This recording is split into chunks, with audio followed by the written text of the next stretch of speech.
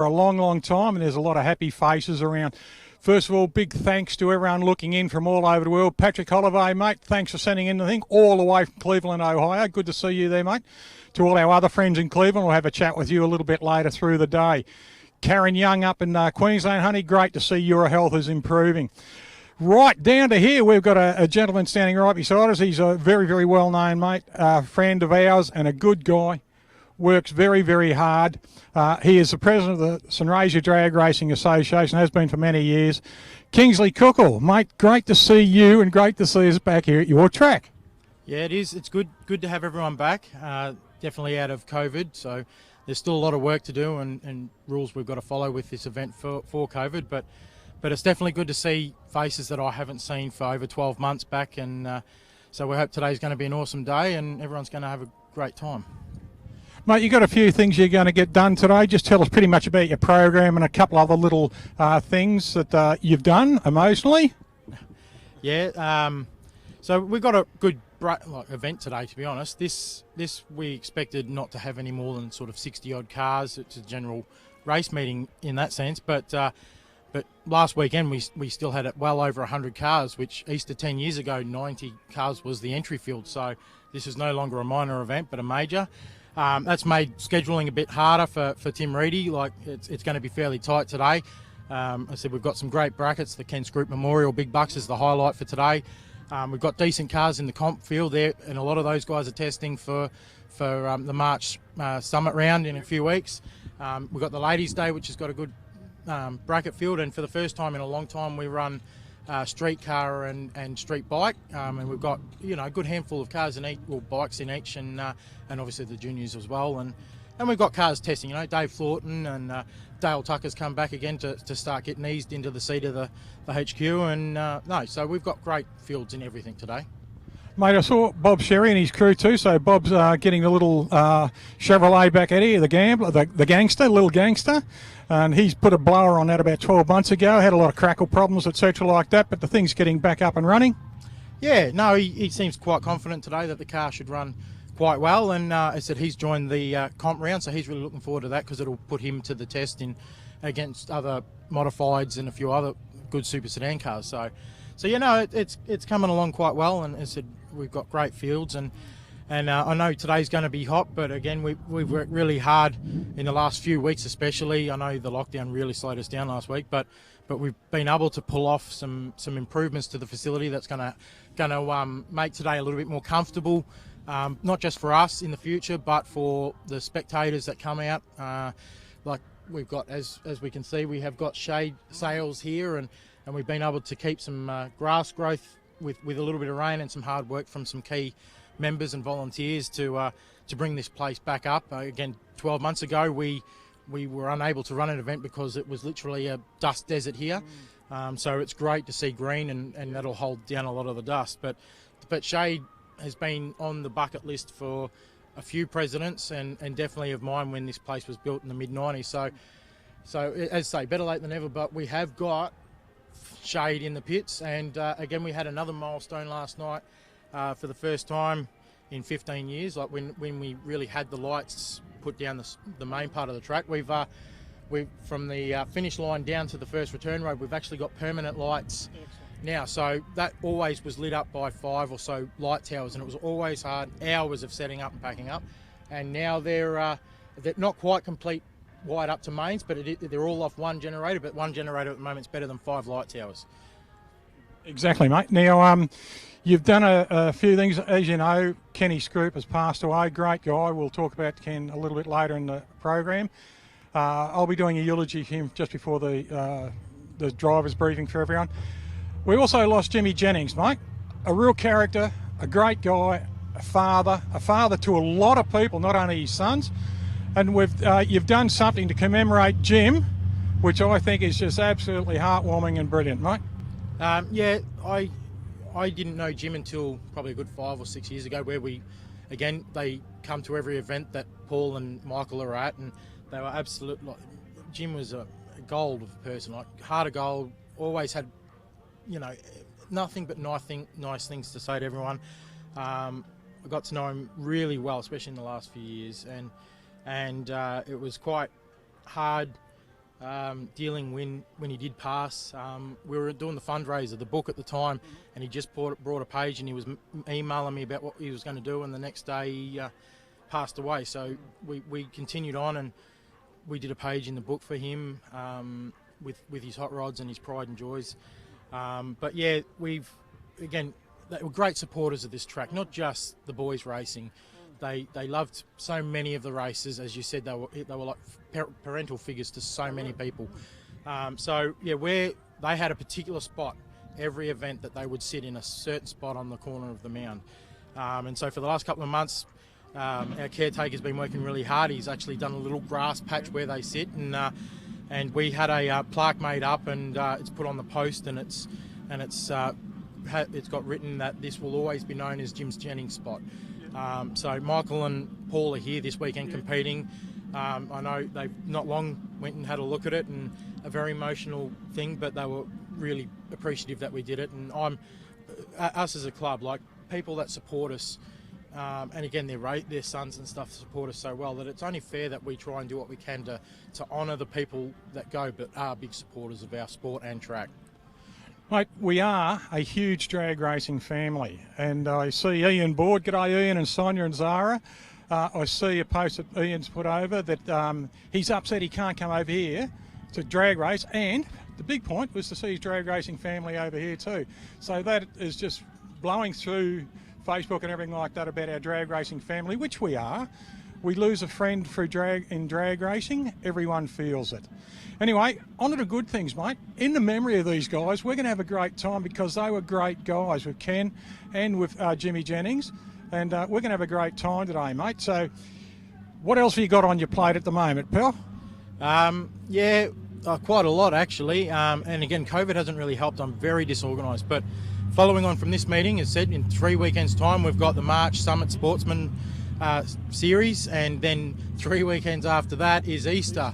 I'm so far behind. COVID has really sort of put a bit of anxiousness in us of organising too much and having it all just go to waste. So we've got a massive 5 weeks coming up, not much rest going on, and as I said, I've returned to studies to try and move on my future. So trying to balance that, family, and the sport is quite challenging for myself and many of the other volunteers that have got lots on. But we will do what we always do, and we will conquer.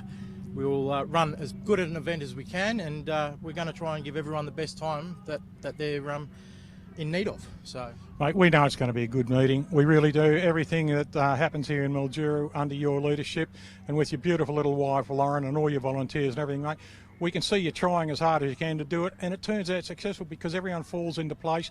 They know the way that you run a meeting. They know the way that Tim Rudy runs a meeting and everything. So everyone's getting very used to what they're supposed to do, and that's a great team effort, not only from your team but from everyone who races here. Absolutely. And that's where the family aspect, as you speak about, isn't just for racers and crew. It's for our team. Doesn't matter whether it's the tower team or the caterers or the ambulance service. We are a huge family, and we push really hard to make sure that everyone knows, like our training days with the ambulance aren't just for us to learn what's in the ambulance, it's for them. And we go out on the track and we instruct them, like when there's an incident, of like sort of the do's and don'ts of what they've got to be cautious of on the track, and how that reacts and where they can park. And so we function, the best way that this team works is, no matter how small of a job, everyone does it to the best of their ability, and it is a very big team effort. Not one of us can do this alone. So it is definitely the key to our success, is having all our volunteers and services in one big family in one direction. Mate, but having passion about what you do and what you love in this sport just makes it so easy for everyone to. And that's what's been displayed out of the Mildura Club for many, many, many years, is the passion for drag racing and the passion for coming back and seeing your mates. Yeah, absolutely. And as I said, a lot of people say you've got good passion. Sometimes I say I've got great stupidity, because it is a hard job to do, and it's very stressful. But yeah, no, as I said, it's just a great environment here now. It's a very healthy and happy environment. As I said, everyone high fives, whatever. Everyone can talk to someone, and it's been lacking a little bit, I suppose, in got sport in recent times. But as I said, we try to make it's a gigantic, happy family environment, and that's what we strive to do, and it works for us. I get a bit of a laugh about what you said then, mate, you know, a little bit of mental instability and everything, a bit of craziness. Well, that always comes into the, I remember years ago, this is going back into a previous life I had with powerboat racing. I took over a failing Manning River Aquatic Association, and we turned it around through a lot of hard work, and as you know what it's like, mate, we turned it around to be a pretty successful run. And the editor of the Manning River Times, and you'll be able to really associate with this, he said to me, he says, why did you take on the presidency, Alan? Was it mental instability or something? Yeah, honestly, everyone keeps saying when I'm stressed out and I'm trying, everything's going wrong, but we seem to still pull it off, and everyone goes, that's why you're on the big bucks, and I just keep laughing, and because it is, yeah, a couple of cans out of the fridge after a race meeting is not what I could call big bucks, but again, the passion, and it's the passion that I've got for drag racing myself. It's the passion to please and try and give the racer what they need to enjoy the sport again as well. And I said, yeah, and with the crew and all that. But you're definitely right. The lines very much blur at the end of the day. But yeah, no, it's still a good thing. As long as we remember, we're here to get those cars and bikes down the track as many times as we can. And that's what people have got to remember. We're here. We spend a lot of hours of our time doing tracks, mowing grass, planting grass, watering grass, preparing tracks and everything like that. That's what it's all about, is so that friends and family can come and get their cars and bikes down the track. That's what it's all about. 100%. 100%. That's all we fight for. The goal is to get the cars and the bikes down the track. All the hard work of putting it together. If we can't get cars and bikes down that track, then we've got nothing anyway. So as much as every aspect of an event needs to be detailed, you know, accurately done, and I am very pedantic about being perfect. We're never perfect, but it's what we strive for. You? Yes, me. I'm far from perfect. Absolutely. Couldn't get further away from it, to be honest. You're the bloke who writes I love you on his text 4 times just to make sure it's right. I do. Very emotional person, especially the last few years. I suppose being in this, it brings it out of me. But yeah, no, as I said, without everyone from every aspect, we have got nothing in our sport. So it takes everyone hand in hand to make everything happen and make it worthwhile. And that's the end of it. You continue on the great work you do with your wife and your kids. And as far as your emotion and everything like that, mate, don't ever hold it back. Otherwise, we might not know who you are, all right? You know, we know who you are, we love who you are and everything like that, mate. And you do a fantastic job here with your family and your crew, and you've got your kids racing too today, so you've got your hands full. Yeah, I do. It is hard to balance it, but we make it work. We do what we can. So exactly, mate. Thanks, pal. Good luck today. Thank you very much. Talk to you soon. Very popular president of the Sunraysia Drag Racing, and a racer himself. You can see he's wearing a brace at the moment, has an injury, back injury and everything like that. Hopefully he'll get over that and get himself back in the seat. But at the moment he's got enough seats to fill with his kids in the car. Right, we're going to go for a wander, but just to have a look at this shade sails we've got here. It looks fantastic. It goes right down to the club rooms there. This is brilliant. And as you can see, Kingsley was talking about planting, watering and mowing grass. This is the greenest I've seen the place for a long time. We didn't have a lot of luck last year with a very dry winter and summer. But it's nice over there on the fence over there to see the Jim Jennings stand. So it's nice that Jimmy will be remembered, and Ken Scroop will be remembered too. Now, Ken died about 5 weeks ago. You'll see his car out here running today. It's a Holden utility, Commodore utility, called the Aussie Ute. His wife Joy, will be talking to her a little bit later. Now, Ken was given 3 years after diagnosis of cancer, and he fought it all. He was given 12 months of diagnosis of death and cancer.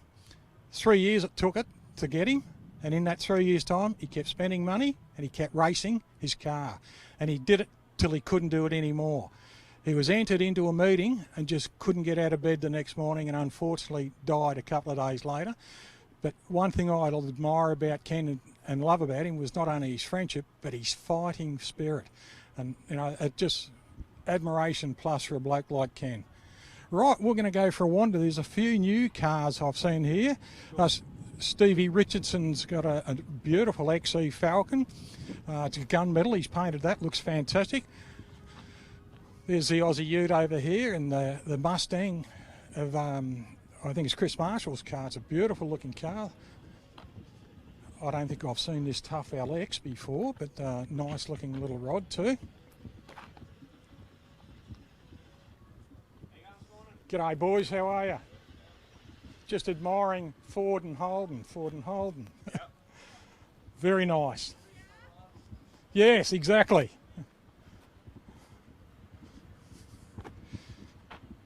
Corey Reed will be driving the Ken Scroop car today, and you see Corey over here standing there with the traditional racing suit on, thongs and shorts.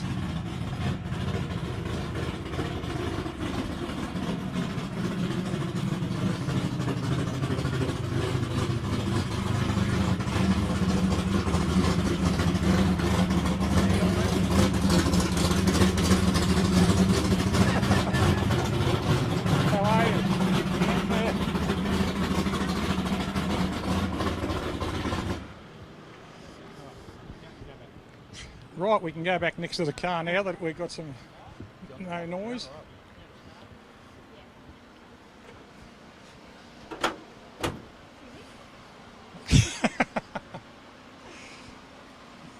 Bluntly.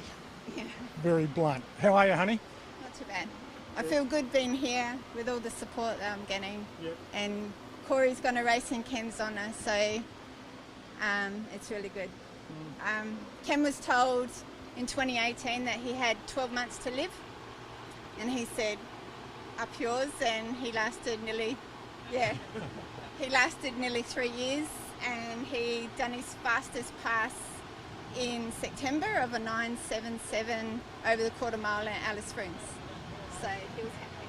He would have been a proud little Scroop then, wouldn't he, eh? He was very happy. He still said to Corey 3 days before he passed that he wanted to go faster. Yeah.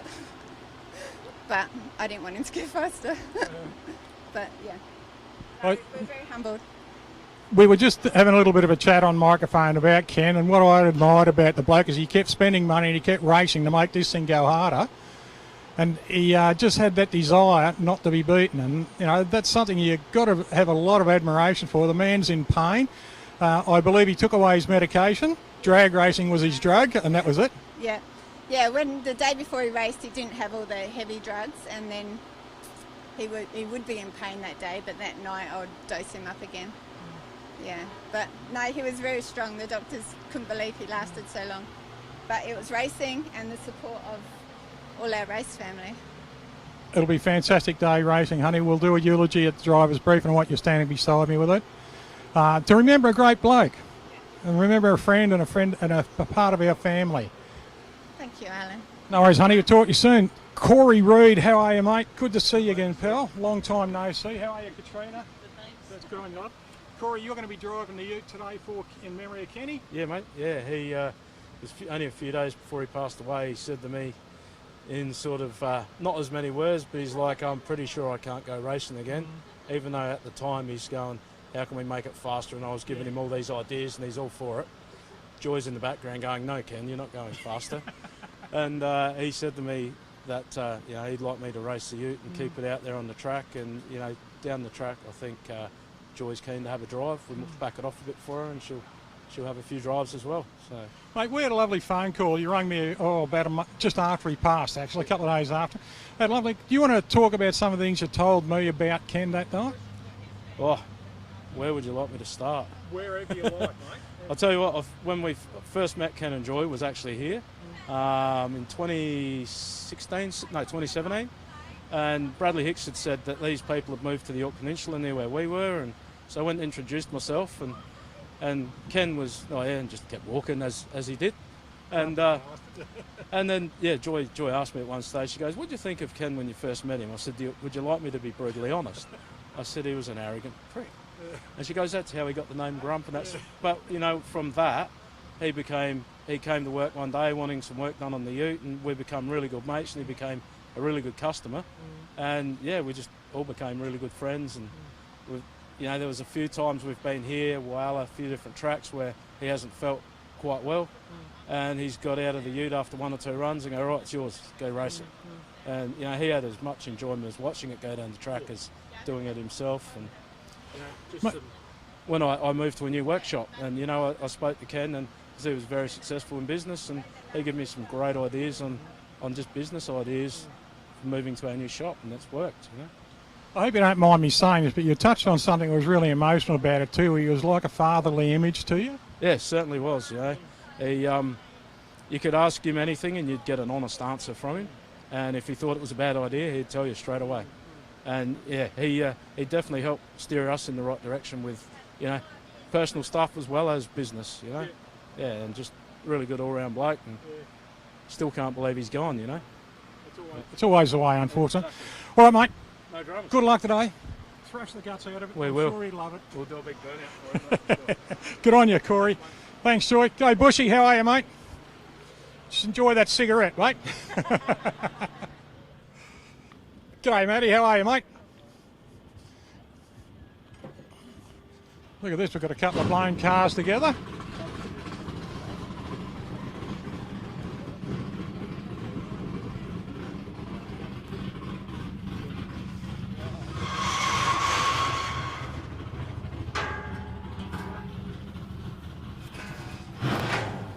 Lift.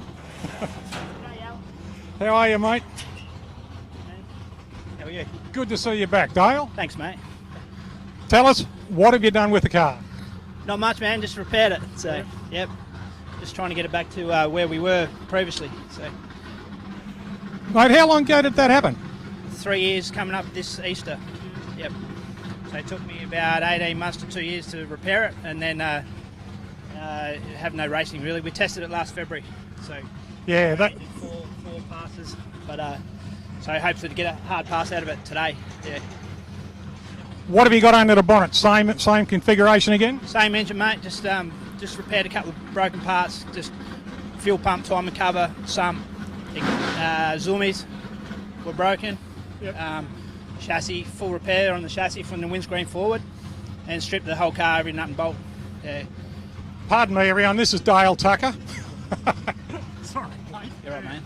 No, the car looks good, mate. All the nice colours work.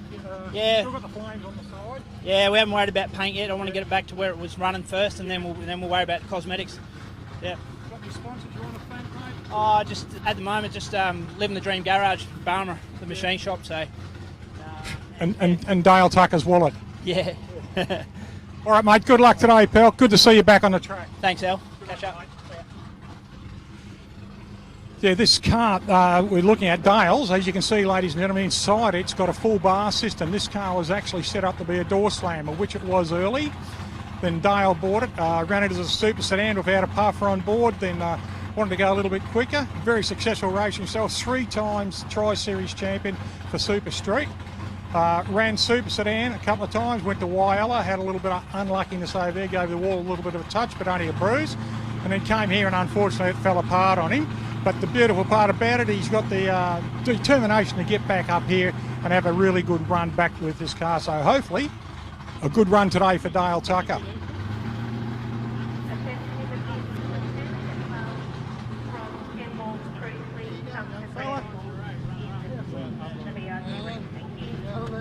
You two juveniles walking around.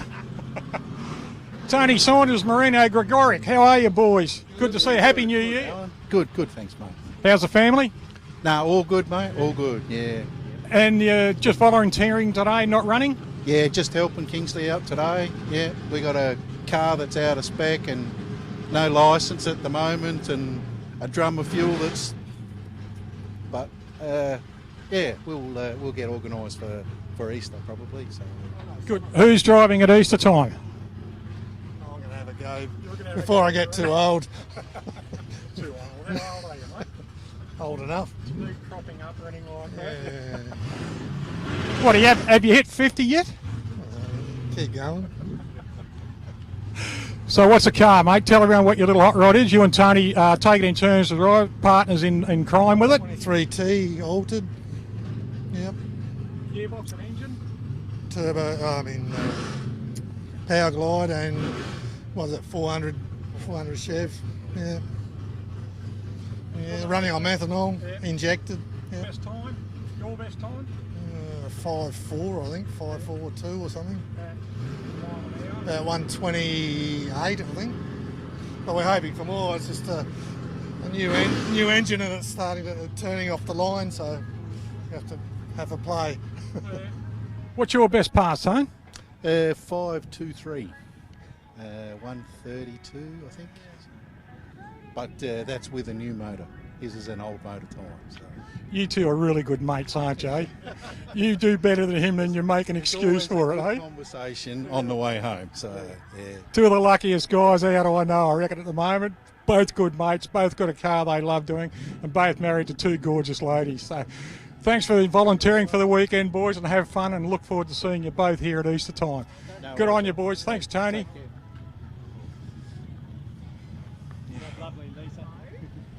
How are you, darling? Honey, will you marry me? I'm already taken. I'm sorry, Alan. I'm betrothed to Honey, another. will you marry me? Mate, I'd love to, but you know the deal.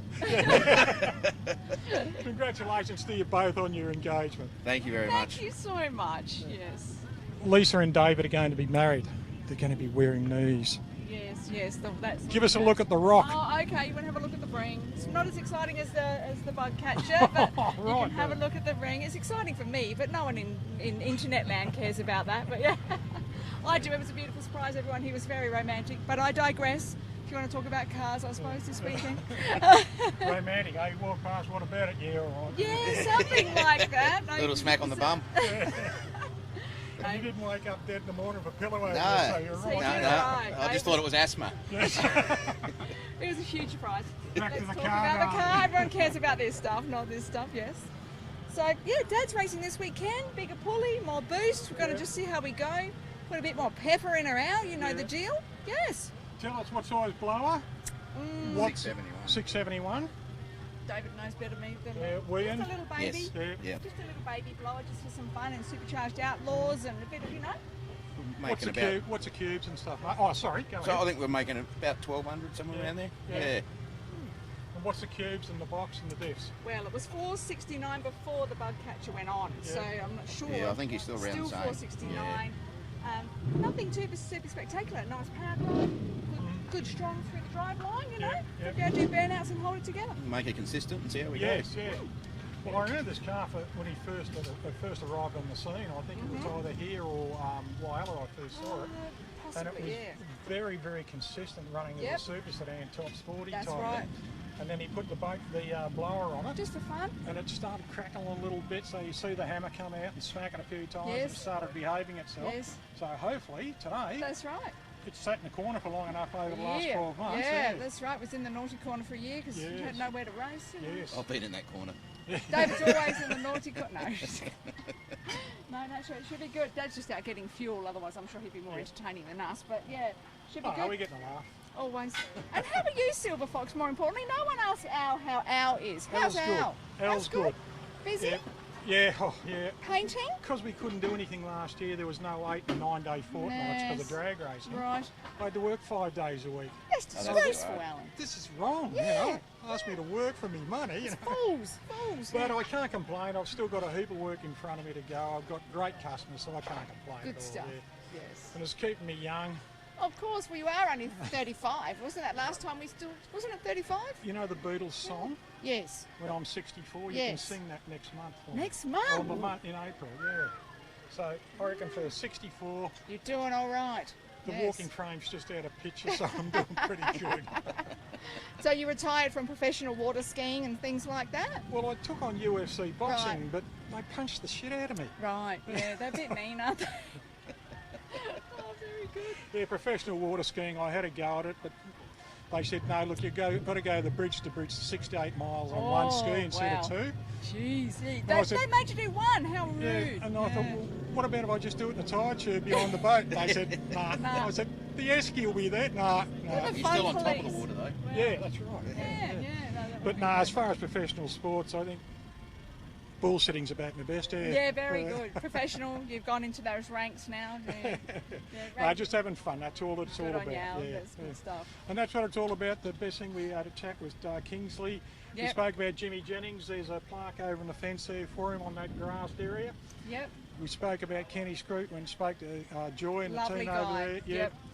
And, you know, we lose friends, We do. but they stay in here We don't and up forget here them, and with that's us. right. Yeah, That's right. So that's why we're always here. So. Exactly, yeah. Anyway, have a great day. Thank you, Have darlings. a great day's racing. Yes, thank you. And we'll see you out there and we're cheering you on from the You box. will, thank you, and make sure everyone in internet land subscribe. Get on this. Get onto YouTube. Share it. Come on, people. Exactly. Get the views up. Awesome. interviewee. Keep going. Keep going. Yeah, make sure. Sponsors, quick. Oh, sponsors. Distinctive Homes. Fabulous. Sherry Competition Engines Naturally. What about the great guys at Comp Engines that do some machining stuff with Dad? And we've got ULX 110 chucking some oil in the bad boy. As well as I think there's a whole bunch of other smaller ones that I can't remember because it's Dad's car and not mine. Please forgive me for that. Sprint Auto Parts, yeah, awesome. They do some good stuff too. Yeah, Sprint Auto And Parts, yeah. always room for more, people. Look at all this black space. You want to get some comes the man in exposure? question. Sprint Hey? Auto Parts, where? Ingle Farm, Who's the South manager? Australia. Who's the manager? Don't know Don't because know. of a terrible Who do you fate. speak with there? Oh, Dad does. Oh, right. Yeah. Can't remember. He'd tell you, but yeah. There you go. Lots of great sponsors, but room for more. Excellent. Yep. Yeah, always the way, yeah. Yep. You only got to look through that much of the windscreen, don't you? Right. Because when you've got a full face on, you only see that much out of the Tree? We're only looking at the tree. Yeah. All right, good luck today. Thank you. Have fun. Thank you, Thank darling. you. And here he is. Bob Sherry. How are you, pal? How you going, Woody? Good, mate. We just had a good look at the car and had a chat with your beautiful daughter and your Yes. future son-in-law. Oh, right. Yeah. Has he passed the test yet, mate? No, he hasn't had his initiation yet. Yeah, so, tribunals and well, everything. there's a bit more to it than that, which I won't say on camera here. Yeah, all good. She seems very happy and they seem quite good together. So, yeah, can only wish them all the best. So, Exactly, Bob. yeah, so, no, all Yeah, well, good. mate, you've nearly had 49 good years yourself, haven't you? 49 next month. Yeah. Oh, God. How much you get for murder? Eh? 20 or something, don't you? Yeah, Or 10 well, in that's- Adelaide. oh, it's lovely when people say that to you, mate. Say it to your wife, killing me if you hadn't 15 married someone decent, yeah. 49 years Yeah. next month, yeah. And Gee. still no pillow on the head. Yeah, that joke. This is what he said. At night, when you look over at the pillow there, I'm still alive. I've forgotten it now. I'm still alive, no one has smothered me yet. Yeah. That's it. Mate, you're going to have a bit of fun with the car today? Yeah, so, Had a few bugs the season before, but got it all sorted. yeah, we did very well January at Portland. You know, got right into the finals, so I'm pretty happy. So now I've increased the power by overdriving the blower a bit more to 22%. And I'm going to run it without water in it because it's worried me a little bit. Yeah, I don't want it to leak in and hydraulic it. yeah, So we'll just leave it out. Yeah, I used to do that in the old days all the time, so yeah. see what it does. The old days, Bob. Yeah, the old days, yeah. Yeah. Oh. What have you driven in the old days? Oh, mate? gee, The only thing I don't think you've driven is a junior dragster. that's about it, yeah. Well, I started with actually in 1968 I drove an FC Holden with a Jag motor at Brooksville Dragway. It's my first sort of drive on a drag strip. Before that I had hands-on experience at a place called Gawler Belt before Brooksville. Anyway, that was an FC with a Jag motor. In the 70s I drove my HR Ute, a 6-cylinder 186, then a Tirana that set the national record. God, where do you want to start? LH Tirana, HG Prem, Top fuel dragster. 2 top fuel dragsters, Yeah. a funny car which I drove here, Yep, you did. Stanley car. yes, and my Commodore which Lisa drives now, and another Commodore which I had after that. Yep. So what's left? Nitro bike I'd like to have a shot at. Good on So- you, mate. I know there's one quite cheap actually. Wouldn't mind having a shot. Mate, there's not much you haven't done. There's not much you haven't built. Favourite car you've raced? I don't think you could get past the thrill of top fuel Yep. once you feel that. Nothing else exists, you know.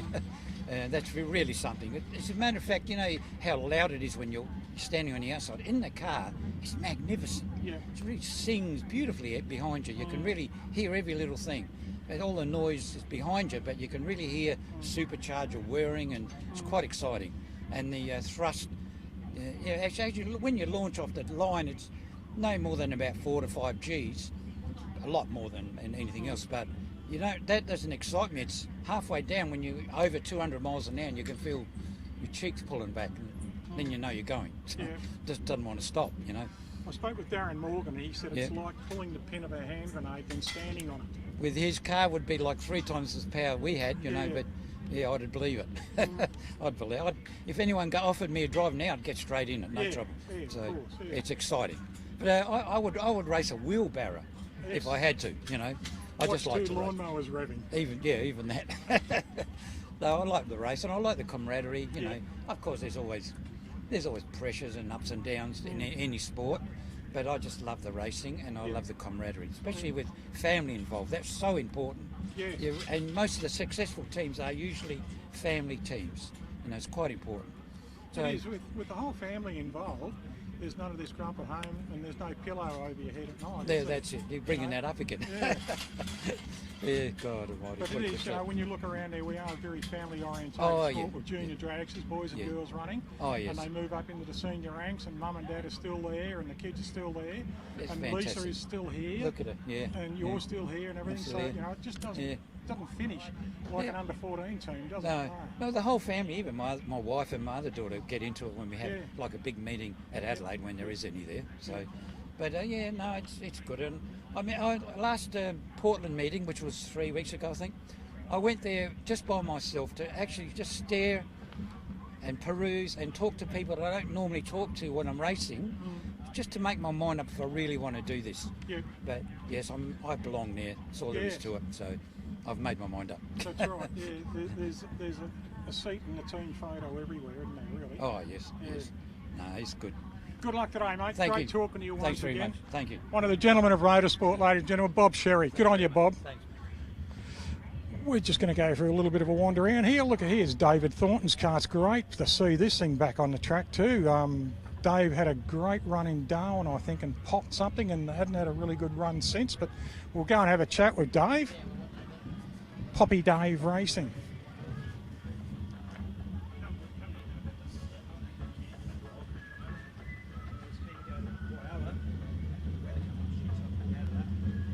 Can we butt in?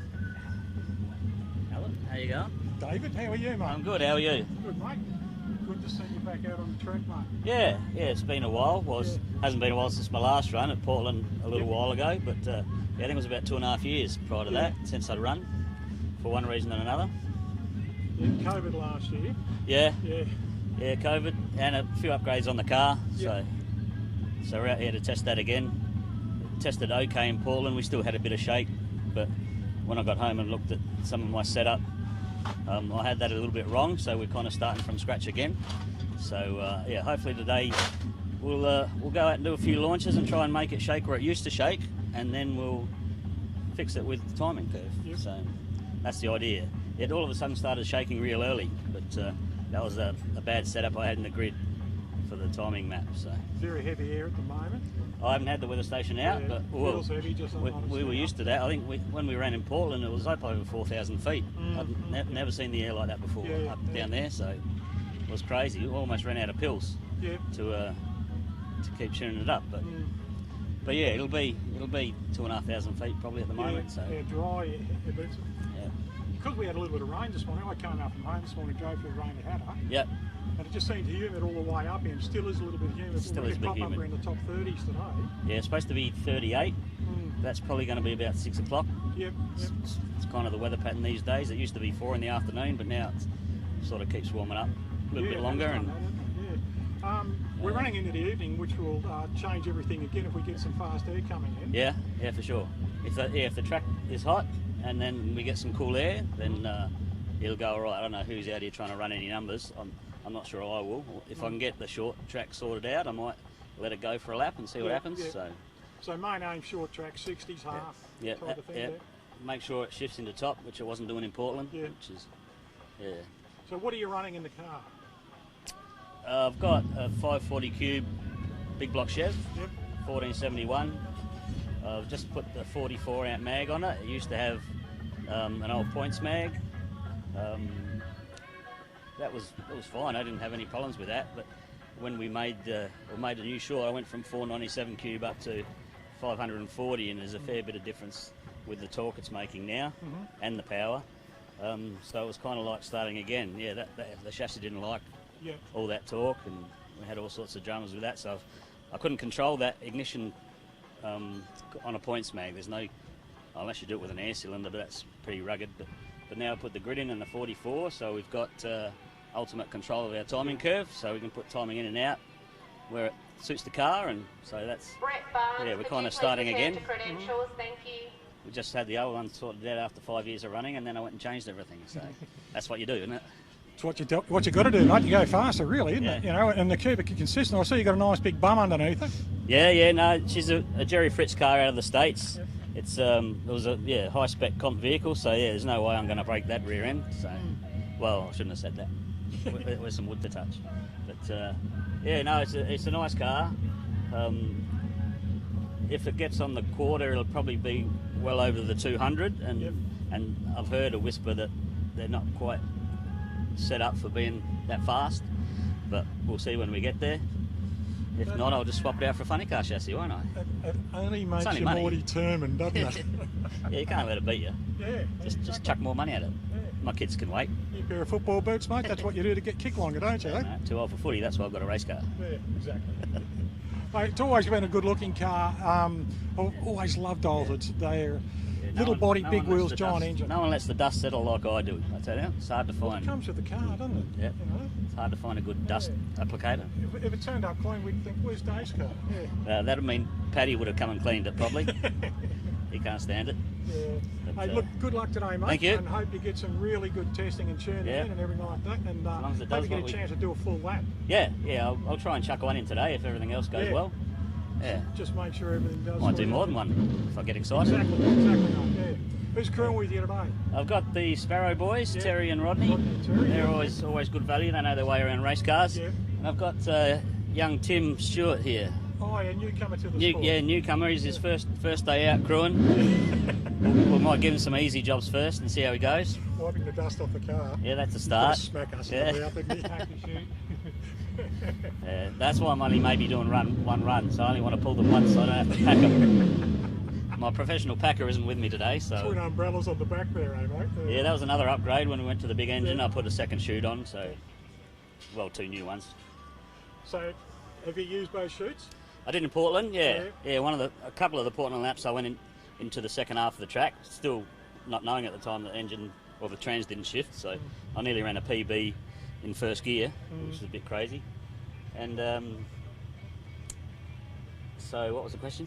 2 chutes. Oh, 2 chutes. Have I used them? Yes. It's hard keeping up.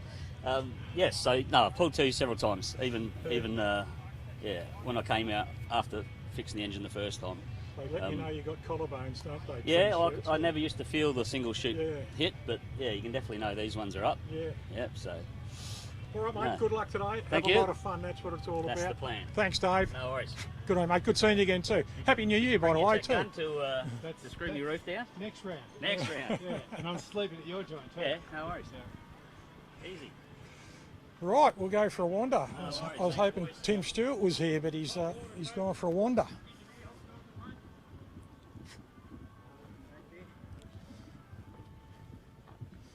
A few nice cars here.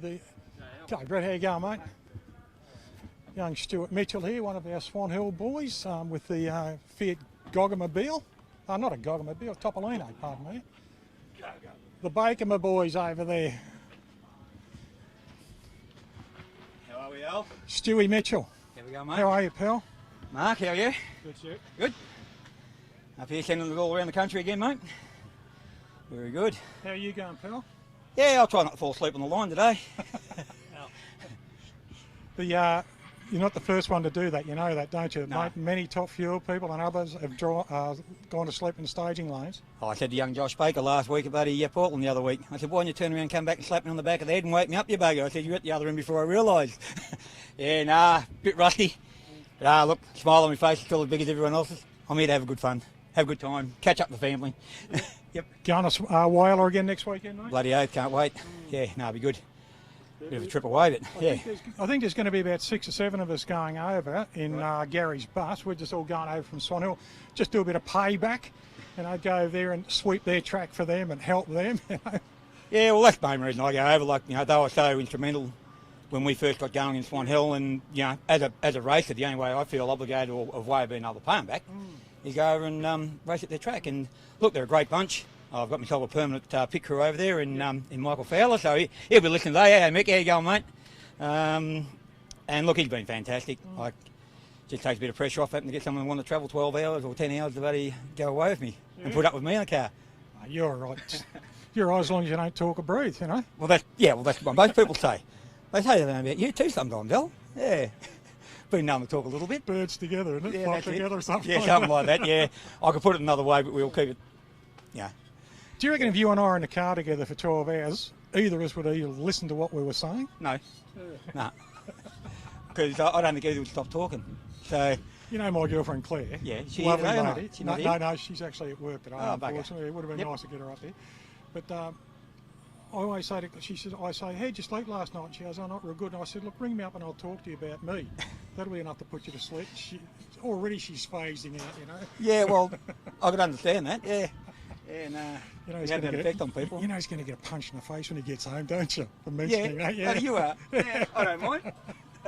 Mate, good luck today, pal. Look, I'll have fun. Good to see you got a new pit crew and Tony Ray, star footballer. Yeah, no, Tony come along today, so good. All right, good luck today. Good on you, Tony. Mr. Ward, how are you? Paul Langley, long time no see. Too long, my friend. How are you, mate? Very good. And where's this little Tirana? Right over there, mate. The bright red one, you can't miss it. Yeah. Built in the barbecue area of home. Definitely, mate. Yeah, right next to the barbie. Who's steering it, you or Brocky? Brocky and Kylie are racing it this weekend. So Brocky's going to do the test and tune, and Kylie's going to run it in the ladies' day. So no, I'm relegated to spanners, mate. When are you going to get a chance to drive it? I've done my driving in it, mate. It's going to go straight now. I'll step out of it, and it's too hard to get in and out of. So you better go up and down the driveway at home. That's it. That's it, mate. Yeah, I'll get the old Kingswood out again. So that'll be fun. Yeah. All right, mate. We'll leave you with you. Great seeing you again. We'll go and say good day to the family too. Yep.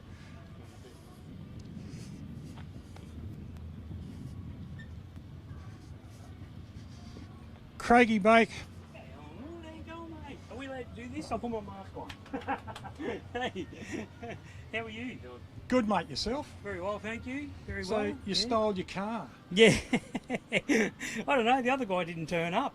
Bugger him. Something about his partner's, having pains about having a baby or something or other, and he's like, I might go, I might not. And I said, you're not going to enjoy yourself if you go up there. You're going to be worried, every second of the day. So if you don't feel right, then why don't you just stay home? Of course, you're 127 kilometres up the road then while he was still talking, and he's going, where's Dad? That's right. No, we. I said to him, mate, you're minimum 7 hours away. If you've got to turn around and come home, it's going to be hard work and you'll be stressing out the whole time. So, if that's the way it's got to be, it's the way it's got to be, But I don't mind jumping in. So Audrey's untied him from the chair. Me or him? Him? Yeah. Gave him the weekend off. That's right. She said to say hello and give you a big hug as well, which that was from Audrey, that last one. But well, I'll get one from you in a second then. Yeah, okay, no worries. Hey, I was down at the shop today and I thought of you and I got you a present. Hey, there you go, mate. Oh, Nova Gasser. Look at this, eh? I just happened to be passing by and I saw that and I thought Alan Ward would love that. Thanks, mate. What a mate's for, eh? Thank you very much. You've seen my collection, haven't you? I haven't actually. I don't know if you've got that or not. If you have, you can find a home for it. Yeah, I'm sure, I certainly will. Yeah.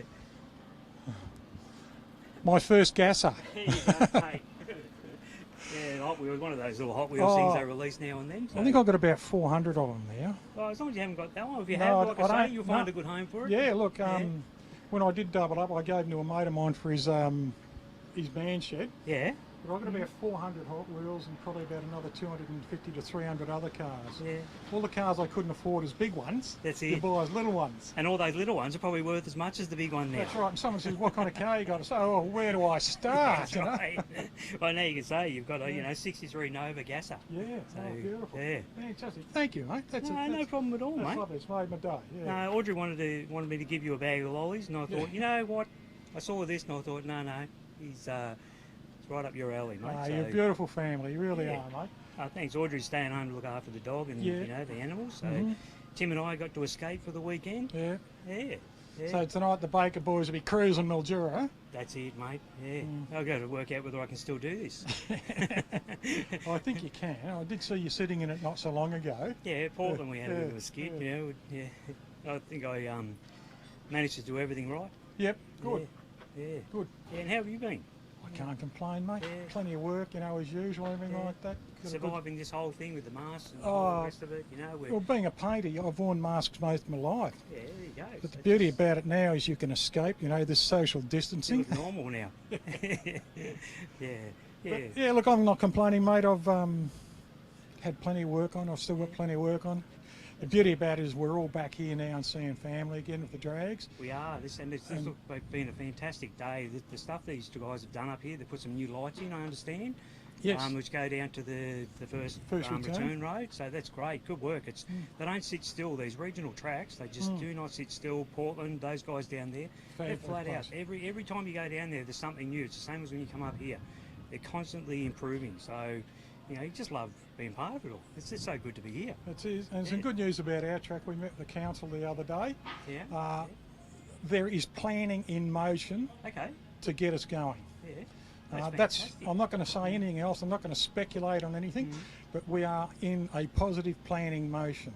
Yeah. That's all I'm going to say. I look forward to getting back up there. I haven't actually been down the track because Josh went up there and he licensed in the car. That's right, he did too. And he thought it was fantastic. He went right on the number that I would normally run, so I was pretty happy. And from the track point of view, if they're right on it straight away, this car doesn't miss a beat, does the same thing over and over. So if that's any gauge, then it's a great facility. We're blessed in our facility itself because the distance we've got. We've got 1,750 metres of track, so there is a big runoff, and we've got that slight rise. It goes up, over about 400 metres. The rise through the braking rises 1.2 or 1.3 metres. Okay. So that aids to the braking. There's no problem pulling up, that's for sure. And we've got the beach up at the other end, which a couple of people have gone into with stuck accelerators. Well, it's good to know it's there. Yeah. That's the purpose of it. Yeah. Harry Haig went into the beach one day with a stuck accelerator. Oh, right. Went into it probably around about the 140 mile an hour mark. He'd blown his left front tyre, 750 metres of skid mark, trying to stop it. Down to the rim just about. He got out of the car, looked at the boys who were coming running over to him from the top, and he yells out, "What did I do? What did I do? What was the numbers? What was the numbers?" That's what all that matters, mate. That's all we Didn't care about the car. Didn't care about that's himself. it. He's a character, Harry. Hey, you guys hot? You want a cold drink? We've got some water in Pretty the good at the esky if you moment, want. mate. No, thank you very If much. you guys get Appreciate hot, just in the esky there. There's some ice water or some sports drinks, whatever you guys want. Yep. Help yourself. We've got to make sure you guys are all hydrated. I've actually got a spa in the boot we're going to hop in soon. Oh, really? Cold water or it'll have to be ice water? Well, sitting over the fuel tank, so it'll be cold. Okay, ice bath. I'll be there, mate. That's an old trick for when I was drinking beer. You Yeah. always put your beer over the fuel tank in the car because it was the coldest part. We used to put it in the spare wheel thing. Put the ice and everything into the spare wheel. Remember with the old cutout? Yeah, we used to do that. I'm with you, mate. I'm all onto it. Yeah, get out on Saturday night, boot full of grog and chase Sheilas. That's someone had to stay in the boot, when you got to the drive-in. We don't want to do that. Good luck today, mate. Truly appreciate it. Have fun, pal.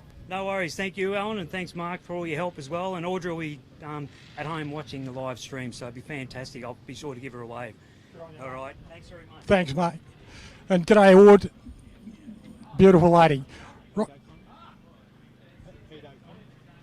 Right, we're going to head across over to Peter O'Connell and say g'day. Hey, how do you like that, eh? I've got a gasser now. Isn't that cool, eh? Just a big kid still.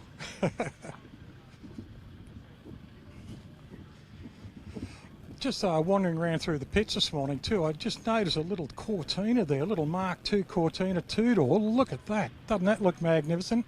and a beautiful emerald paint job with gold mags. Fantastic looking little car. Stephen Richardson's XE I mentioned before, and there is I think it's Harlequin. It seemed to have changed colours. An XD Falcon out of South Australia over the other side of the pit I noticed before. So we've got some really smart looking hot rods around.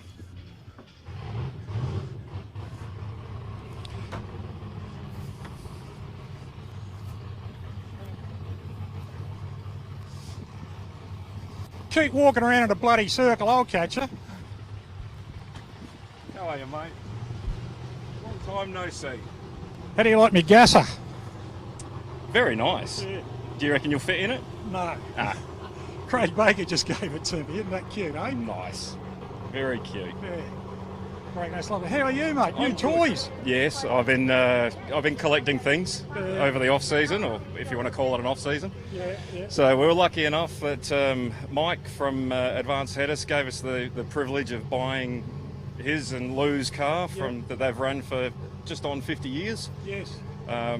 Very silly little Goggleboro Dart, 1959. It's been racing since 1969 out at Brooksfield and other places. Methanol injected supercharged Volkswagen motor, 4-speed manual. One of those unique, silly sorts of setups that people come up with. H-back and gearbox? Correct. Yeah. Yep. So yeah, it's great fun. It's going to be a blast. I reckon it will, because watching Michael race it, wheels up every cog. Yeah, front and back wheels. We've got some good photos of him with all 4 wheels off the ground. Although I think maybe one of the wheelie bar wheels was touching, so that counts. So yeah, no, this will be the first run with us, and yeah, fingers crossed we'll have some fun. What class are you running in? This is test and tune today. This is the first time we've run it, so we'll run it through test and tune, and then see where we go from there. You're running the dragster too? Yeah, we got the Goblin as well. That one's that's the new one, isn't it? That's the newie. We've had that one meeting in Whyalla, and yeah, it's a 427 small block Ford, 3-speed automatic, just a nice, solid, hopefully relatively straight car, and we'll see how that goes. And that's running in the competition meeting today, and then Muttley. Kylie's running Muttley. Kylie's hiding there, hydrating at the moment. So yeah, she'll be running in the ladies class in that one. And then behind us we got my sister in Sonic. She's in the ladies as well. So we got a fair few. And Danny, the caretaker helper out here, he's running his car. So we got plenty to do. And weather's shaping up to be a bit warm, but it should be. Yeah, we're talking to David about that. And, he's done a few things to his car to improve it and everything, and now they're going to be on a little bit of a test today with what's going on with the heat. And there is a little bit of humidity around too. There is, and that'll probably affect the driving suit more than the actual car, I'd say. But luckily, only me and my wife knows how scary it'll be. Yeah. Mate, just stay hydrated, that's the main thing. And as we said today, we're going to run into a little bit of cool air in the evening. So that'll be a good thing. So that'll be a complete new test too. Should be great. Should be good fun. We're looking forward to it. Getting the wheels up on all 3 cars is what the plan is, and we'll see how it goes. And a big hello to Mum and Dad at home that couldn't make it at the moment. So yeah, we're thinking of them, and yeah, we'll do them proud. And I should say my wife as well. Well done, mate.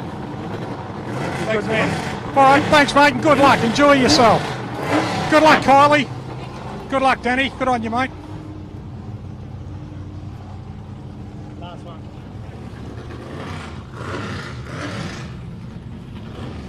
Going to wander over to Mike Milicevich's car, and this has got to be one of the best looking little Capris ever. The colour, the way the colour is put on the car, etc. It's just a magic little machine.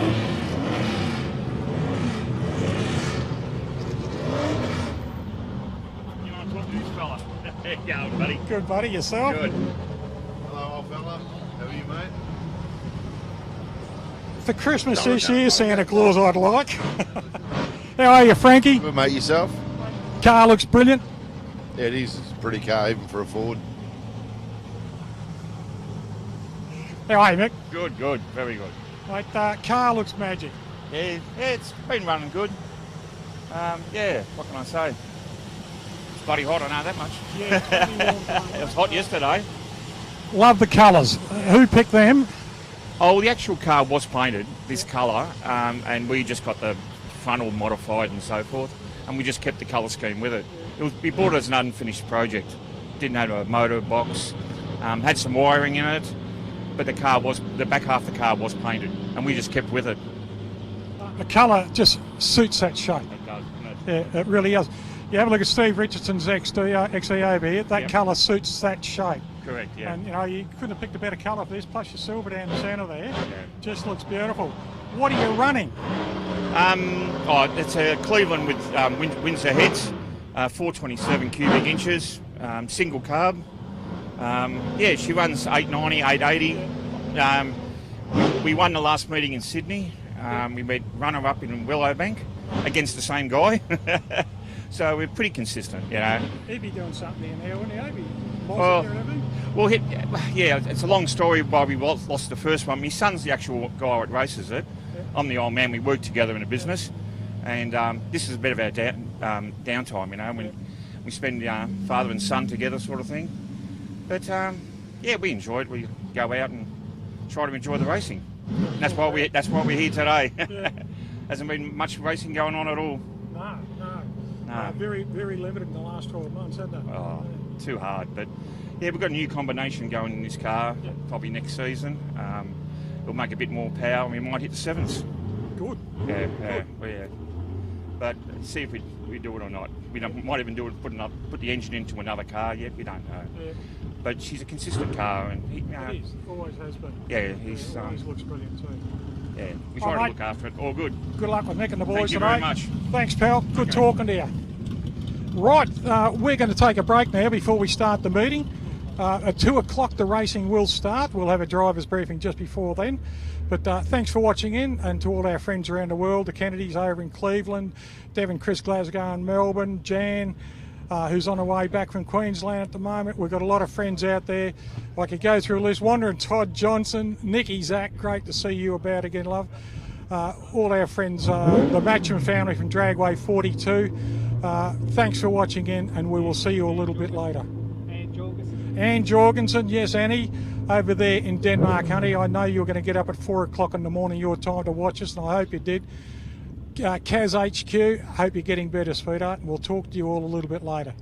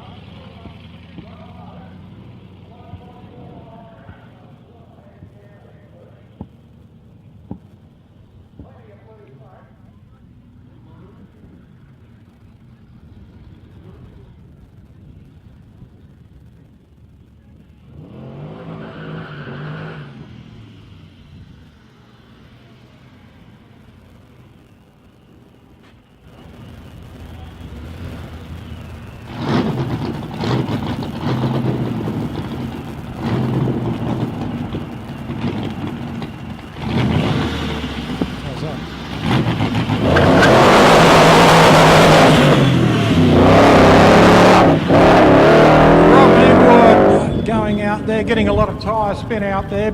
Big hello to everyone who's following us live stream around the world. I do apologise, been running for about 20 minutes with my microphone off. Anyway, g'day to everyone around the world, to Adele McDonald, Anne Jorgensen, Pat Holloway over here in Cleveland. Anne's in Denmark, Adele is in Ireland. Mr. Merck's down there in Cleveland, Ohio, Stevie Easton. Here's somewhere in the States and camping Johnny Stanley. So, and Dan Gogan and his family out of Canada. So we've got people pretty much around the world watching us here on the live stream via Sporting Scribe Muscle.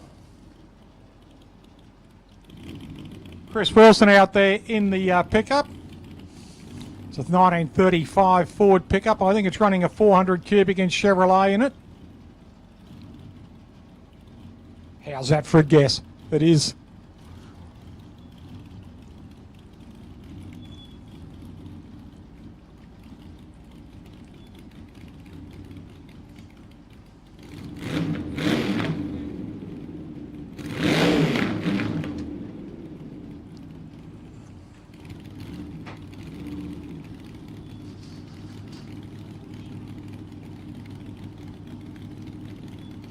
Just bring it nicely up to the line there. Sun's shining beautiful. Pretty warm out there. Don't forget to eat and drink today, ladies and gentlemen. Nice launch, front wheel up. He backs it out.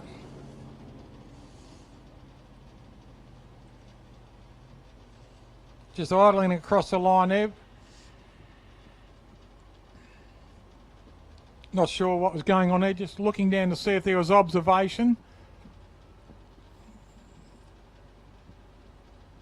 No, boys are just looking at something on the track, so we'll see how he's going. Still under his own power to get it off the track.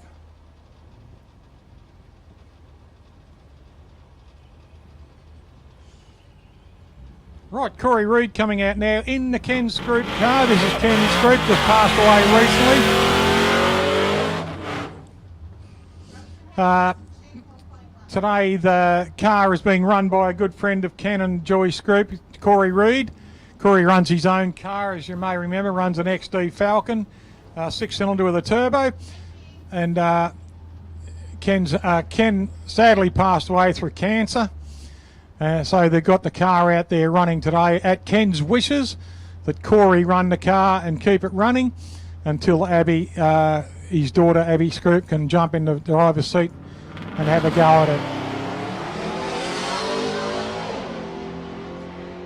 Good run there for Reddy, 235 off the line. He runs a 664 to 109 mile an hour, so good pass there. Ken ran his best pass in that car, a 980 I believe it was, at Alice Springs.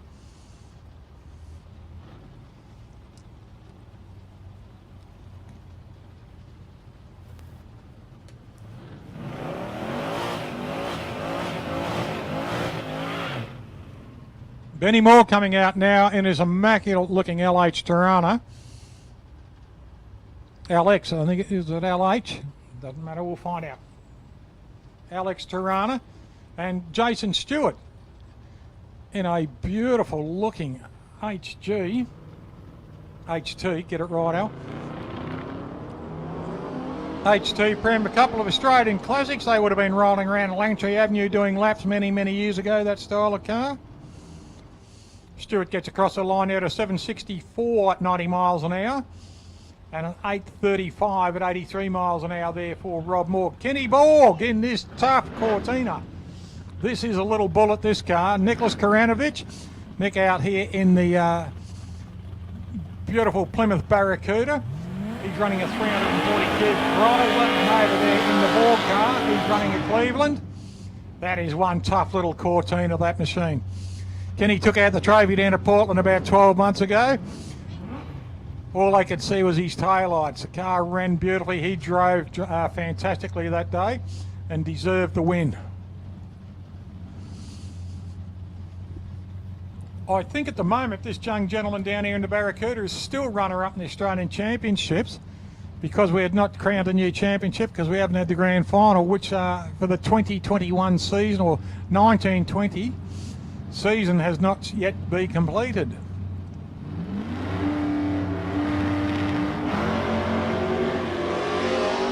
Good launch there. Borg gets one at 296 and a 213 in the Barracuda for Nicholas.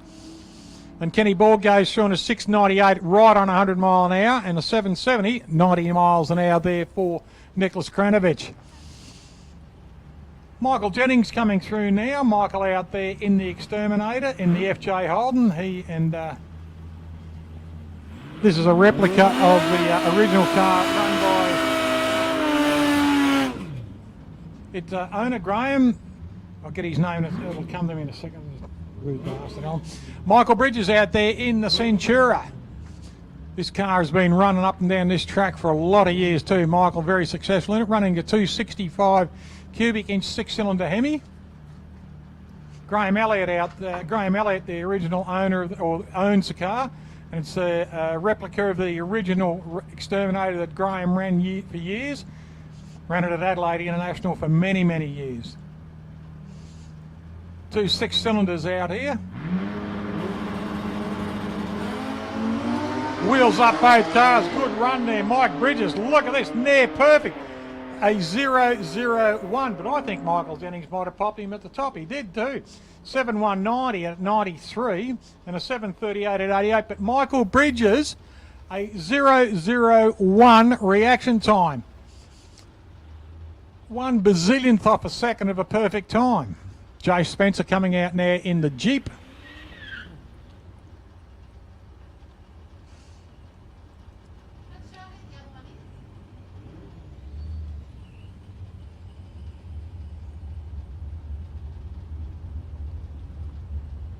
And we have an unnamed driver out there in the Falcon. The Jeep gets away nicely. Good launch.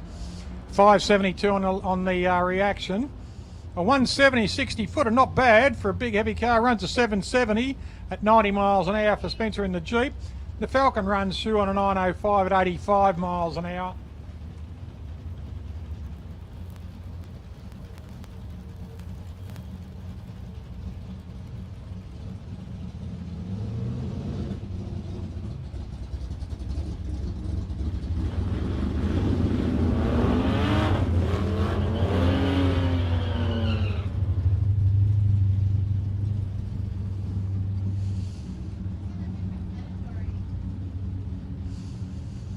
Dean Wilding out there in the Pulsator. Great to see Dino back.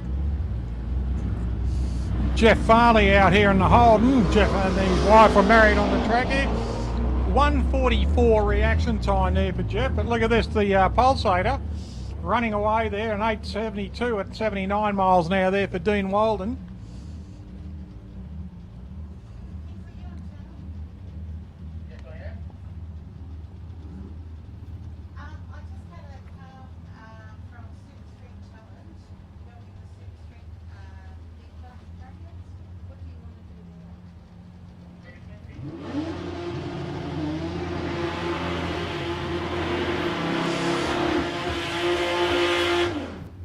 James Sparks out here in this beautiful utility in lane 2, the Artworks lane 2. And welcome back to the track, Pete Goose. Goose out there in the 66 Valiant. Good looking car too, great shape.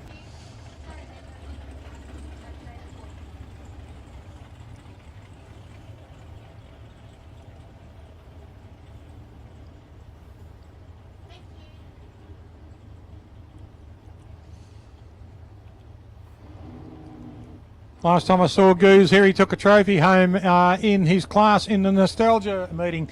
That would have been 18 months ago here because we only ran, 2 meetings last year. One we got dusted out in, then we ran the test and tune, I think it was about September. Both cars, good launch there, 094 for Goose and a 181 there for Sparksy. Sparksy crossed the line there, 7-180 at 99 and a 742 at 92 there for Goose and the Valiant. To all our friends watching all over the world, we sincerely hope you're having a great time. I know Wanda and Toddy Johnson over there are living in about 6 or 8 inches of snow in Pennsylvania at the moment. We're boiling at 39, 40 degrees here today. Peter Carianis again in the Monaro. Great to see Peter back. Haven't seen him for a few seasons. We've got the big Chevrolet Camaro here in lane 2.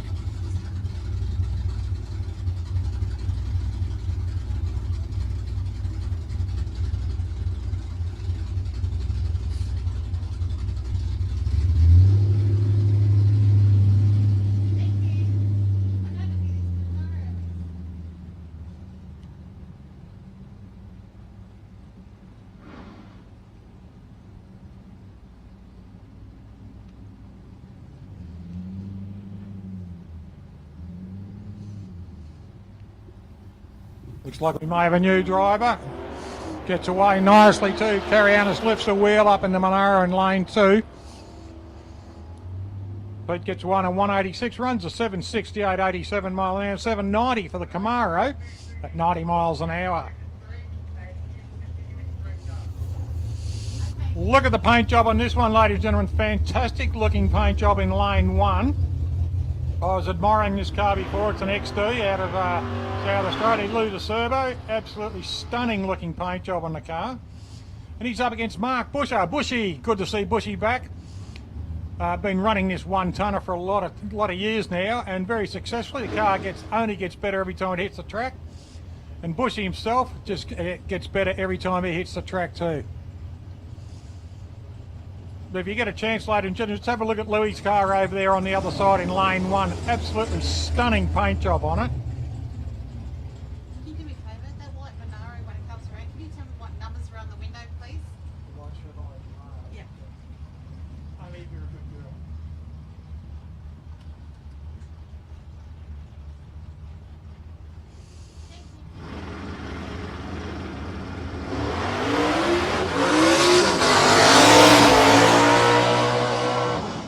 Busher turning into a cruise there for the big burn all the way down the track, but Lou de Serbo, 705, 96 miles an hour. And Bushy, running you'll want to forget, 850 at 88 mile an hour. Track's still a little bit green, but the more rubber it goes down, the better it'll be. Don't forget, keep the water up to you and the food into you, ladies and gentlemen. There's a food caravan down here. New side sales are up, and I see a lot of people taking advantage of that. So big thanks to all our volunteers doing a great job. The Chevrolet is a 5961. Sorry?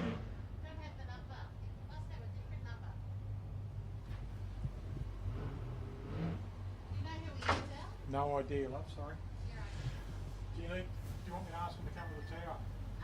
Yeah, if you could, that'd be great. Thank you.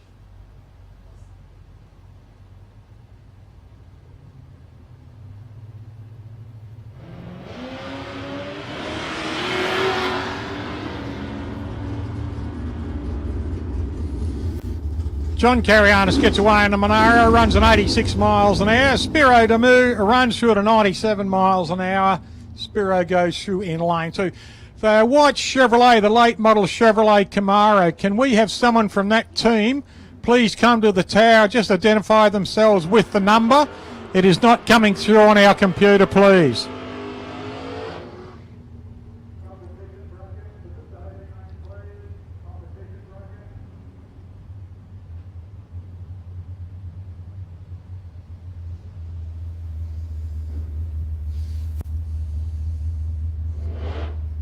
Matt Cullen and Johnny Collins. Johnny out here in the red Monaro in lane 2, the Artworks lane 2, and the Max Cranes and Equipment lane. We've got Matt Cullen in the VK Commodore.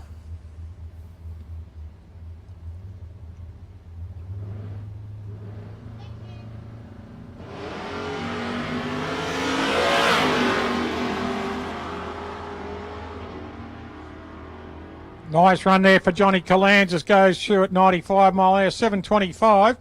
Good reaction too, an 012. 263 for Matt Cullen, 78 at 94 miles an hour. Paul Jennings up now, Fatty Jennings. And I believe still carrying the number 1, still straight in champion at the moment.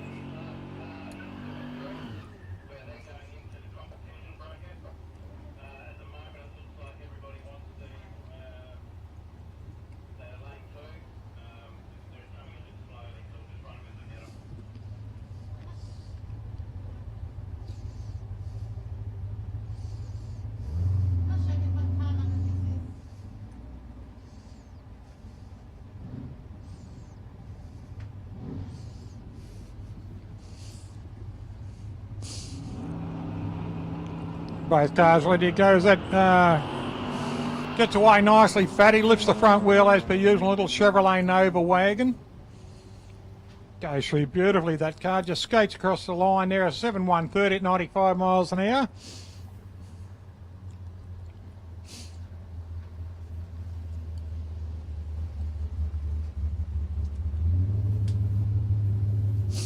We just had the Australian champion running down, and the car next up in lane 1 is our twice past Australian champion, Chris Tatchell.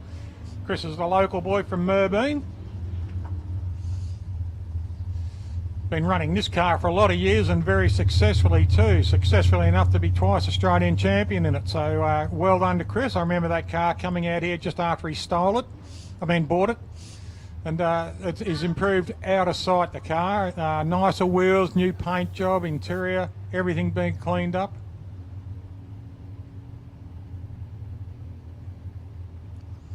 Can we have someone from the late model Chevrolet Camaro, the white Chevrolet Camaro, just come up to the tower, please? Your number has not gone through the computer. So if you'd like to come up and identify yourself, please.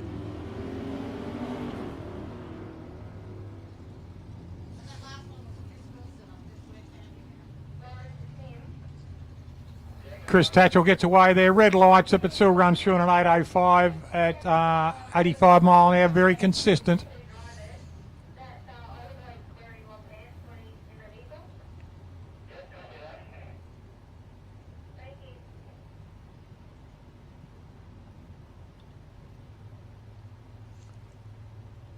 To our spectators over on the mound there, will you require security to help you with the madding crowds there? You won't be pushed around, you'll be right? Excellent.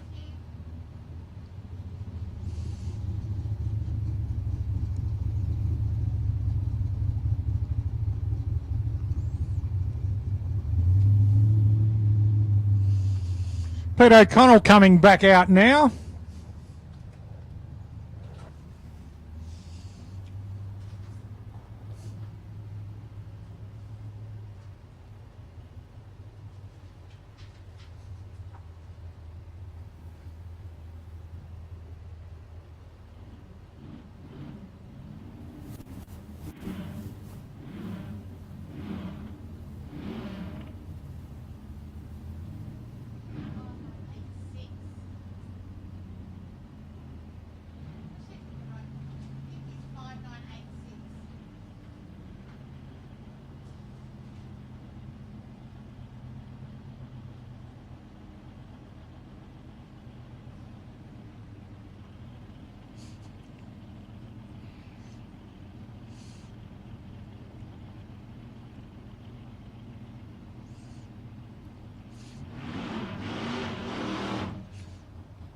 Pete O'Connell in the Goblin.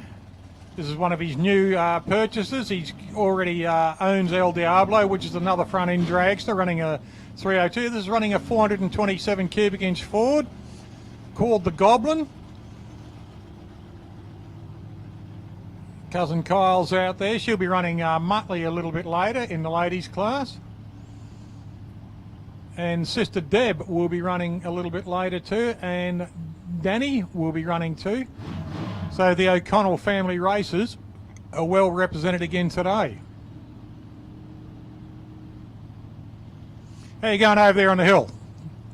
You don't need anyone to tell you how to do it. There's plenty of people who probably give you that.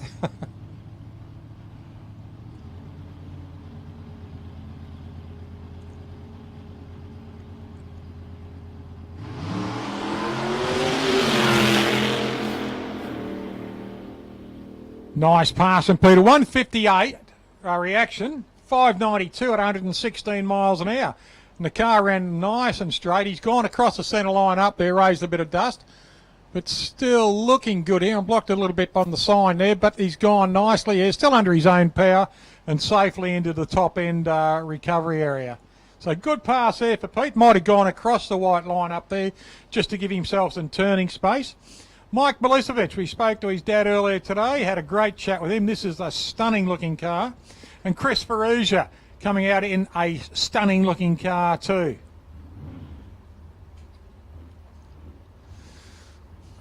We've got a beautiful little Capri coming out into lane 1 and an immaculate little Tirana coming out into lane 2. Now, if you look at these cars, ladies and gentlemen, you pick them up, have a look underneath, they would have polished the sump plugs.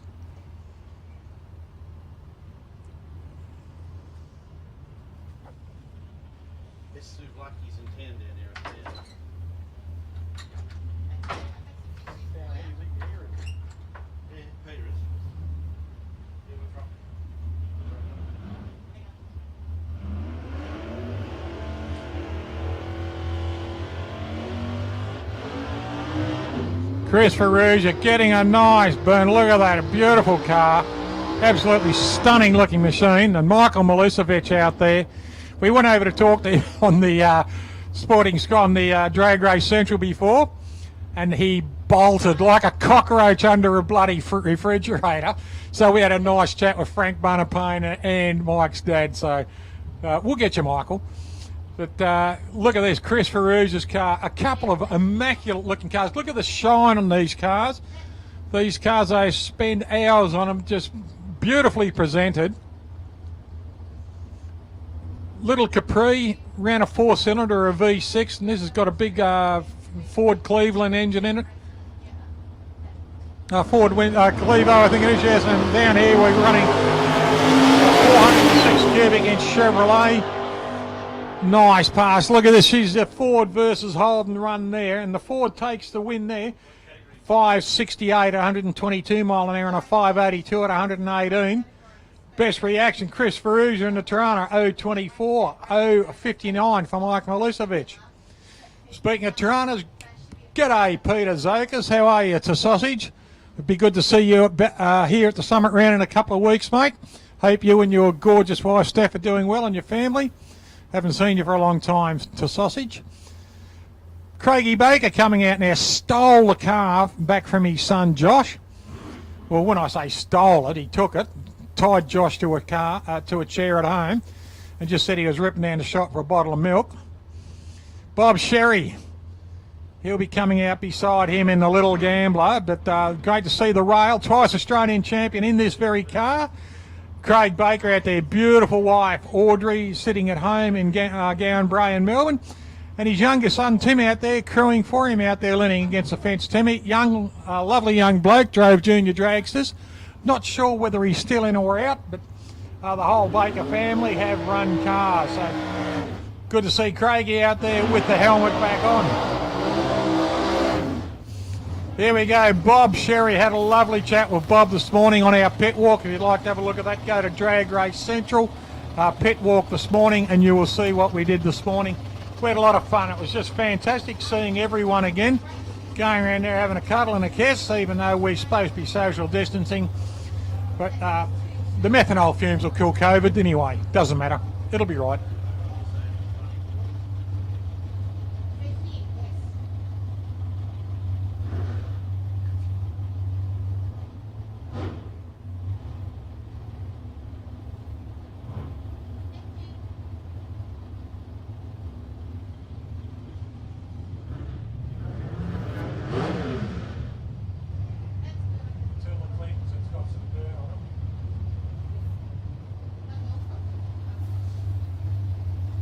Bob Sherry rolling up, ladies and gentlemen. We had a chat with Bob today, just asking him about cars and everything like that. It was a great insight what it was like to drive a top fuel car.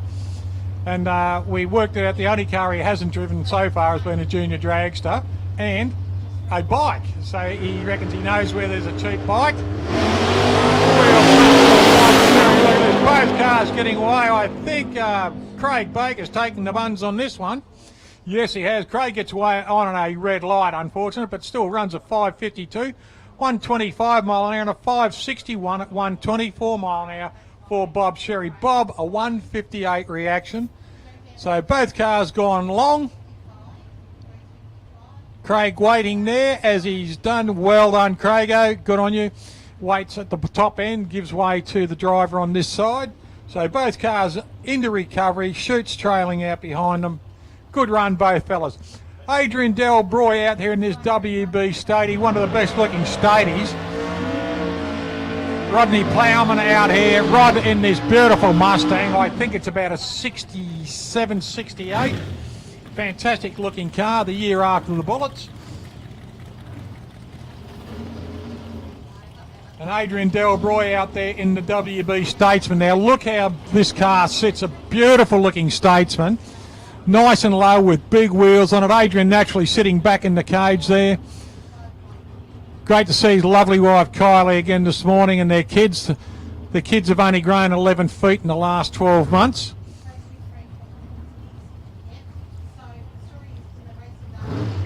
And great to see a few other friends there too. In Leo Parasotto, I had a chat with Leo, runs a 35 Chevrolet in Supercharged Outlaws. We may see Leo at our next meeting, but we'll definitely see him at Easter time.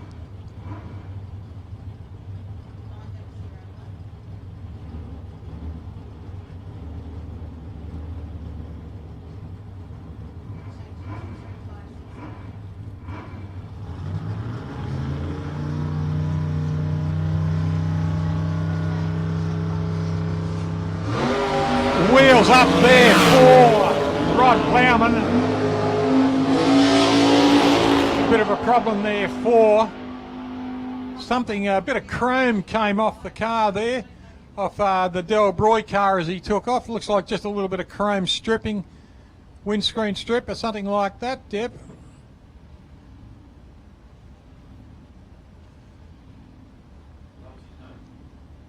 And A. Del Broy goes through.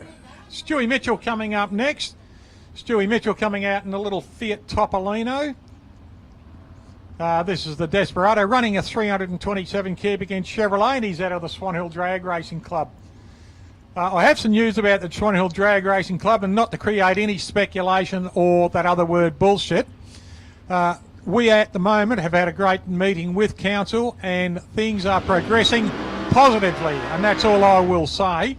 Things are progressing positively.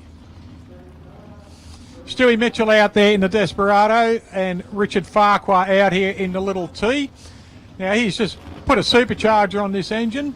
Sounds fantastic with the straight out shotguns on either side.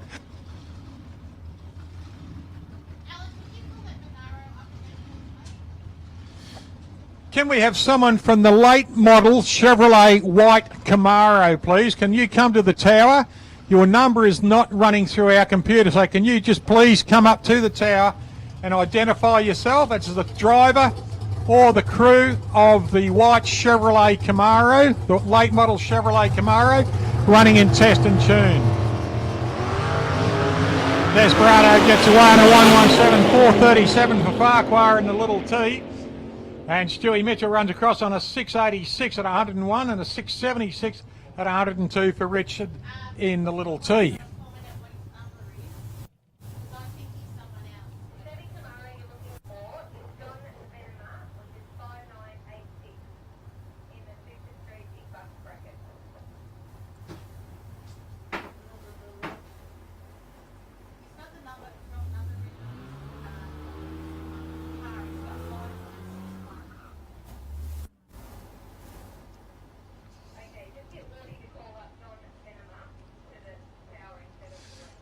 John Zenema, can you please come to the tower just to sort out your number on your car, please? John Zenema with the white Chevrolet Camaro.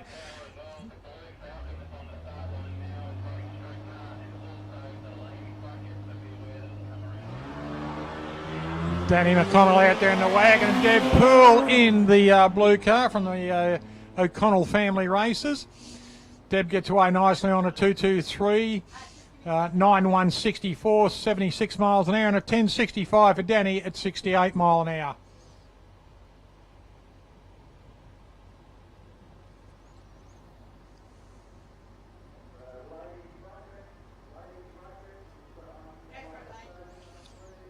Pete Roden coming up next, my brother, and Paulie Holman coming up next too. So we are still in the streetcar challenge.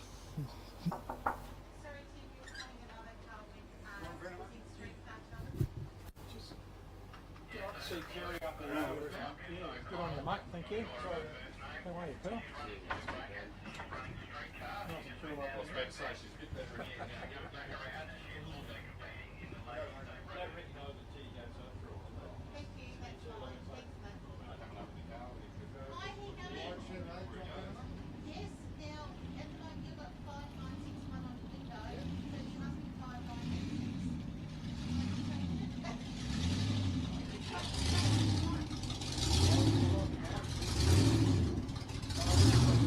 Peter Roden out there, a Daytonian by birth, and he's running up against Paul Holman. A couple of little classics out there. The Falcon of Paul Holman in the Artworks Lane 2 and the Max Cranes Lane 1 We've got the VN Commodore of Peter Road, and Pete running a V6 in this car. And was a past champion too in the Tri-Series, did very well. Pete runs through there on a 965 at 72 mile an hour, and a 969, pardon me, at 72 miles an hour, and a 972 at 73 mile an hour there for Holman.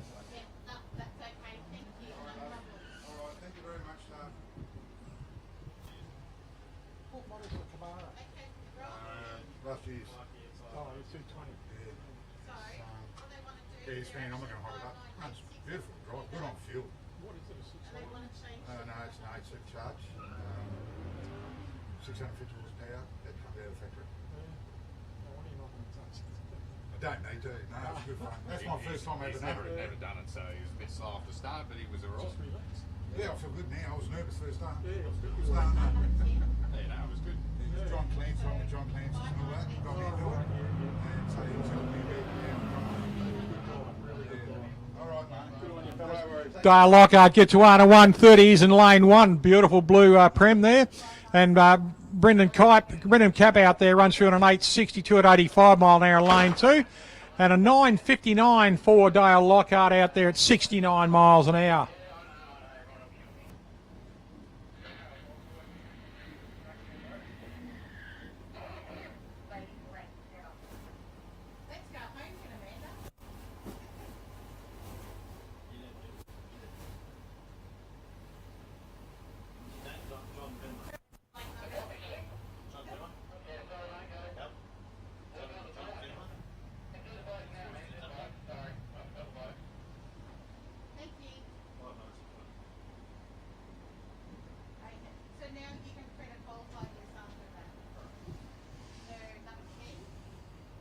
Just saying hello to Jill and Peter Sugar Frosty. Hopefully we'll see you next weekend over at Whyalla. Thanks for looking in.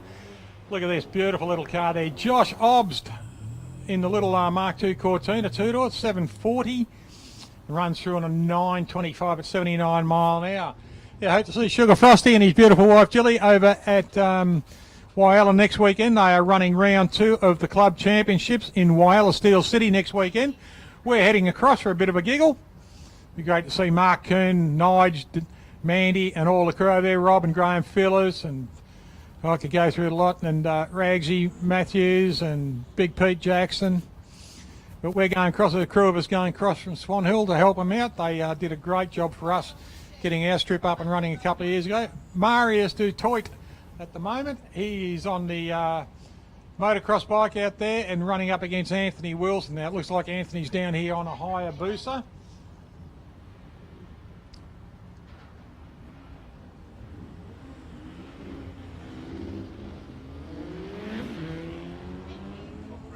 Look at this, getting away nicely on the booster, getting a bit of a wobble in the bum. Must have started skating the tyres as he went down there, but Wilson goes through on a 990 at 104 and a 940 at 84 mile an hour for Marius Destoit. Santa Claus down here in the little Topolino. G'day, mate, how are you?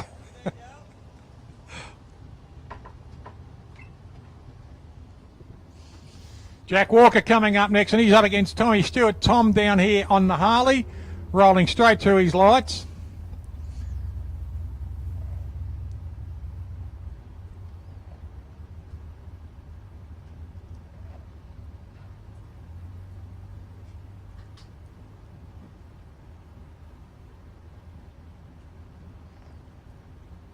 Both bikes just getting up here. Looks like first time on the strip. Relax, boys. Just enjoy the fun. Whoa, get your wheels up. Hooking into it now. Both riders. Great to see they're having a bit of fun. Jack Walker goes through in lane 1 on 871 at 87 miles an hour and a 775 at 90 miles an hour for Thomas Stewart in lane 2, the Artworks lane 2.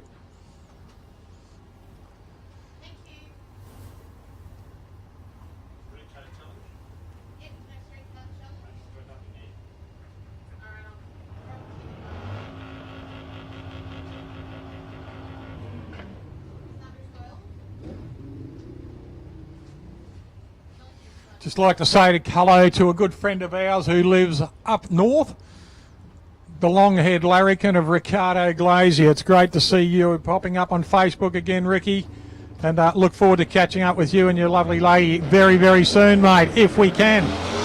Nick Stewart gets away there, 4:09. Jason Stewart comes away in lane 2 on a red light, but Nick Stewart gets away nicely on a 4:09 and runs through at a 9:90 at 85 mile an hour. So red light for lane 2, did not register, unfortunately.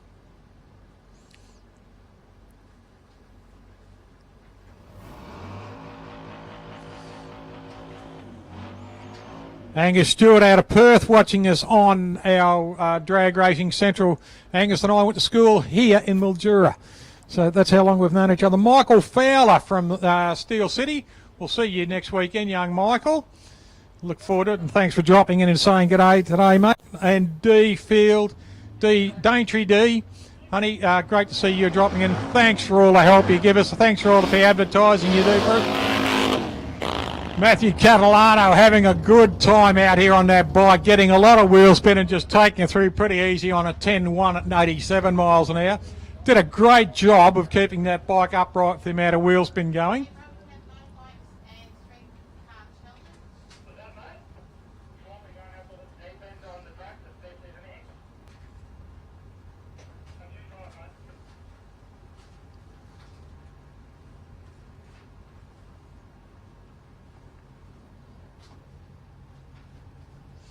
Ken Kennedy Jr. watching from Cleveland, Ohio. How's the snow over there, mate?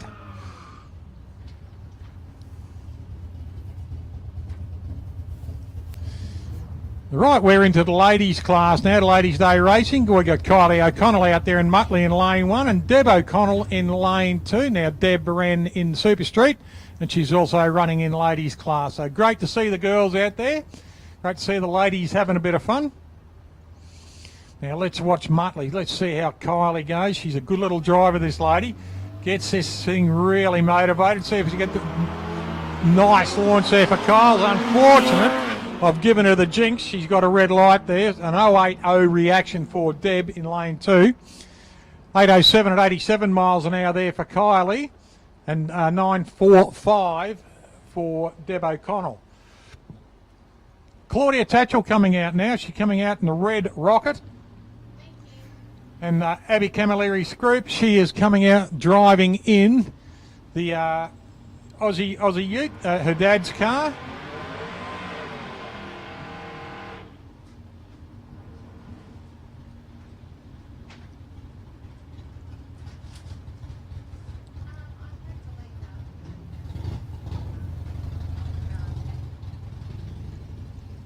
Abby's driven this car before here at Mildura. And I think she's had a go on Whaler, or she will be having a go on Whaler maybe next weekend, or Reedy might be driving it again. But great to see the car still coming out on the track. Kenny, as you know, we lost him just recently. Good guy, grumpy old fella. But really good guy, would help anyone, and had a great nature and a great fighting nature too. She gets away beautifully. Look at this, a 5:33. And she crosses the line there at 6:96 and 103 and 8:62. At 80 miles an hour there for Claudia Tatchell, mother of Hudson, in lane 1.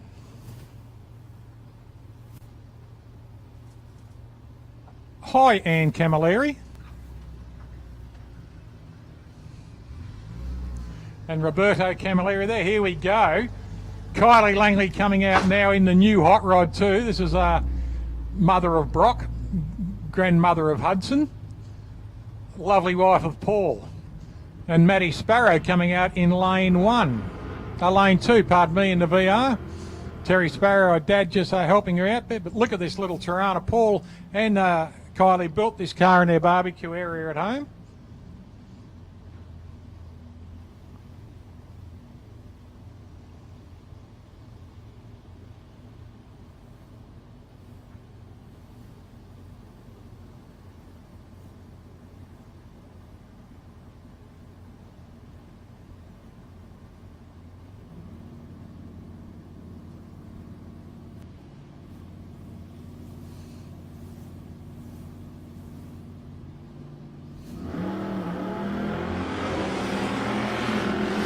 Nice launch there for Kylie Langley. She gets away on a 176 and 088 for Maddie Sparrow. So great reaction for Maddie.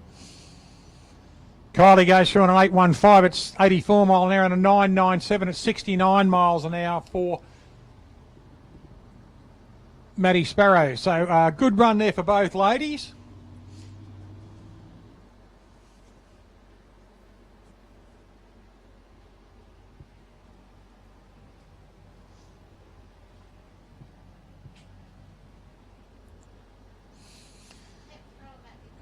Just singing out to Alex Me. Hope you're watching us today, Alex, and enjoying yourself, mate. Simone Harvey and Michael and the kids. Paige and Zach. Coney Wilson, you'll be out here. Tom Swanson out of Cleveland, Ohio. Great to see your name popping up too, Jane. Julianne out of Melbourne. Lee Sebring, a friend of mine, good commentator out of the States. Frank Evans D'Angelo, Karen Murphy, Deb Matthews, Ian Board, Maz Fernandez, and Annie Webster. Great to see all these people watching, and David Foster is here. And the legend and his legend wife too, Ron Hutter and his lovely wife Thalia out of Cleveland. Ron, many times champion in a Chevrolet Camaro in the States called Canned Heat. You may have watched him in the 70s and the early 80s. Lovely family. Andrew Thompson and Taryn Ellis out of Port Lincoln.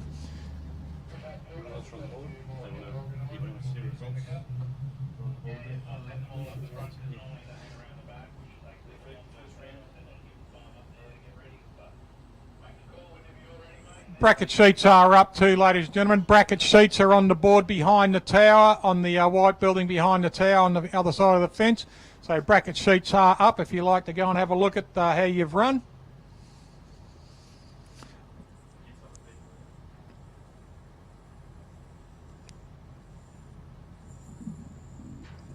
G'day to Darren Parker and Greg Brown, Matt Cherney, all hopefully watching in. Leanne Braggs.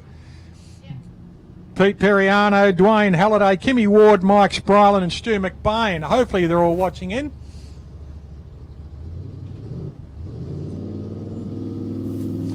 Danny Bacella, haven't seen Danny for a long time. Doug Green from the Wild West and CJ Davies. Hopefully they're all watching us on Drag Racing Central. Gary Vogelzang in the Taboo Camaro. We will see him here in a couple of weeks.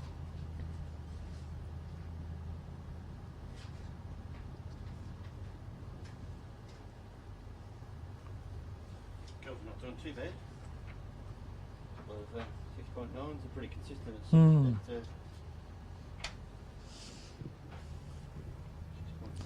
Just having a look in the Ladies' Day bracket, ladies and gentlemen. Our leader at the moment, just on the sheets, is Abby Camilleri Scroop. Now she has gone through on a 690 in the Ute, in the Aussie Ute, Ken Scroop's car.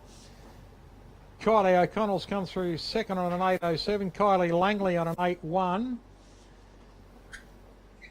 Claudia Tatchell's come through on an 860, Deb O'Connell 940 and Maddie Sparrow on a 990. So the ladies aren't too far away from each other. This will be good on the dial in a little bit later.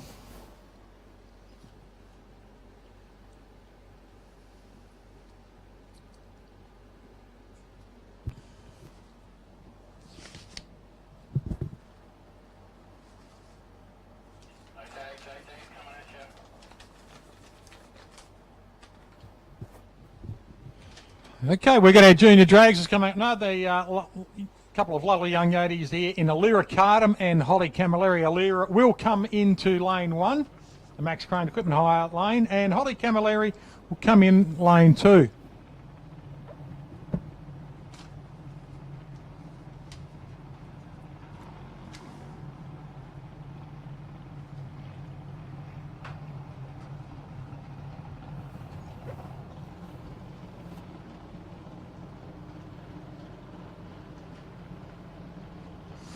Lyra Cardam out there in the beautiful yellow and black car, and Annie Camilleri wandering on with her husband Roberto, just pushing their daughter's car back in. Holly.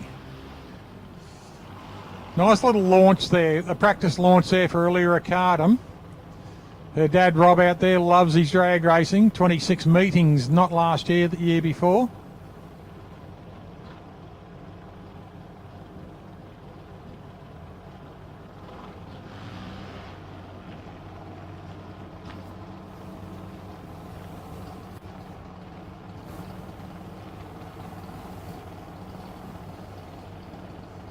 Holly just rolling up. She's put herself in pre-stage. Rob's about to bring Alira up.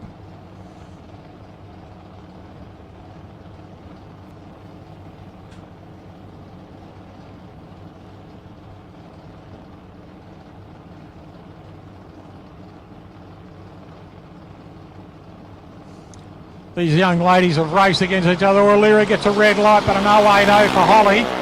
Alira gets to jump, a red light, but she's still got her nose out in front here. She goes through on a 9:44 at 79 miles an hour. Look at this, a 7:98 at 83 miles an hour for Holly Camilleri. So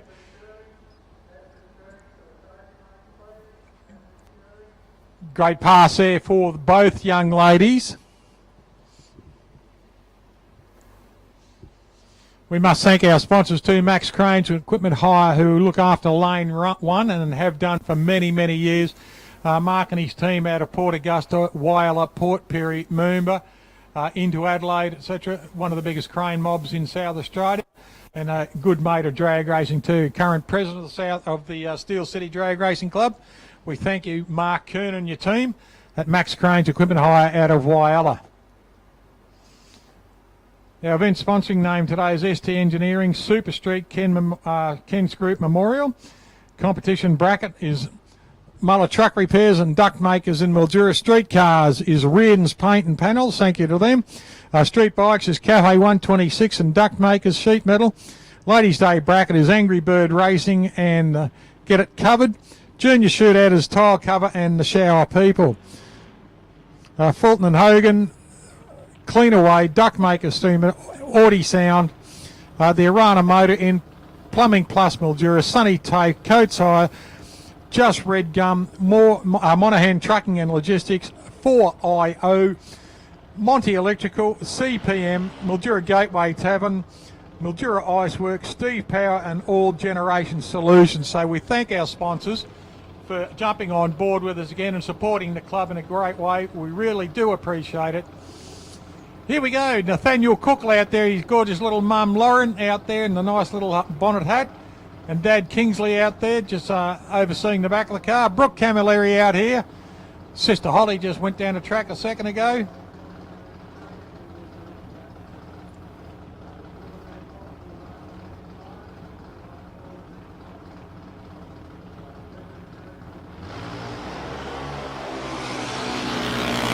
.041 for Nathaniel in lane 1, so good reaction time for him.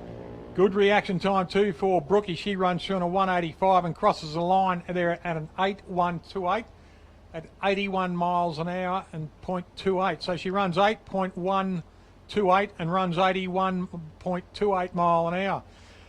87.94 at 74 miles an hour there for Nathaniel Cookle. Todd Wagner coming up now, and he'll be running up in lane 2 against Mason Cookle in lane 2.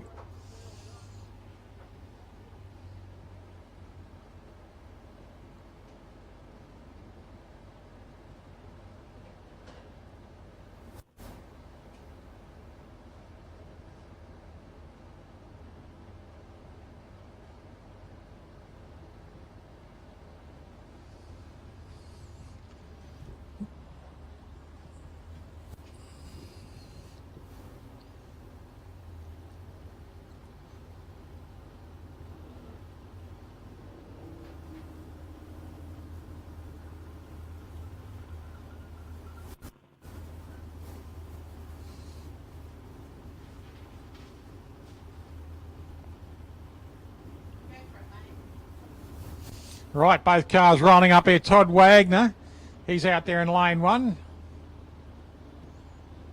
Past president father there, Stevie.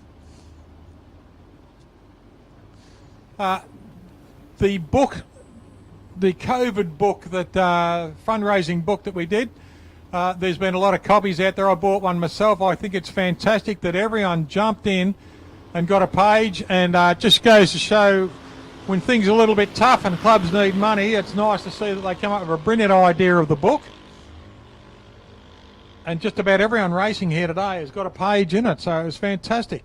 Todd Wagner goes across the line there at a 12.030, 54 miles an hour. And Mason Cookle goes through on a 12.84 at 50.71 mile an hour. No, it's fantastic. Great idea for those who are watching us via the live stream. The book was put out as a promotion and a fundraiser for the club. All you did was bought a page and put your team, your car in there. Whoever, I bought a page as a commentator. You put a little bit of chat in it and a heap of pictures.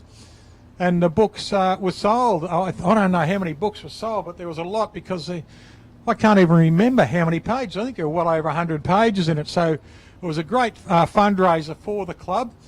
An all-colour book, and if you haven't got one, just contact someone in the club later today and see if you can get one. It is a great money raiser, and it's a great thing to see the support that the club has.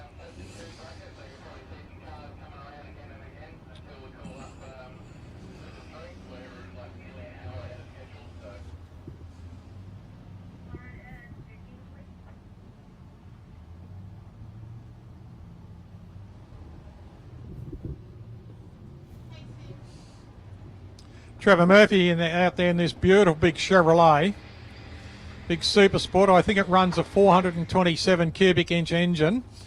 Fantastic looking car. He's running up against John Stewart in the Mercedes 4-door. Another smart looking little machine, a little Mercedes Benz, running a 5-litre V8. But the Chevrolet is a fantastic looking car.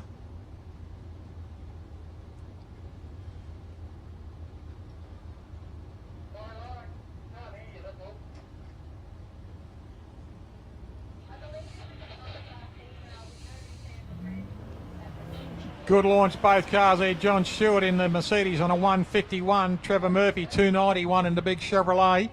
He runs through at an 836 at 82 mile an hour on the Chev. And 911 at 79 miles an hour there for John Stewart.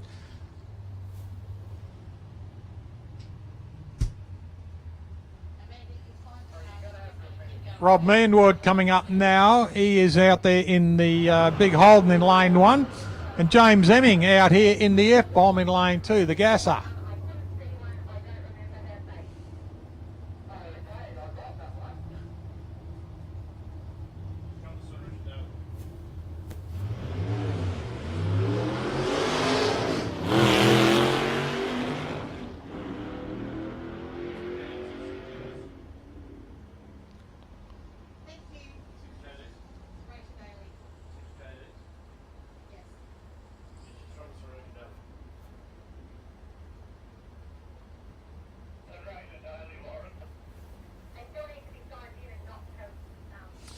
Right, now James Emming went through. He ran through on an 827 at 86 miles an hour. Now Rob Manwood, he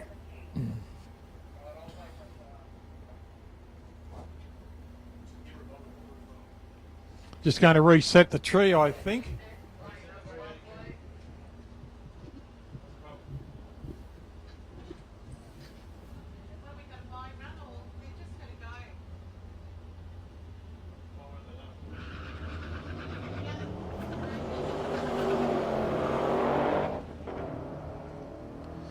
Lot better run there for Rob this time. Gets away nicely. Because he broke his lights, I think this is the longest 60-footer I've ever seen. 59 seconds to 60 foot. I think that's the longest 60-footer I've ever seen. Definitely not a subway anyway. Do they call them a hoagie?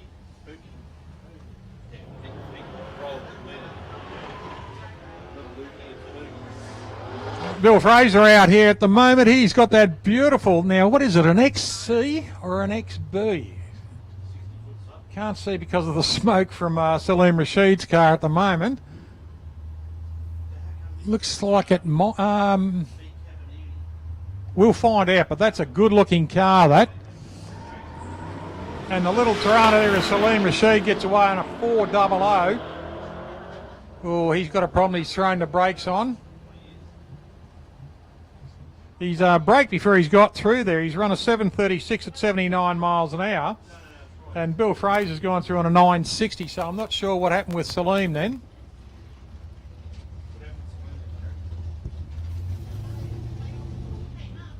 Dale Tucker coming out for his second pass today. We'll see how he goes. He got it off the line nicely, had a bit of a shake and a bit of a shove around. So he backed it out, took it across the line at the other end. And he's coming back out again soon for his second pass for the day.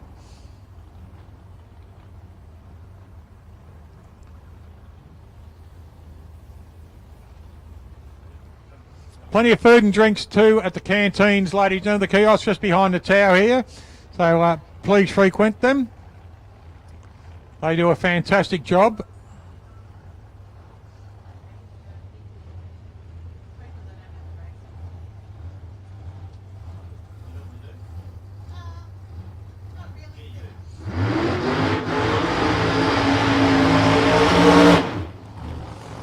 Good burn there for Dale Tucker. Got a nice, it'll get those tyres nice and slicked. It'd be interesting to see what the track temperature was at the moment. It was pretty warm down there just by the old calibrated hand on the track trick. But it would be interesting to see how much heat this track holds in when we go into the evening, because I believe at the moment, just have a look and see what the temperature is.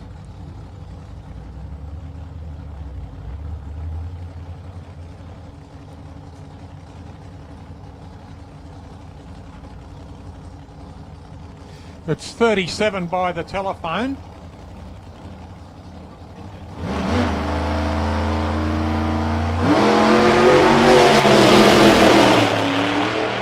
Nice launch, and look at this, straight down the lane there. Dale Tucker, he'll have a smile as big as a split watermelon now. That car ran beautifully straight through. It's gone right up to the long end there like that, just about to go into recovery nicely. Yep, he slowed down. Good run for Dale. Great run for Dale. I was watching him all the way to the track, ladies and gentlemen. I do apologise, I didn't even get his numbers. Oh, right. But go get it. Now, how do I get the previous run on this?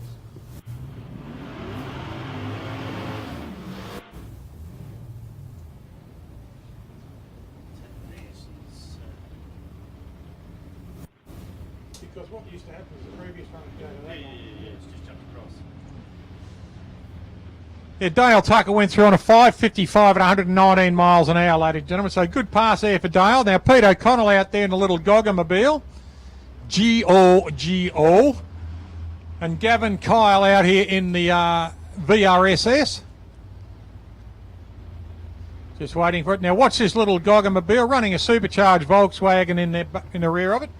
These only ever ran a little two-cylinder car. I'll tell you a funny story about a Dart very soon. And a good friend of ours, a friend of ours who raced here several times. Gavin Kyle, red lights. Pete O'Connell bouncing that little car all over the joint, just backing out, kicks it again, and off he goes. So O'Connell gets away there, runs an 870 at 80 mile an hour. He'll be requiring a kidney belt now, I reckon, after that one. Now, a funny story about little Goggamobile Darts. They're only a two-cylinder engine, and a very good friend of ours and a friend of Sunraysia here, Colin Will. Now, Colin drove one of the first supercharged cars on this strip, the Tech Alloy Thunderbird. Colin, in his Falcon utility at Brooksfield years ago, raced a Goggamobile Dart in reverse and beat him. So the Falcon Ute was raced in reverse down the 8 mile strip at Brooksfield years ago against a Goggamobile Dart going in forward gears, and Colin beat him. So just a little bit of fun, a little bit of trivia about racing, and a great bloke, Colin Will. Mark Abel out there in lane 1, a seasoned rider too, and a very good rider, races a lot out of Steel City. And Dean Jamieson in lane 2, the Artworks lane 2.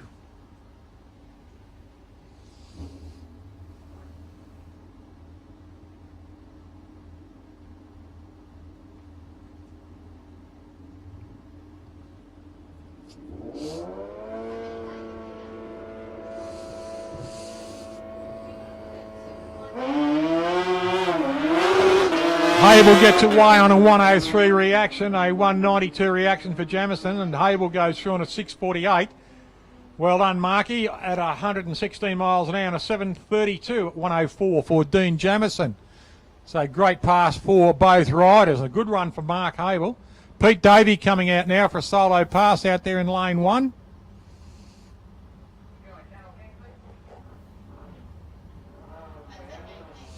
Don't forget, as asked today too, ladies and gentlemen, your social distancing, please. Just remember that for us.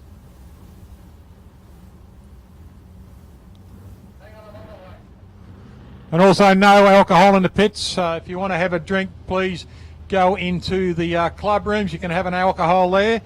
No alcohol in the pits, please. Pete Davies gets away 5:45, so he's improved on his reaction. We'll see how he goes. A lot better. Runs a 9:40 at 86 miles an hour. So well done, Pete Davies. Getting the bit more confidence up, cutting the nerves out, and enjoying yourself a little bit more.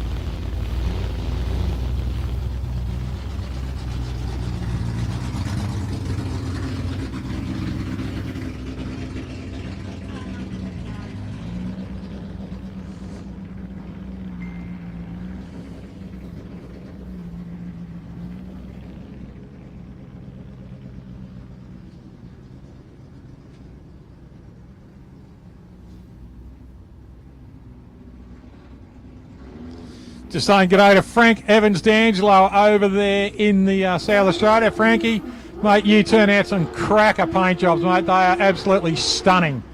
Great to see you popping in again, Frank, and hope to catch up to you in Wyala very, very soon, mate.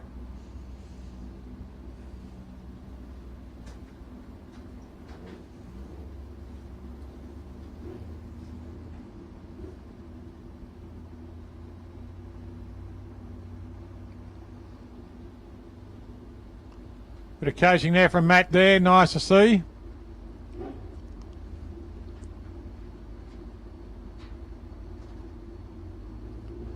Leaning right into it, the bike. Look at the angle of the bike. It's got it perfectly set up for drag racing.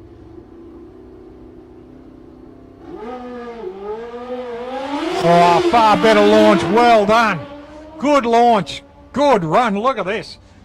Confidence up the buggery there. I shouldn't say buggery, but I've said buggery, so I won't say buggery again. 7:1:44 at 122 miles an hour. Well done, Sam. Great launch, great run.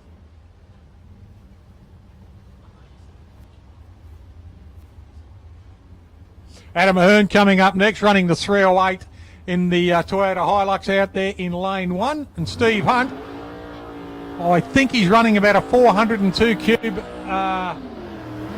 Ford engine in the panel van. Now you see the bracketing on the back of the back deck of the Hilux there. That round bracketing used to hold a little nitrous oxide bottle there, so just for a giggle.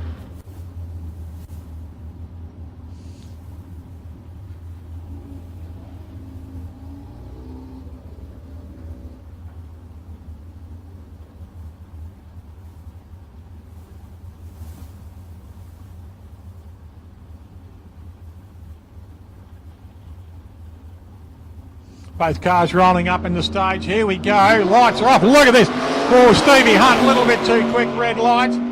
But so did Adam Ahern. Both cars red light. Big red light goes to Steve Hunt on 073. He runs a 6:52 at 105 and a 6:45 at 107 for Adam Ahern.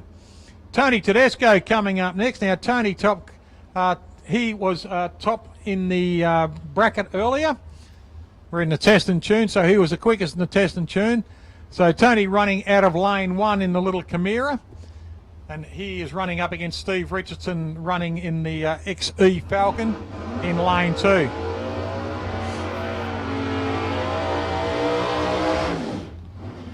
Good looking car. The paint job on that car suits it right and suits the lines on the car. Looks fabulous. And the little Chimera of Tony Tedesco over there, short wheelbase, big engine.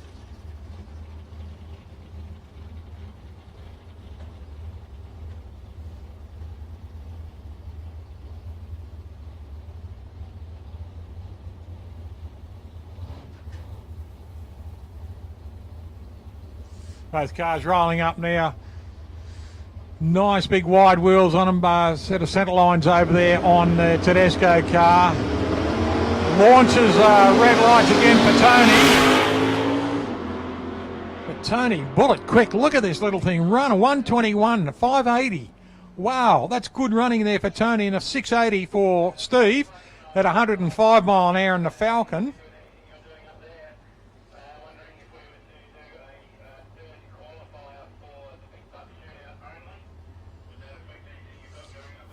Chris Wilson coming back now. Chris in the yellow pickup.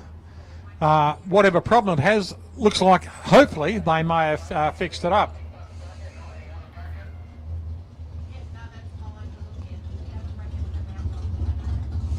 How's it over there on the hill? Are they comfortable? Nice gazebo. I would have put it up differently myself, though.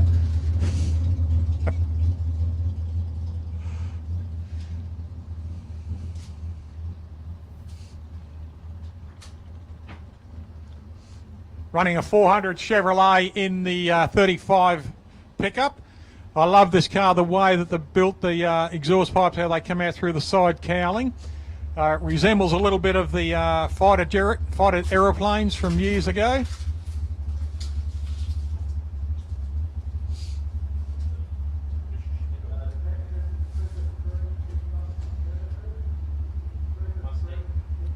Speaking of Mustang fighters, a gentleman I mentioned earlier, Ron Hutter, learned to fly the poor devil in a P51 Mustang. How sad would that be? What'd you learn to fly in? A Mustang. Oh, okay. But Ron, through the years of drag racing, he's still building engines, etc. like that, still going.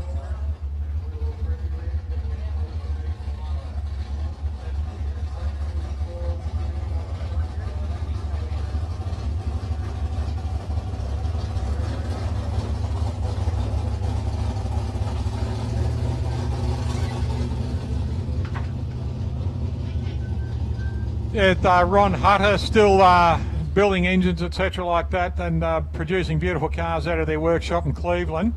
Now, for a while there, Ron had to buy an aeroplane so he could fly between tracks to tune cars. That's how popular and how good the man is. He's a legend of drag racing in America and just an absolute gentleman to meet.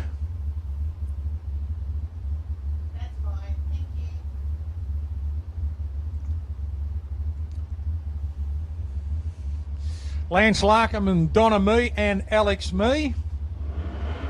G'day. Just looking down here, Sam Scary on the bike, mate. Great pass. Second pass was a lot better, mate. Confidence is up. Good on you, mate. Well done.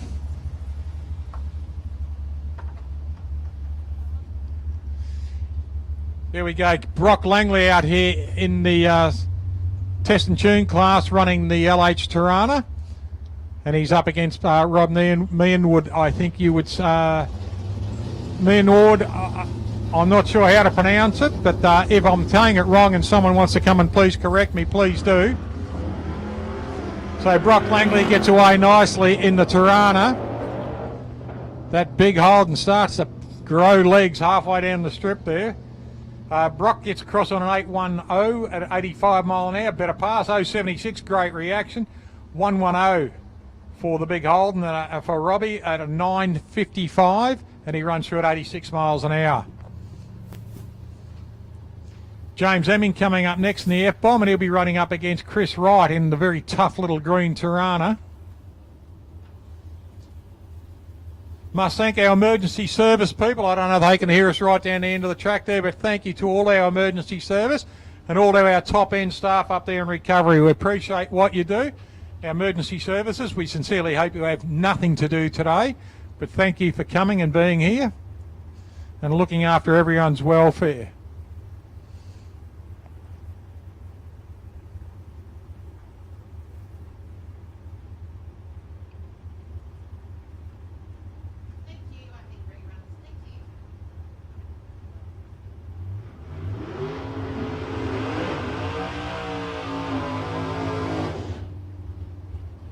Nice quick burn too. Quick burn out there for Wright in the little Tirana. Fantastic looking car. And over in lane one, another fantastic looking car too. The old FB F-bomb Gasser running a V8 underneath the bonnet there. great shape. You can see where the 57 Chevrolet, or where the FBs came from when you look at a 57 Chevrolet. Speaking of 57 Chevrolets, I spoke to Ned Karanovich and his gorgeous wife this morning, and the big Chevrolet will be out on the track again very, very soon.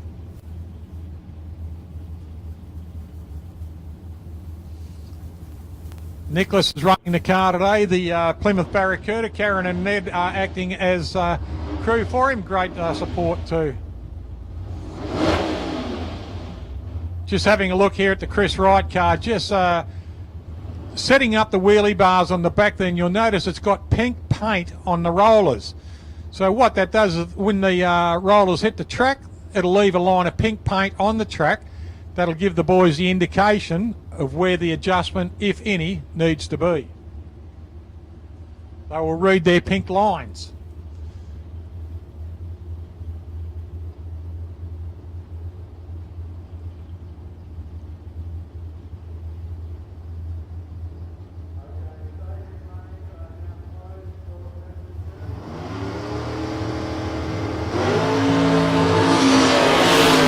Nice launch there for Wright in the Tirana. Look at that. I don't think he's even got a touch on the ground there.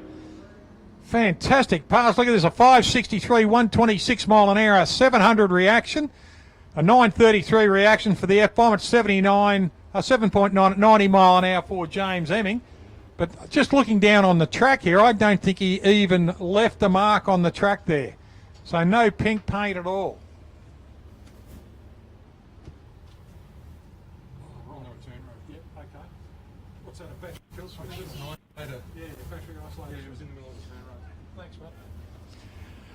Just been handed a battery isolator switch. You know, it's the L-shaped one. It's got the two keyways on it, or the two little keys on it.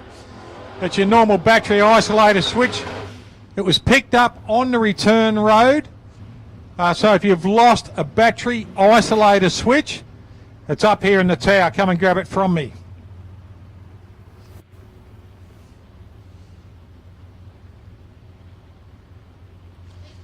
Salim Rashid getting a lovely burn on his little... He's got a Peter Brock sticker on the side of the car there, so I wonder if that's an actual sticker or it is a signature from Brocky himself. And he's running up against Pete O'Connell out there in the little Goggamobile. The Gamma Special. Gamma Engineering was where the car was rebuilt after Lou 80 had a horrible prang in it. They rebuilt the car at the expense and support of Gamma Engineering. That's why it's called the Gamma Special. Nice launch there from Salim. Pete gets away. Look at this. Oh, beautiful straight run there for Pete O'Connell. But Salim Rashid, bullet quick, 7.199, 84 mile an hour. Good pass. 7.96, 90 miles an hour there for Pete O'Connell. Far better run after his 80 mile an hour run earlier. Next passing, looks like Josh Keel coming up now in the SS in lane 1. And Adam Mahern coming up now in the Hilux utility.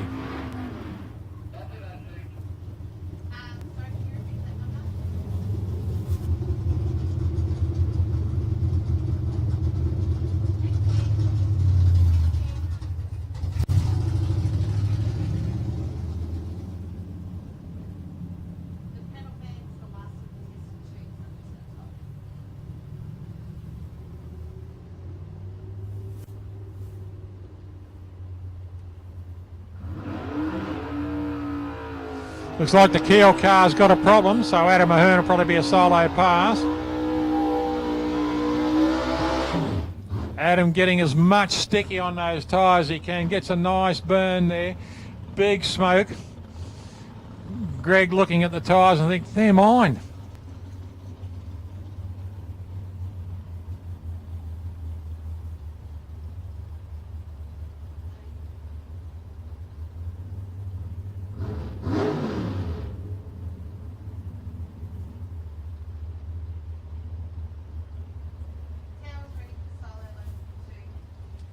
Adam Ahern raced a yellow LH Tirana for a lot of years, called Low Budget Racing also.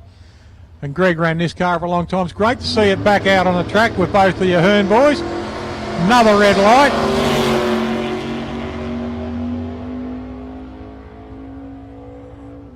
Gets a boot into it nicely. He still runs there, but unfortunately, because he broke the beam, nothing recorded.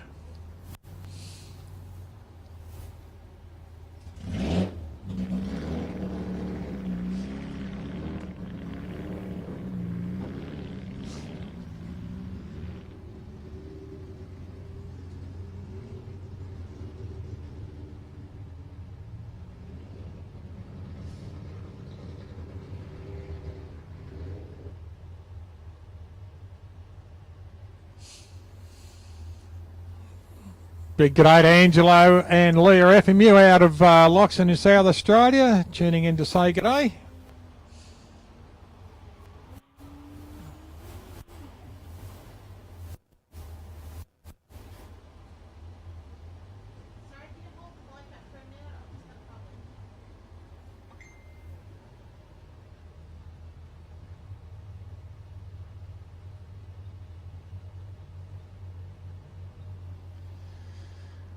And a big hello to my good friend Kaz HQ. Thank you for that lovely compliment. How's it in Queensland, honey? Good? Nice and warm down here, still 37 degrees outside temperature, ladies and gentlemen, so it'll be interesting to see, as we spoke before, about how hot the track will be. It'll be great holding heat as we go into the evening.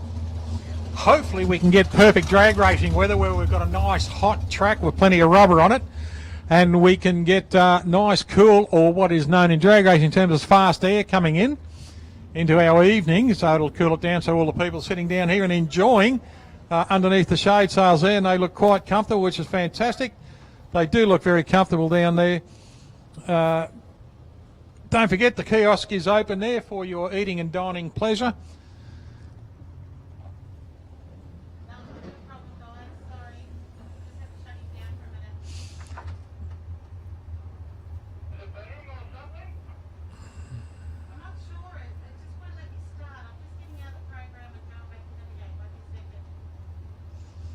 Just a little bit of a hold up here, a little technical problem, ladies and gentlemen. We'll be back racing very, very soon. Kerry up here.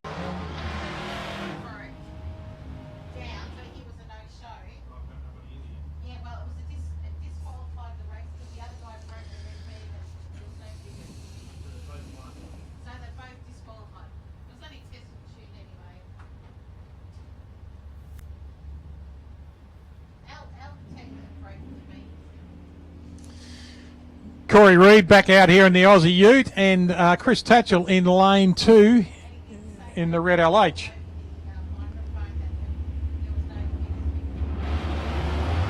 Right, both cars get away nicely. This is a good one, a 143 for Reedy, and he seems to get the jump. It shows on his 160 foot. He did a 1.560, whereas Chris did a 1.760. 681 at 107 and an 801 at 85 there for Chris Tatchell, but that's very consistent of Chris. He's always run around the 8.0s, 8.01, 2 3s, and Reedy's just run a 6.81. I think his previous run was a 6.64, so he's dropped a little bit. The heat of the day could have done something like that, but Chris Tatchell, he's improved. He's gone from an 8.054 down to an 8.011, so he's improved. Benny Moore out here in this beautiful LX Tirana in lane 2, the Artworks lane, and Nicholas Karanovich in lane 1, the Max Cranes Equipment Hire in the Plymouth Barracuda.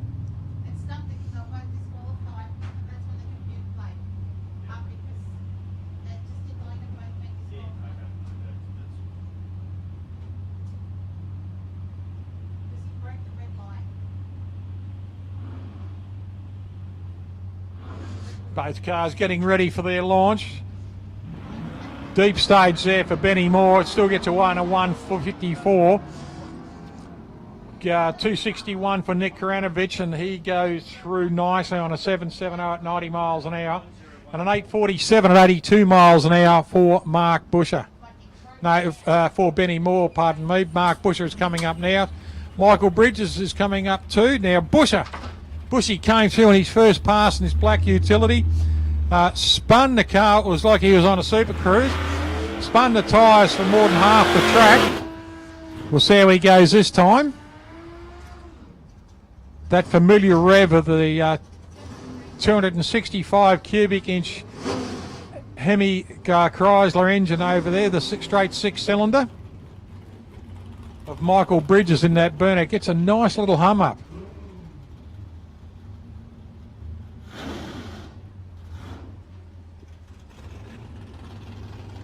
Butchie rolling his car up, satin finish, looks fantastic on the car.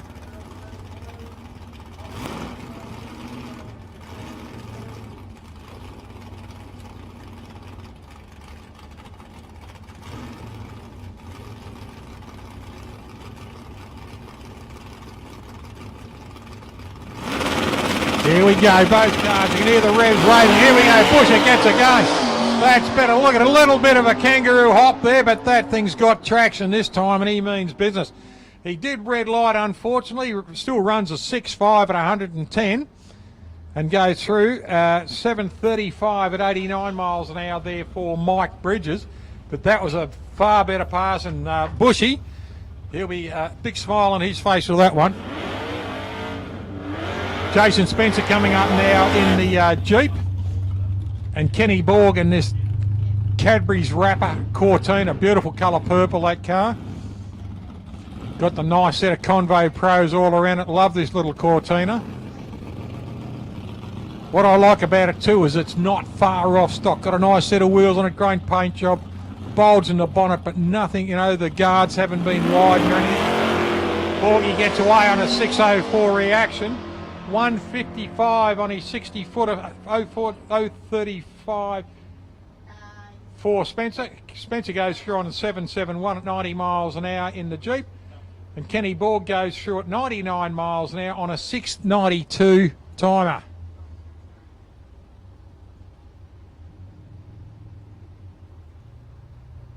Chris Wilson coming up now. Chris out there in lane 1. And he's up against Matt Cullen now. Matt in the VK.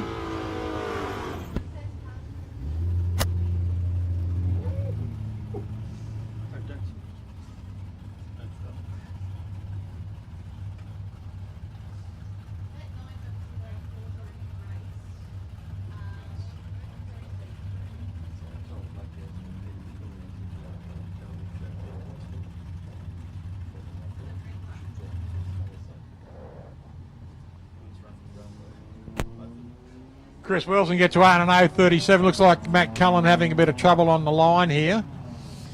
But Chris Wilson gets away, goes through the lights on a 10.40 at 72.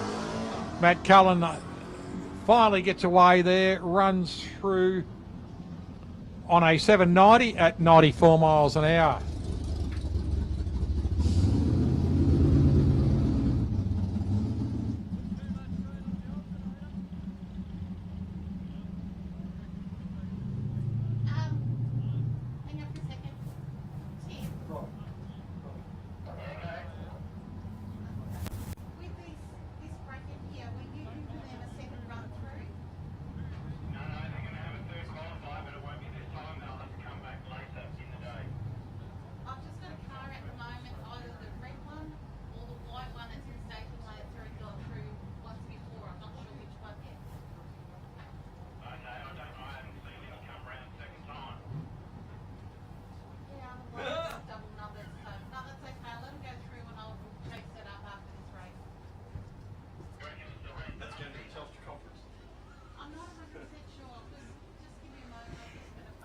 Peter Goose, we're just looking here. Dean Wilding down there in the Pulsator and Peter Goose is in the White Valiant. They'll be our next out on the strip. I think we might have one coming through.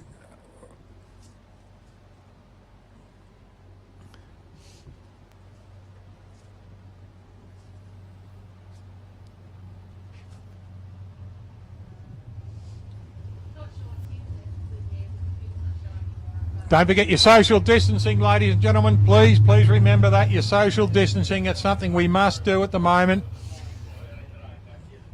We don't want Uncle Dan to stop drag racing.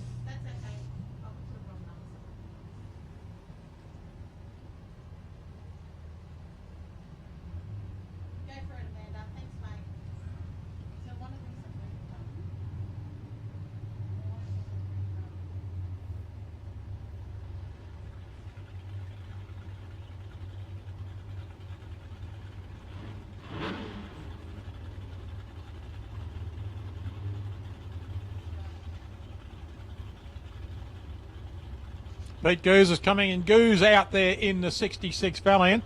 And Jason Stewart coming in the Pulsator. Dean Walding's car.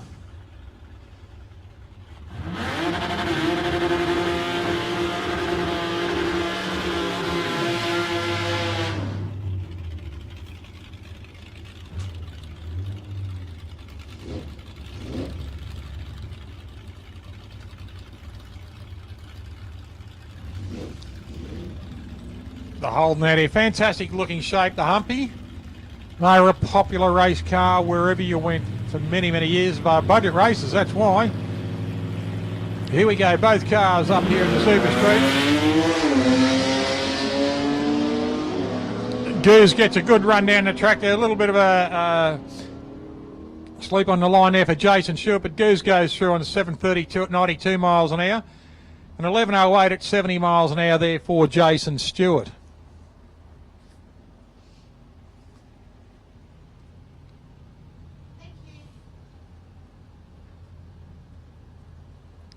Hope everyone around the world is happy and watching our show. Big hello to everyone over in Cleveland and in Pennsylvania. Todd and Wadner Johnson.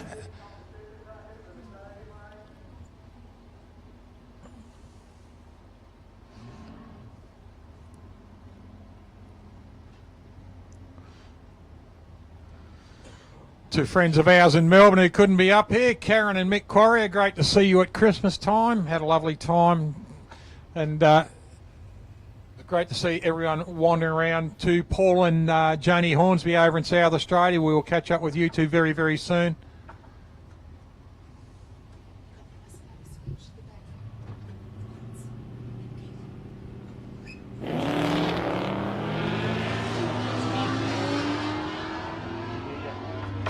Good launch there for Peter Carianis and Spiro Damu. Now Spiro out there in the utility, Peter in the Monaro. Now Pete runs through on a 7.798 at 86 miles an hour and an 8.589 at 80 miles an hour there for Spiro in the utility in lane one. Look at the paint job on this car, ladies and gentlemen, JetBlue de Serbo's car. It is absolutely stunning. It changes colour with the light. Beautiful looking paint job, shines like a new pin. Fantastic looking car, the old XD Falcon. Nice set of Convo Pros on it. Still wearing number plates too, so I would say that Lou probably still runs this thing around the street in Adelaide. And he's up against Mike Jennings and the Graham Elliott Exterminator, Pacemakers drag racing team.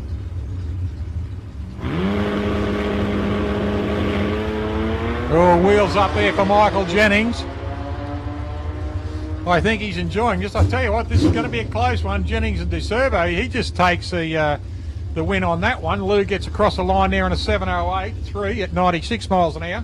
And Mike goes across on a 1.96 at 93 miles an hour. Fantastic run.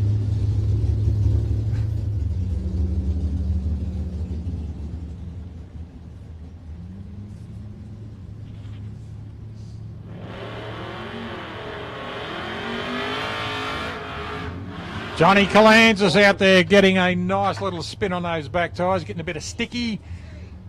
And John Van Emen now out here in the Chevrolet Camaro.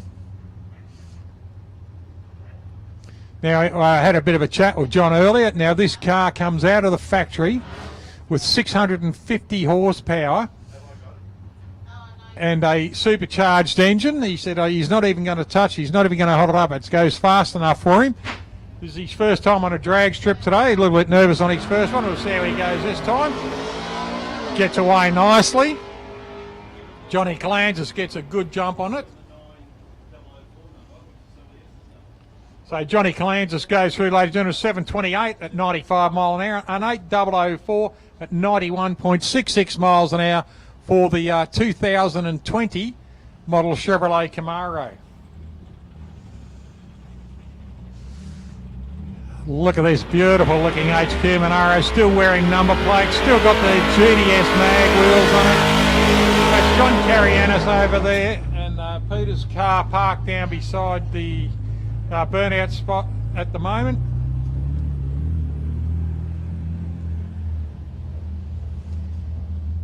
James Sparks, past president of the club here in this beautiful silver grey.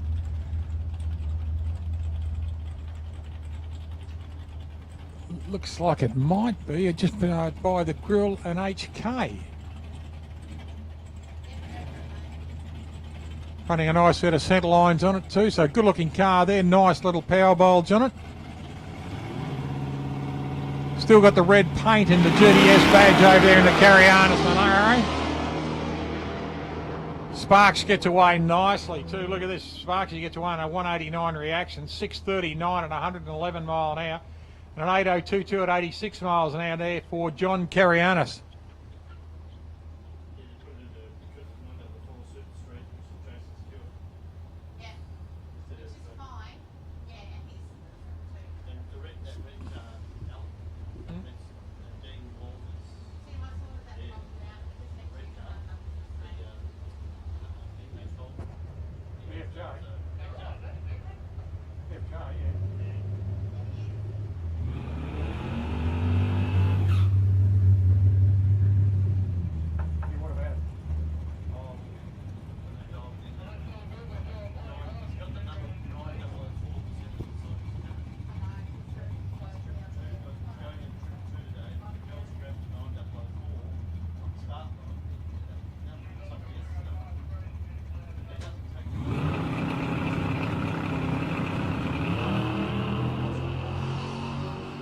Paul Jennings gets away nicely on an 060 reaction time. Fatty, beautiful pass there, a 7.156 at 94 mile an hour. Great pass there for Fatty.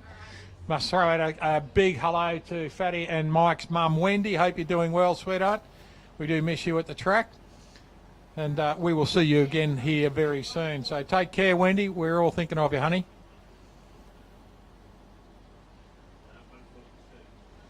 Pete O'Connell coming out next, and he'll bring out the Goblin. He'll go out in the lane 1, and Craig Baker will come into lane 2 in the rear engine dragster. An RED, retired and extremely dangerous.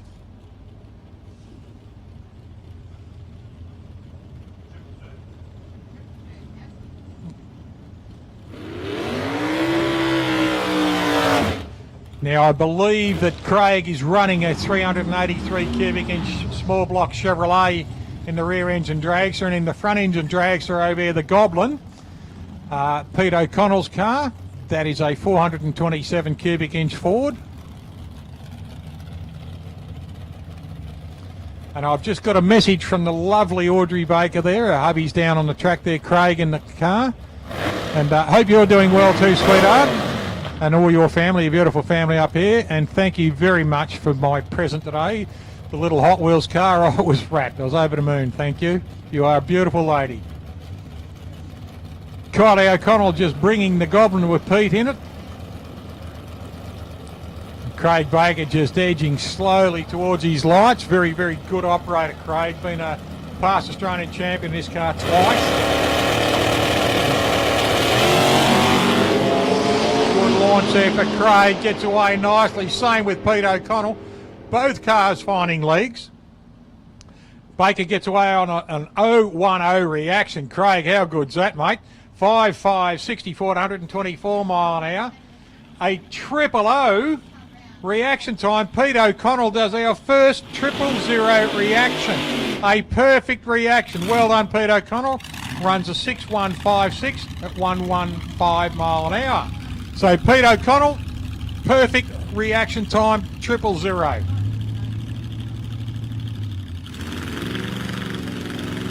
Richard Farquhar coming up now. Richard in the little T out here with a supercharged engine in it.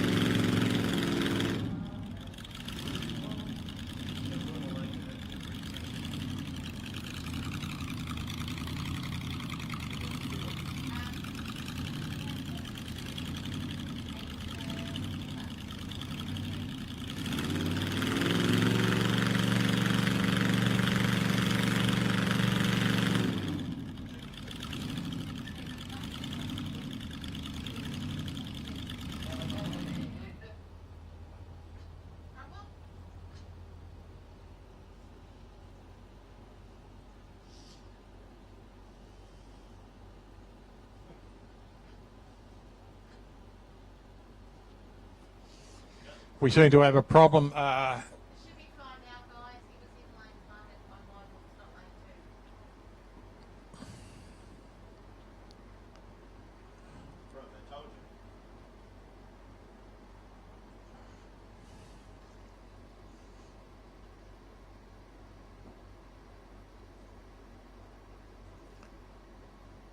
The start line officials just having a little bit of a laugh down there at the tower's expense.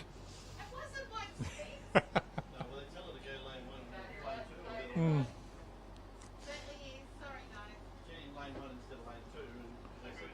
What happened was, ladies and gentlemen, we'll tell the truth up here. The official down there told us it was lane 1. The car came into lane 2. So we'll pass the lane. Well, it's easy. Sound like a politician passing the blame, eh?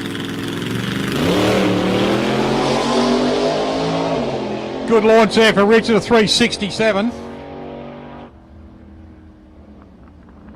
I'll tell you how to get rid of the COVID virus. Get a bit of dirt on a politician, you'll never hear about the virus again.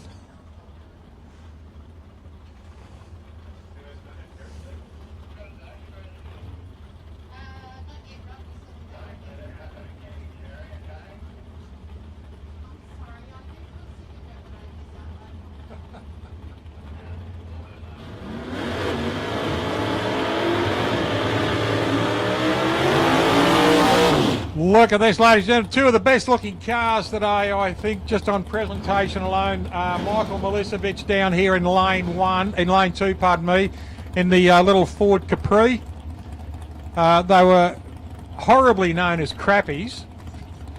And that was by the dyslexic crowd. And the Toronto over there of Chris Ferrugia, beautiful looking car. But the little Capri, fantastic looking car, long bonnet, so you could stick 3 engines in it if you wanted to. The same as the Toronto there, short wheelbase. Very popular amongst drag races too. Look at this, both cars shooting down there. We've got a 580 by Ferrugia at 118 and a 570 at 121 for Mike Milicevic in lane 2. So a couple of stunning looking machines.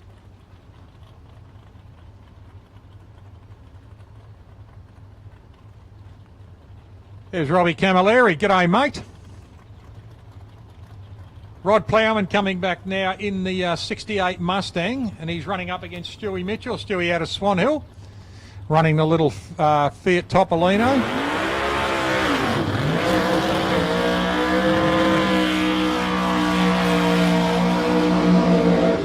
Plowman getting a lot of smoke off his tyres there, getting a good bit of sticky up.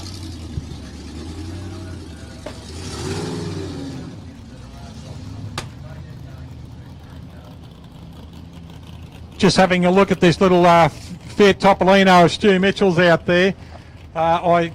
Brings back memories of Adelaide International many years ago. The Midnight Oil car, and one of the most famous of the little Topolinos in Australia was the Plum Crazy of Doug Ellsworthy's car. They were just a magic looking little car, and this one looks terrific. The little barrel poking out the nose and the little orchestra hanging out the bonnet there. Running a 327 cubic inch Chevrolet. And he's up against Rod Plowman in the 68 Mustang.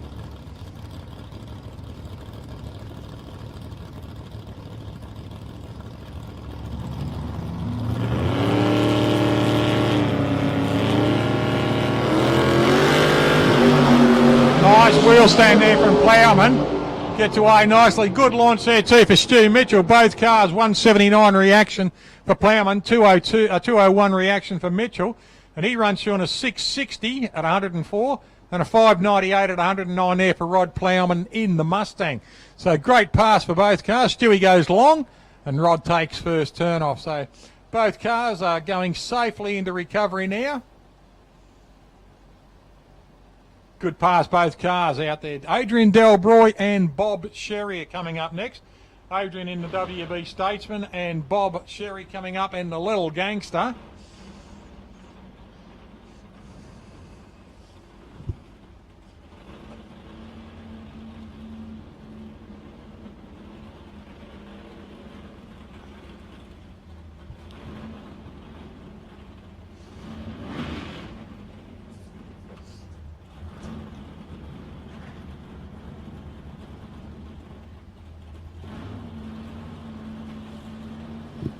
G'day, Craigie Baker. How are you, pal? Good pass, mate.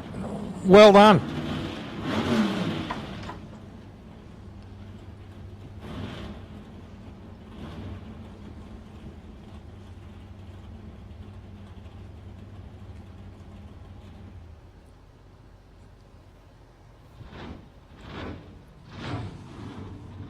Just waiting on the Bob Sherry car too. Adrian Delbroy just sitting there at the door opening the burnout box. That's a lovely looking car, that WB. They didn't look much as a stocky, but the way he's got that car presented, nice and low, the big wide flat body on the car suits it. It has that, what they say, fat look. Nice big wheels on the feet. Delbroy gets a nice big long spin on those tyres.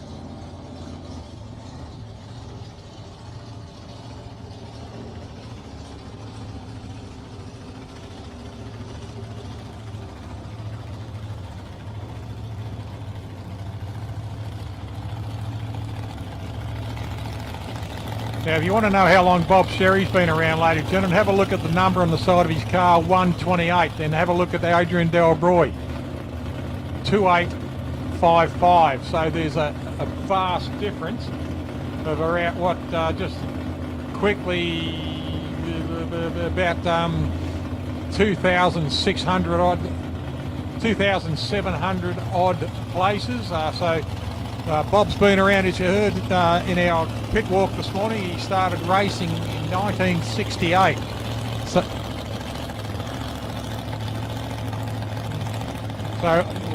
128 is his competition number, his Andrew licence number.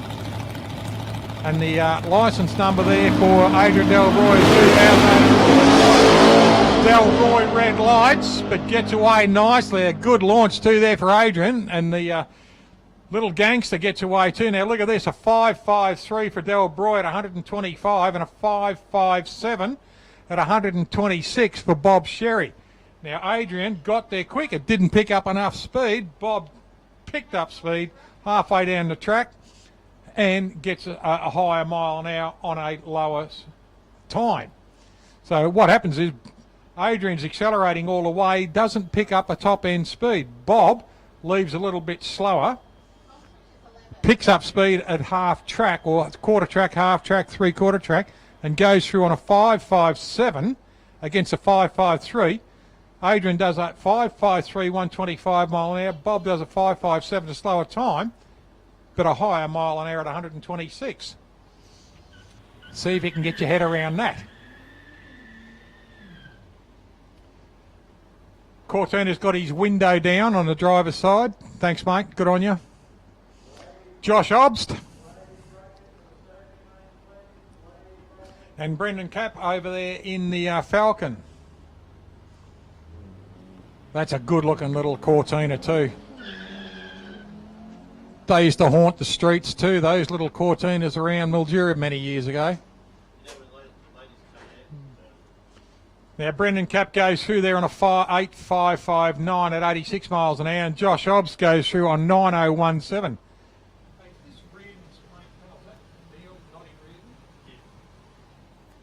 Here's a bit of trivia, a bit of history for you. That little Mark II Cortina running down there, the green machine.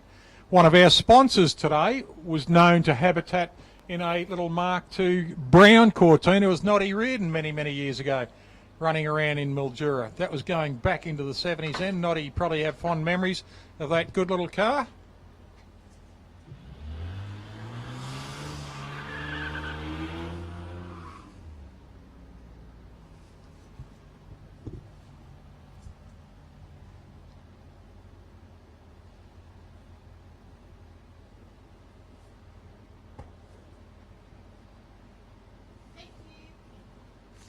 Deb O'Connell in lane 1, Danny O'Connell in lane 2.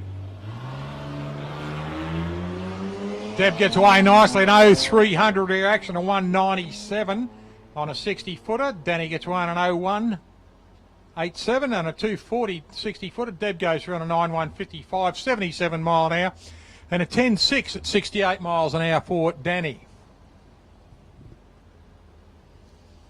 Little Fiat Topolino of Stewie Mitchell coming back. Nice pass there for Stu. Good launch.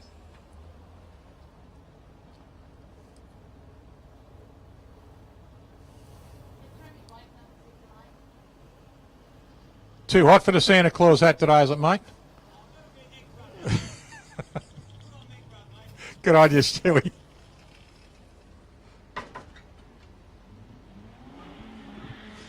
Peter Roden coming up next. And he's up against Paul Holman. Paul in the Falcon in lane 2. Pete out there in lane 1. Been racing here for, I think, since the inception of time. I think he may have been a 5th Street Merbina. Many years ago, Pete. I think he might have run either his HR or his Orange Tirana back out in those days.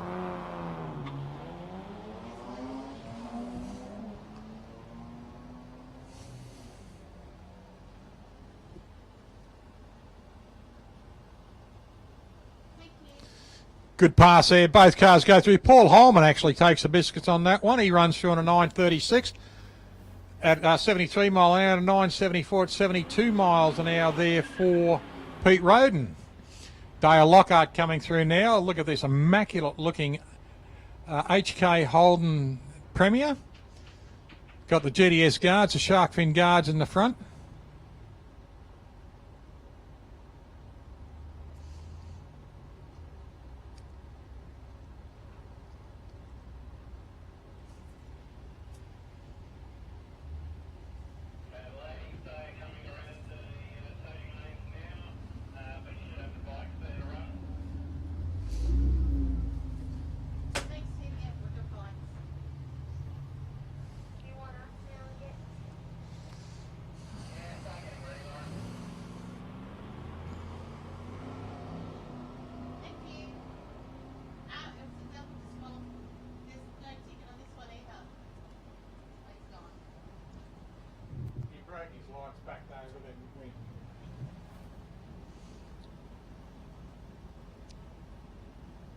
The Bob Sherry car, ladies and gentlemen, is a build. It's a Chevrolet Monza.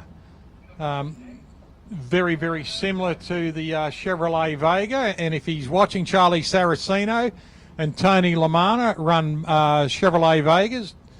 Charlie's got the beautiful blue one, and Tony's got the beautiful yellow one. And they'll be up here in a couple of weeks running, and they are fabulous looking cars, very similar shape. And when you have a look at the Chevrolet Vega and the Chevrolet Monza, you'll see where the Holden Tirana was pretty much hatched from. Tirana hatched. Very good, Al. Geez, you're a clever bloke. Tom Stewart out there in lane 1, visor up. And Jack Walker in lane 2. Both boys are new racers to this. Launching forward beautifully. Heads down and stuck in it. These boys having a good time. All very similar reaction times. 3:40 for Walker, 3:40 for Thomas Stewart, and 3:40 for Walker. 7:69 at 91 and the 7:75 at 88 miles an hour. So good pass for both bikes then. Jack Walker goes through on a 3:35. Reaction 7.75, 88 mile an hour, and Tom Stewart goes through with a 3:40 reaction. So they were 5 thousandths of a second away from each other on their reaction time. Good run, well done. Nick Stewart out there in lane 1 on the Harley, and in lane 2, Jason Stewart on the Harley. Stewart Brothers Racing.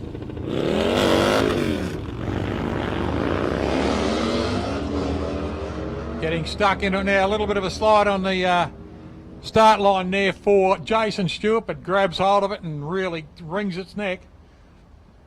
8:05.6 at 97 miles an hour, and a 7:87 at 89 miles an hour for Nick Stewart in lane 1.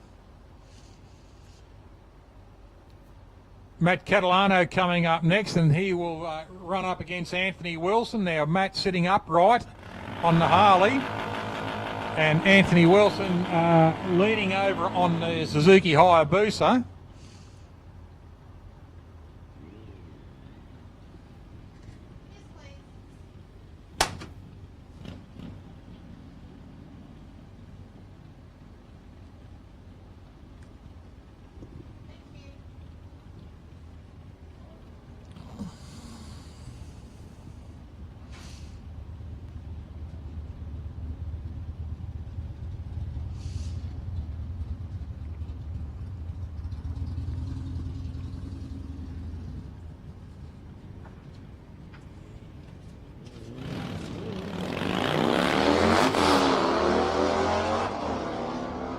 Good launch there from the Harley. Gets away nicely on a 442. A 184 for Anthony Wilson. Now the Harley was leading most of the track then. Better 60 footer. Runs through. Matt Catalano runs through on a 748 at 95 mile an hour and a 742 at 106 miles an hour. So great run there. And I tell you what, that Harley went very, very well against the big Hayabusa. Marius Detroit out here at the moment. He is on the motocross bike.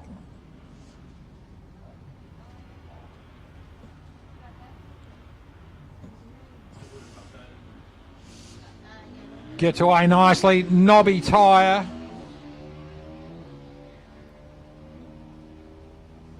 Does it nicely too. Look at this. Runs across the line near an 840 at 85 mile an hour. It's a Honda 450, so it's got a bit of squirt in it.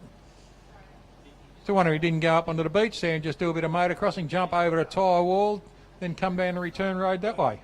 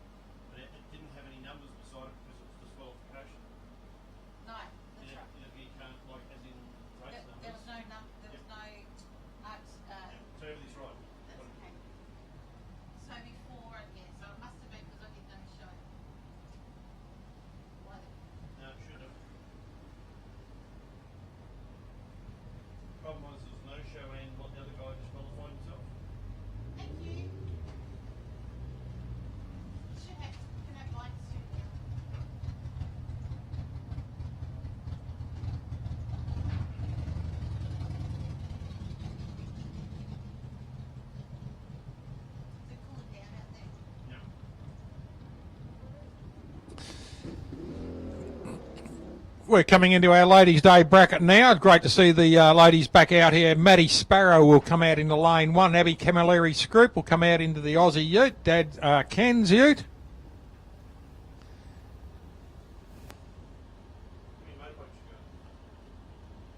I've only got one first one.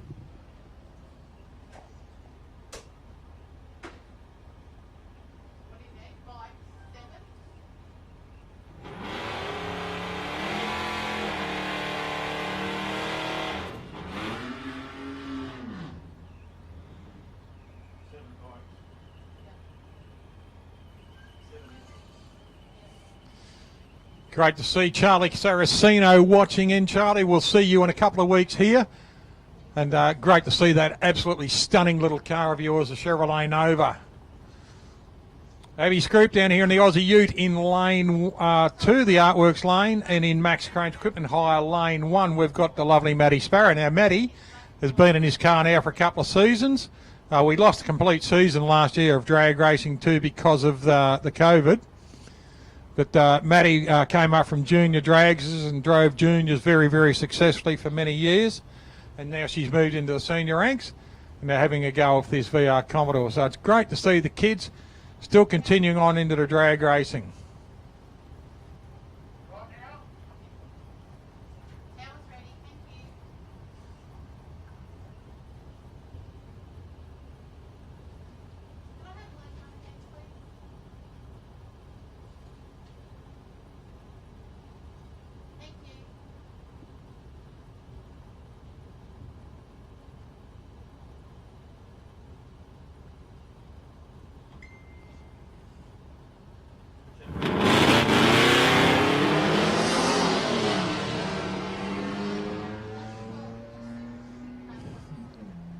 Abby Scroop goes through nicely. Abby Camilleri Scroop goes through there on a 7.76 at 70 miles an hour. Unfortunately, Matty jumped the lights there.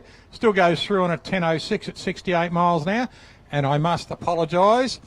I called Charlie Saraceno's car a Nova. It's a Vega, Alan, you idiot. Beautiful Vega too.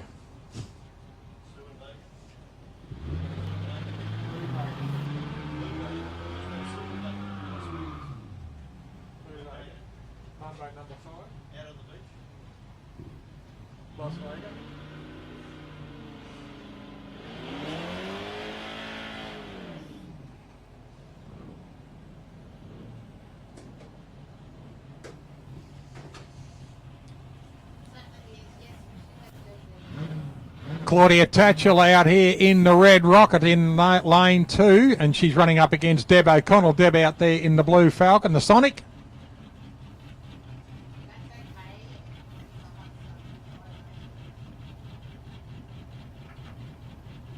Brock Langley standing there watching his car just about to disappear down the strip.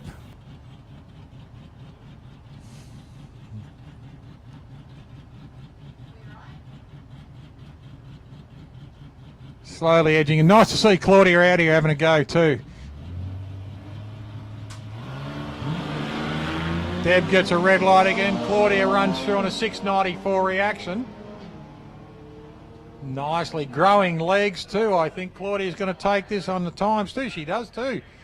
An 8.28 at 80 miles an hour. Well done, Claudia. 9.18 on 77 mile an hour. Unfortunately for Deb, she pops a red light too. Kylie Langley coming up. The beautiful Kylie Langley.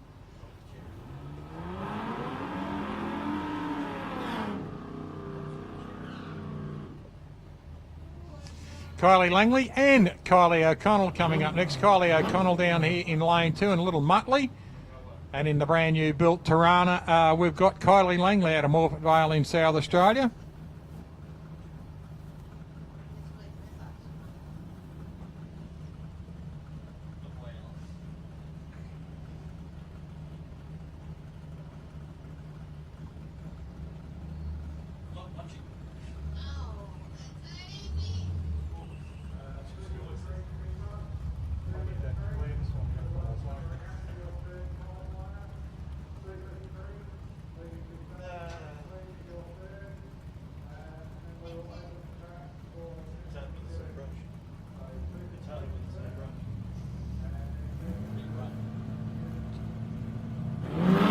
Both cars away. Kylie O'Connell gets a nice run there on 0.91, and Kylie Langley gets away on a 3.05. Kylie Langley goes through on a 8.159 at 84 mile an hour and a 7.87, 86 mile an hour for Kylie O'Connell. So the two Kylies just had a really good run, then. Kylie and Kylie. Accountancy firm.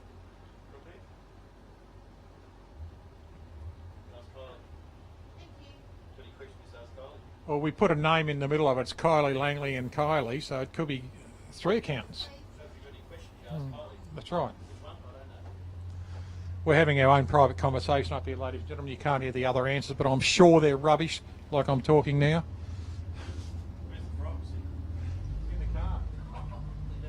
For all those wanting to know, there will be red frogs later. No, they won't be melted, and there's also bananas. I might just give them out tonight at presentation night. Yeah. Oh, they'll be lovely, yeah. I left them so that the sun would be on them all day, yeah.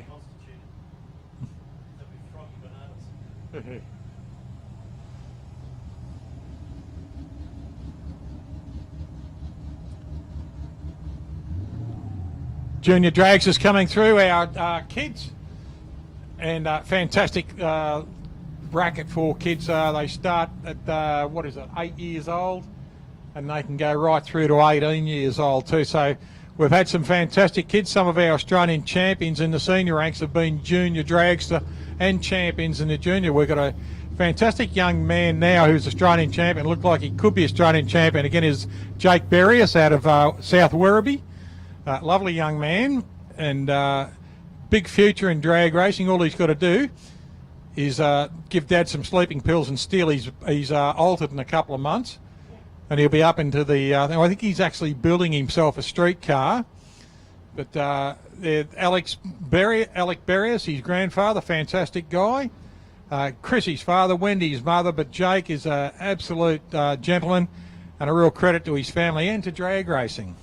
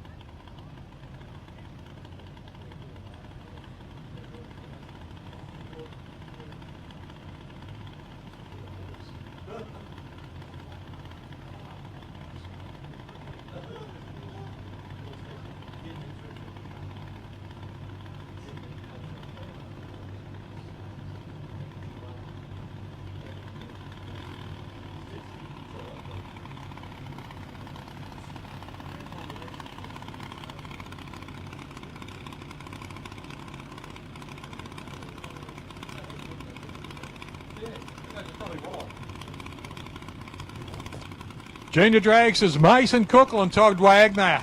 Todd out here in lane 2. Mr. T Racing and young Mason Cookle out there in lane 1. Now, Nathaniel's racing a little bit later, and I think young Sophia, I know she has a car, and she'll be probably out on the track maybe later, just maybe needs to get a little bit older so that she can get into the car, but they do have one for her. 13.0 at 50 miles an hour for Mason Cookle, and Todd goes through on 12.02 at 54 mile an hour. So C-class dragster, slowest one you can get. When they get a little bit older, they go into B-class. When they get a little bit older again, a bit more experience, they go into the A-class dragster.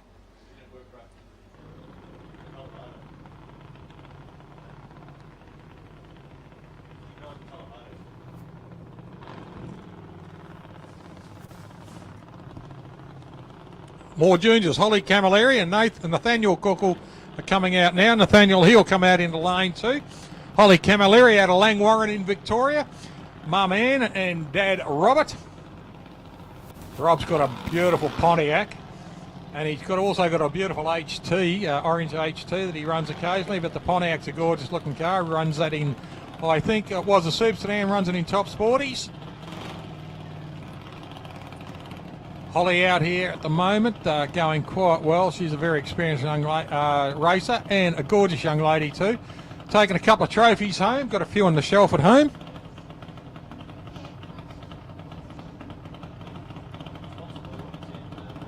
Looks like we might have a problem here with the Cookle cart being backed out.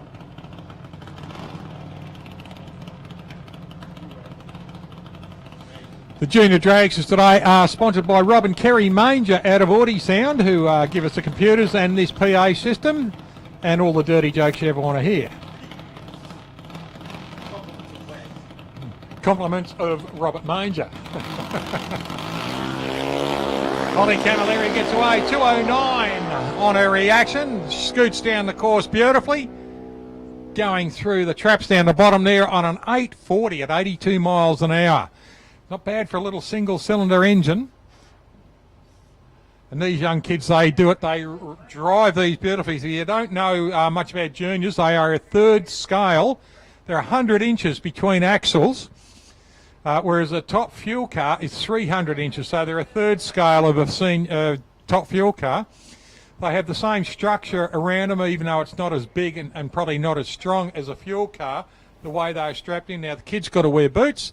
Safety boots, safety suit, safety underwear, helmet, neck guard, the whole works, gloves, etc. And they have got to be strapped in properly by the 5-point harness. So everything they're wearing and doing in the Junior Dragster is the same thing as you've got to do in a fuel car. So that's your difference. The big difference is fuel cars now are producing up to 11,000 horsepower over 1,000 feet. Now, this is just quite amazing, 11,000 horsepower over 1,000 feet. So they've brought them back to 1,000 feet. They'll probably do it in Australia here too. A lot of, I think Calder Park runs at 1,000 feet. In America, they're doing it purely and simply because the cars are getting so quick. They're already up around the 335 miles an hour. Tony Schumacher at Phoenix a couple of years ago over there. 336. Then Clay Milliken comes out and runs a 336.5. Then Schumacher an hour later runs a 337 mile an hour pass. Now I was over there in Phoenix at Wild Horse Pass with Tim and Susie Stewart, and we had a fantastic day, hour and a half of watching Top Fuel. Then we went through the pits and had a great look there and all the funny cars there. Fantastic days racing. But they bring them back to 1,000 feet because the cars are just getting so quick. They're governed to 500 cubic inches, the engine, no bigger, because it's just getting too quick. My theory on this, let them go quicker, let them be quicker, just put the drivers in G-suits. They have to put them in G-suits to fly aeroplanes, so why not put them in G-suits to pilot a fuel car? That's my theory anyway. Just having a look, the boys are just checking down the track here for a few little bits and pieces. They believe it's come out of a car.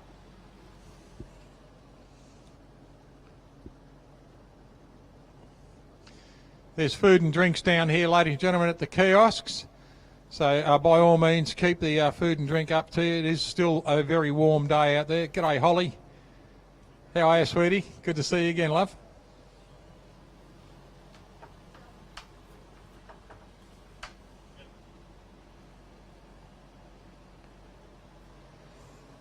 Wags, you can't stop there and have a beer, mate. You've got things to do.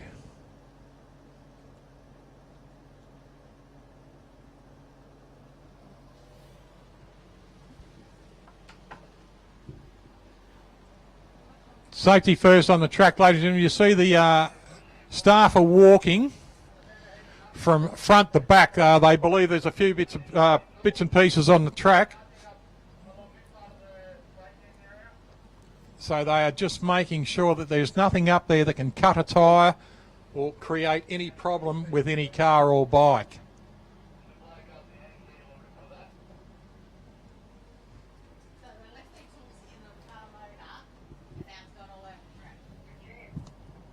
What's happened? I left the tools inside the car and now it's all over the track. We've just lost some nuts and bolts and stuff and some tools. It's spread it all the way down the track. I don't know if it's the juniors or the one prior.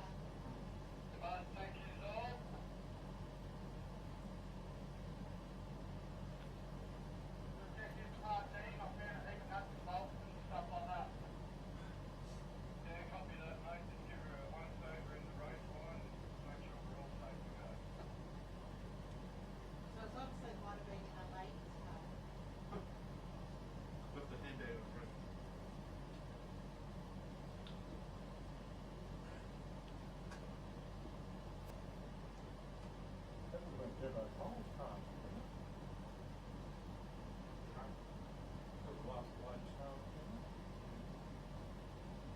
unless it was on the track before then. Before you fell? Well, I'm not sure. They're just someone's looking for their tool. I don't know who the person is. Hey, Wardy. I think Lauren left the car at the end of the track there. She's only got one. Nah, that'd be still on the line, but Oh, Jenny. Oh, bugger.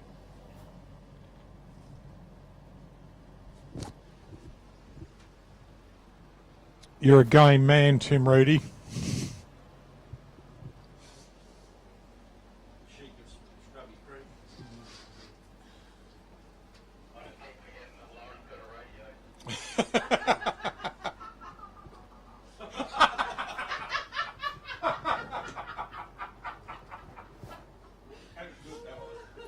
You are a very game man, Tim Reedy.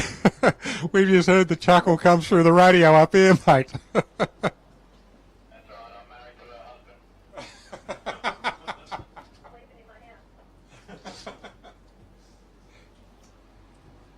Ah. That's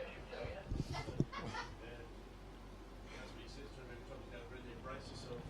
That's what he does. Kingsley does. He's got that embracing his back.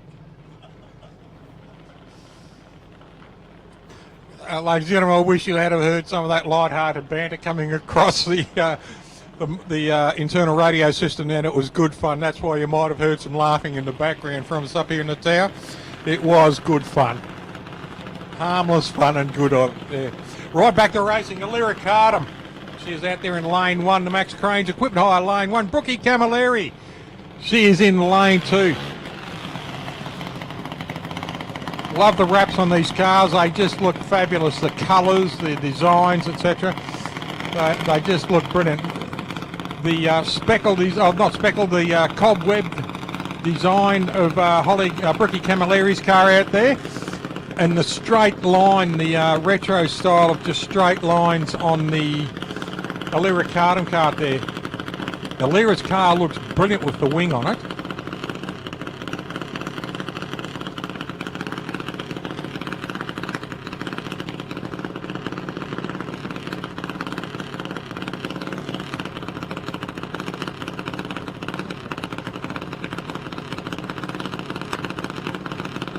Looks like Alira Cardam's got a problem with the car being backed out. So we're just going to go for a solo pass here for young Brooke Camilleri.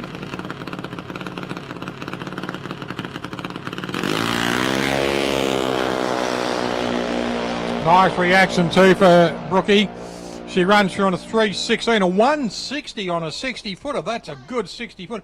Runs a 7.95 at 82 mile an hour, but that 160 for a junior over a 60-foot, that's pretty hot, that.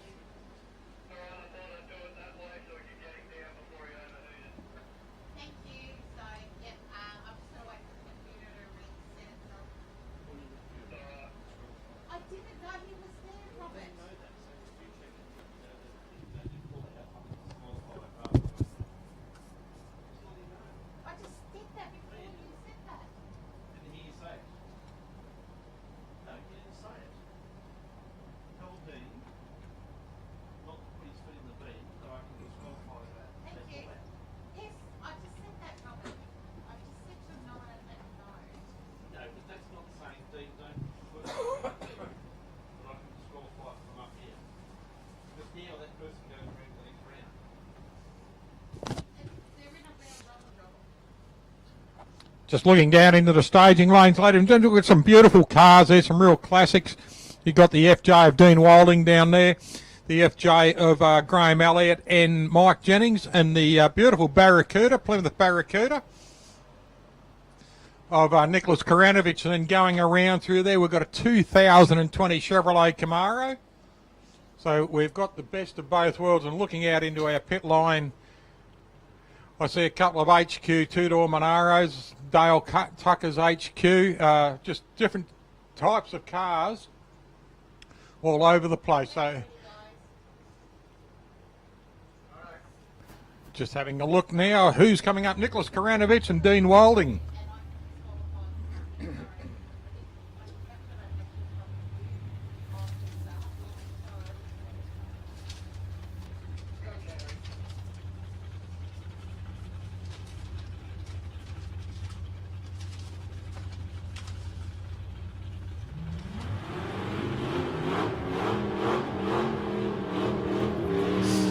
Both cars getting a good spin in the burnout box there.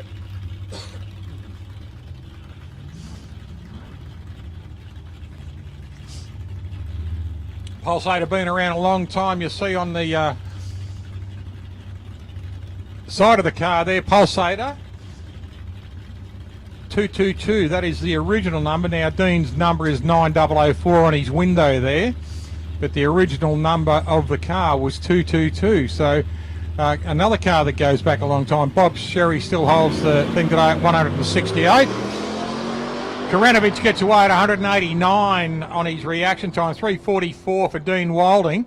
And Nick runs across the line there in a 782 in the Plymouth at 89 miles an hour, and an 8804 at 78 miles an hour for Dean Wilding in the Pulsator. Sun's starting to come out too, and we'll be burning, ladies and gentlemen, so make sure you've got enough food and drink into you so that you don't dehydrate, because the worst thing you can do to yourself is dehydration.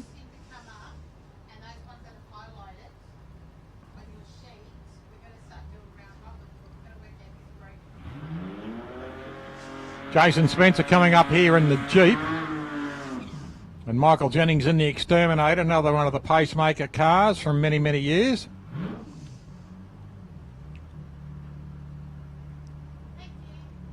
The original number on the back rear panel of the car there, the Exterminator, 390. So Graham Elliott's been around for a few seasons too.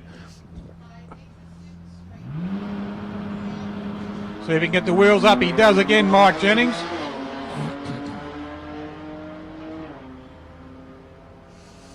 Good pass too. I tell you what, that is a quick machine there. Runs a 723 at 93 mile an hour. But that Jeep with the weight that it's carrying too is not a bad machine either. 782 at 89 miles an hour there for Jason Spencer.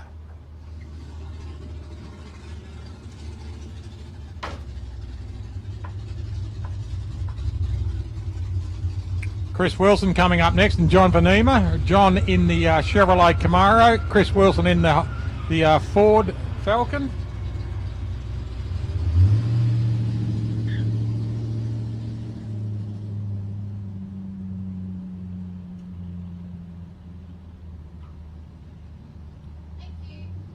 smoke pouring off the back of both cars here.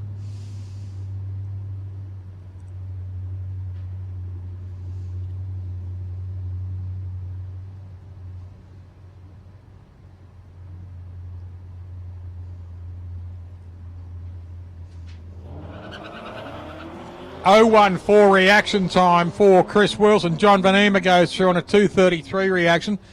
And John runs through beautifully, 7.850 at 90 miles an hour and a 10.33 at 72 miles an hour for Chris Wilson in the Falcon.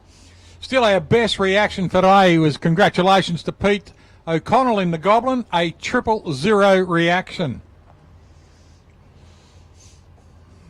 Lou DeSerbo coming up now. Lou in the Falcon in lane 1, the Max Crane Equipment Hire lane 1. Now that is just immaculate, that car. It shines beautifully. Looks fantastic. The Convo Pros on it. And Michael Jennings coming up next. Michael in the little Chrysler Centura running the 265 six-cylinder Hemi.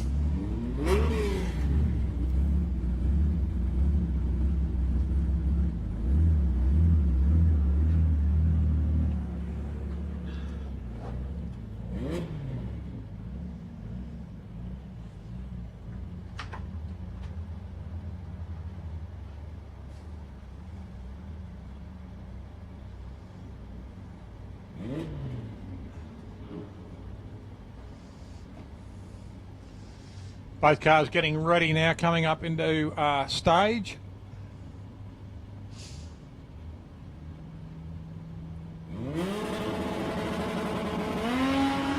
Oh, a red light there for Mike Bridges, but a good one, 2:37 reaction for DeSerbo. And he is gone through. DeSerbo goes through nicely on a 7.066 at 96 miles an hour. And a 7.34 at 89.6 miles an hour there for Mike Bridges. Johnny Calan's is coming up next in the red Monaro, and Goose coming up in the white Valiant.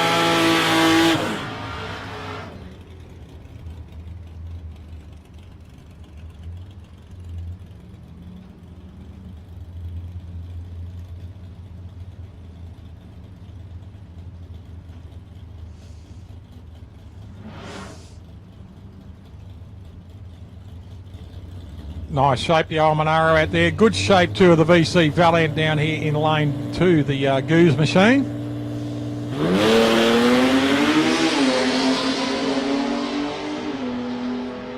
Good launch, both cars, and I think Johnny Calantis might take the cake on this one. John goes through on a 7.27 at 95 miles an hour, and a 7.34 at 92 for Goose. Peter Goose's in the Valiant.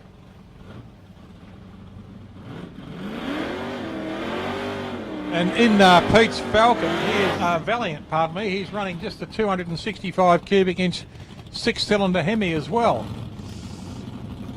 Chris Tatchell is running a 308 Holden V8 up against Kenny Borg. Now Kenny running a very tough little Cortina here.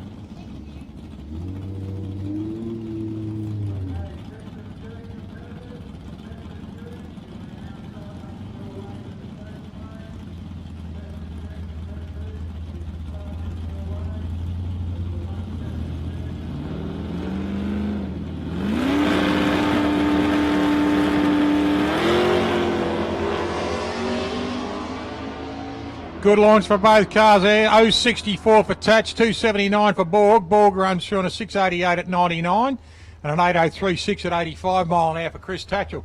Great launch there for both cars. Looking at it, 1.5 on a 60-footer against a 1.7 for Chris Tatchell. But Kenny Borg, slower reaction, 2.79, but still we're not talking millions and metres here. We're talking a bee's eyelid in the difference of a reaction there, but a 150 against a 170 is quite impressive to the 60-foot. Matty Cullen coming up next in the red VK in the Max Crane Equipment Hire lane 1. Jeff Farley in lane 2.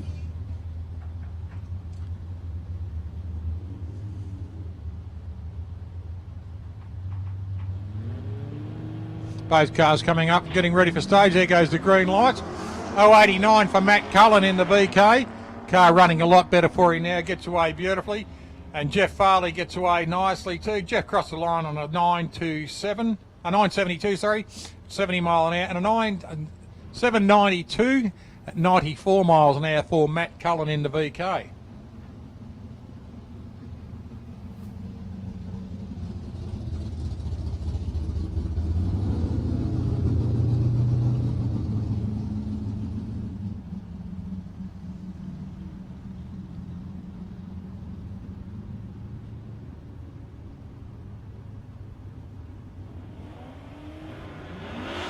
Spiro Damu out here in the white utility. Nice looking car, the HQ. Running up against Peter Carianis in another HQ, the two-door Monaro. I think probably my favourite shape Monaro. I love all Monaros, but I think the HQ just had that little bit of shape about it. Yeah, lovely looking car. Pretty much all Australian it was in its shape. Fantastic looking car, the Kiwi. Good launch there for Spiro, gets away at an 080, runs a 740 at 95 mile an hour, 777 at 86.53 mile an hour for Pete Carianis. And he, 203 reaction, but a good reaction there for Spiro, gets away on an 080 in the white utility. John Carianis coming up now. He was in the orange Monaro, and Benny Moore out here in the LX Tirana. A couple of Australian classics. That looks lovely, that Monaro too. You know, the GTS wheels on it just looks fabulous. It's still got the red paint in the GTS signs, GTS badges under the vents on the front guard there too. And by the looks from here, it looks like it's still got the red paint in the chrome badge on the Monaro just behind the headlights on the side too. Nice set of Convo Pros here on the little LX Tirana. Looks fabulous. Got the black the black dams on the bonnet. And the nice little black lines around the windows and doors. Good run from both cars. 353 and a 338 reaction. John Carianis goes through on an 837 at 82 mile an hour, and Benny Moore goes through on an 846 at 82 miles an hour. So great run there for both cars.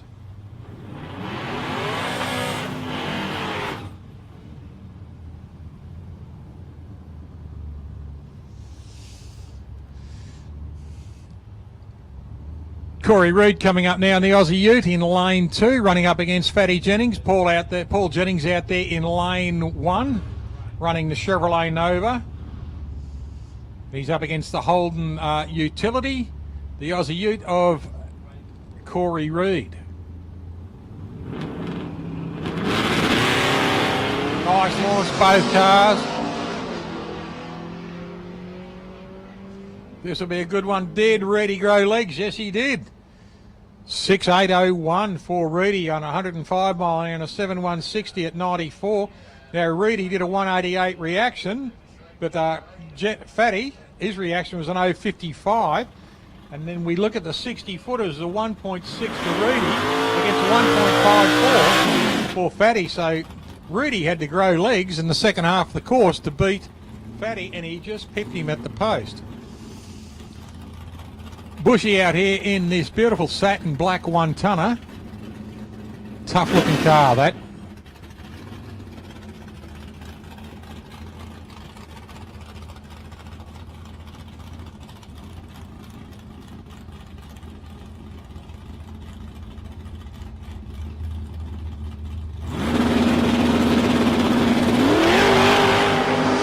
Nice launch for Bushy. Car picks up beautifully. Look at this, straight down the centre of the lane. Goes through nicely too. Look at this, a 630 at 110 miles an hour. Red lights on a 005 on the wrong side of the tree, but still a 146 on his 60. Wow, he'll be happy. 631 at 110 miles an hour for Bushy. First run, throw it in the bin. Second run, better. That one was a blinder. 6 miles an hour. Bad luck for Dean Welding. Jason Spencer coming up now in the Jeep, up against Kenny Borg in the little Cortina. Now Kenny has dialed in at a 684, and it's a 765 for Jason Spencer out there in the Jeep.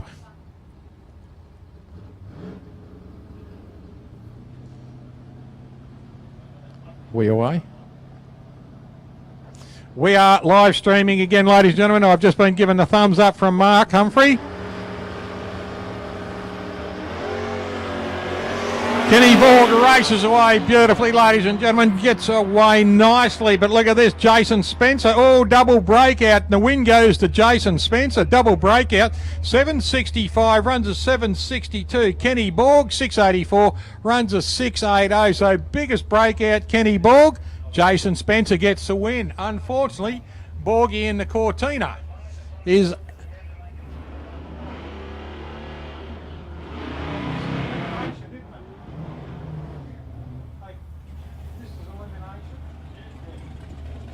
We are running elimination. Peter Carianis out there in the Monaro. He is dialed in a 768.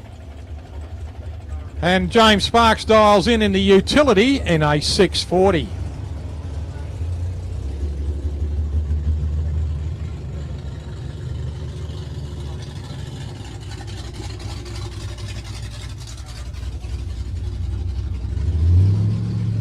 This will be a good run too, because Sparksy's got to give him now 1.28 of a second. So good luck for Peter Carianis, but what he's got to do is like Dean Walding did.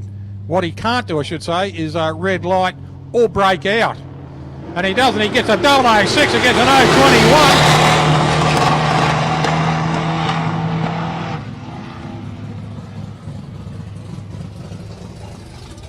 Good run there for Pete Carianis. He takes the win. He runs through on a 778 on a 768. So he's right in it, and he runs an 83 mile an hour, takes the win. James Sparks runs through on a 640 on an 021 reaction against a 006. So that's where it was. A 653, mate. Nothing to sneeze at. 106 mile an hour. Bad luck for Sparksy. Spiro Demu. Spiro Demu, ladies and gentlemen, out there in the utility, dials in at a 740. Chris Tatchell dials in at an 800 in the red Tirana in the Artworks lane 2. This weather's just starting to drop on its temperature a little bit. I hope everyone's enjoying himself. The huge crowd on the hill over there. Give us a wave. Get that Mexican wave going. Come on. If you're enjoying yourself, you may as well. That's it. Beautiful. Tatch gets away on a red light, so unfortunately for Tatch, Spiro Demu takes the win. No, sorry, I've got it around the wrong way. Spiro red lighted, Chris Tatchell takes the win. Jeez, nearly got a punch in the face. Next pairing, Michael Jennings out there in the Exterminator. He'll dial in at a 719 up against John Carianis. And the other Monaro, he will dial in at an 800.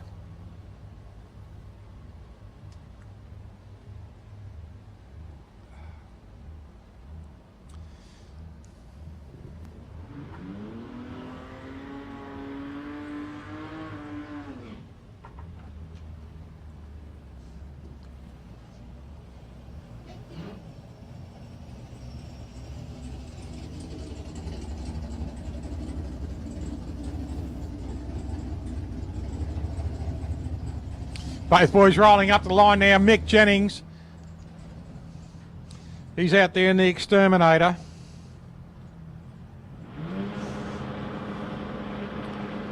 Carianis gets away on a 225, a 104 for Jennings. And look at this, Mick runs away. He just backs it off a little bit so he doesn't do the breakout and runs across the line there. Dials a 719, runs at 753 easily. Now, John Carianis dials an 800, unfortunately for John. Runs an 86, so half a second away from his dial in. Nicholas Karenovich coming out now. Nicholas in the Plymouth Barracudas dialed in at a 770. And Corey Reid out there in the Aussie Ute has dialed in on a 665 in the Aussie Commodore Ute.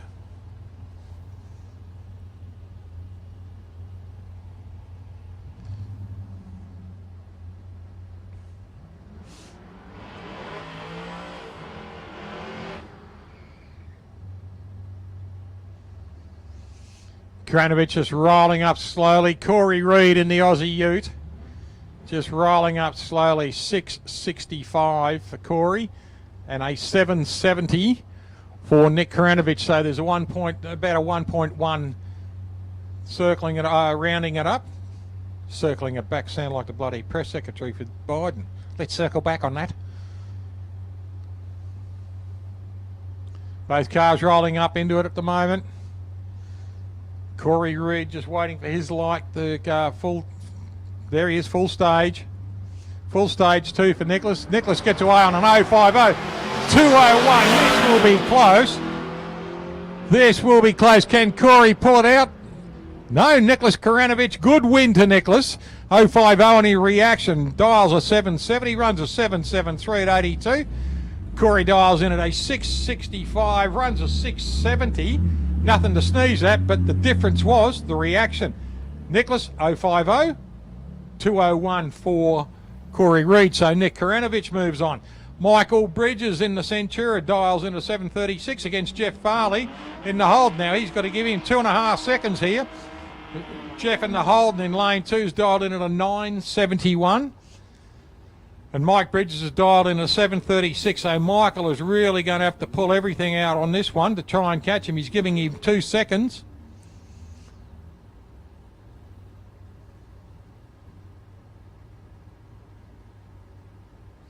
Track will be nice and warm still at the moment. Plenty of rubber on at the moment.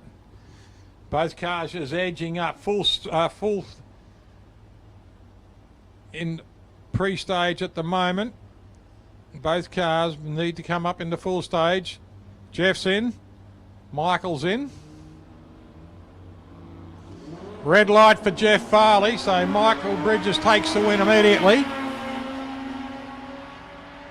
Unfortunately for Jeff, drops a cherry at the bottom of the tree.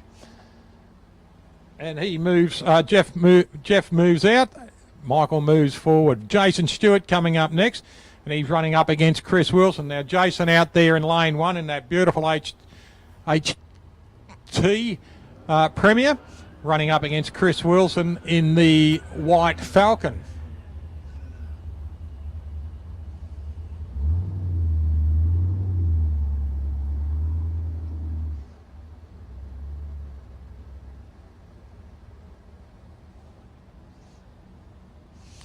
Both cars rolling up. We've got a 765 for Jason Stewart in the Holden and a 1029 dial in for Chris Wilson. He red lights straight away. So Jason Stewart just gets away nice and easy there. 455 on his reaction. Tries to run him down anyway. Has a fairly good run at it. Unfortunately for Chris Wilson, he red lights there by 098. Johnny Clans is coming up. John's dialed in at a 726 in the Monaro. Lane 1. 840 for Benny Moore in lane 2.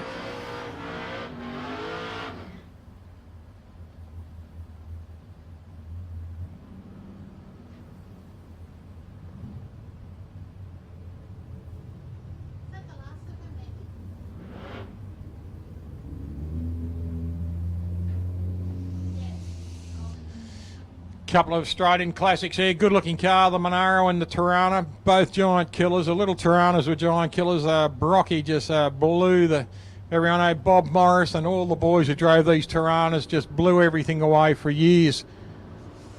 Benny Moore gets away. Johnny Calandis, unfortunately, red lights 007 on the wrong side of the tree. So another apple picker, and unfortunately for Johnny Calandis, he is out. Benny Moore moves forward. Dials an 840, runs an 830. So, mate, check your dial in, pal. Runs an 830 on an 840. Matty Cullen, 790, dials in the red VK. Paul Jennings in the Chevrolet Nova, dials in at a 714.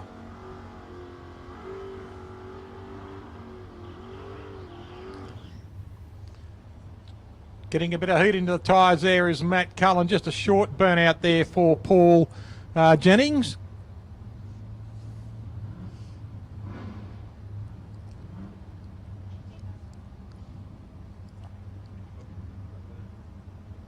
Both cars lining up, just still got to come in and turn their lights on. Pre-stage both cars, waiting for full stage now. Full stage for Fatty in lane 2. Full stage for Matt. Now, here we go. Fatty, good launch. A 197 on his reaction time, an 8.56 there for Matt Cullen. And the win easily goes to Fatty Jennings out there in the Chevrolet Nova station wagon. Dials a 714, runs a 727 at 86 miles an hour. Mark Busher coming up now. Bushy coming in, and it's a solo pass for Bush. He has dialed in at a 6:30. Now his last pass of the afternoon before the tea break was just a blinder. So obviously got the tongue in the right side of the mouth.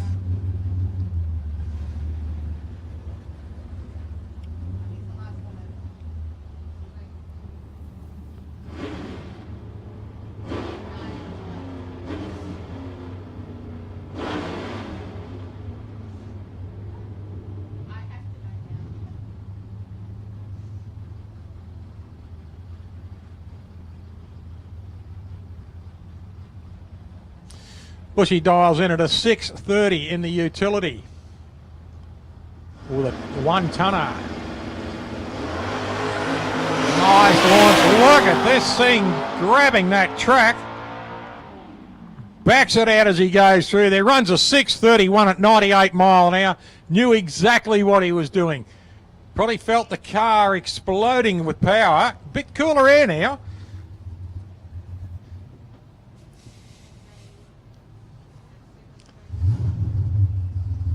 Comp car bracket coming up now. Who have we got first up? We got, looks like Craigie Baker out there, the lovely Craig Baker. And might be a solo pass for Craig. His lovely wife Audrey sent me a beautiful message earlier. Thanks, sweetheart. You are a gorgeous lady.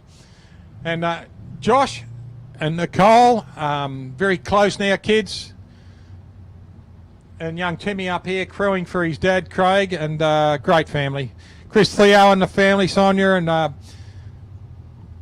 Costa and the family, great family too. So looking forward to catching up with you all soon. Now having a bit of a chat with Craig earlier. He's a twice Australian champion and it shows the way he drives. He just gets himself into a rhythm in this car, does the same ritual, because that's the car that took him to the twice Australian championship.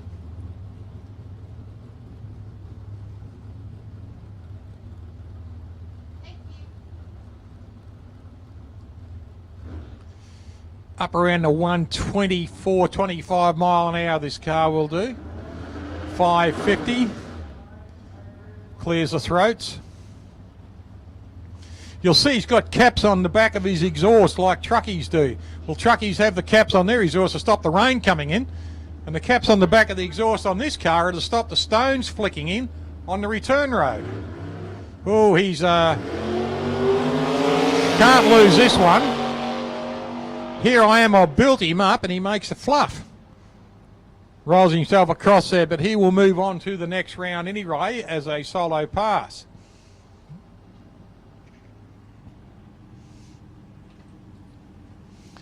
Here he comes, Pete O'Connell in this car early today, ladies and gentlemen. 000 reaction time, the absolute perfect reaction, 000. Peter did it this afternoon during qualifying in this little car, the Goblin.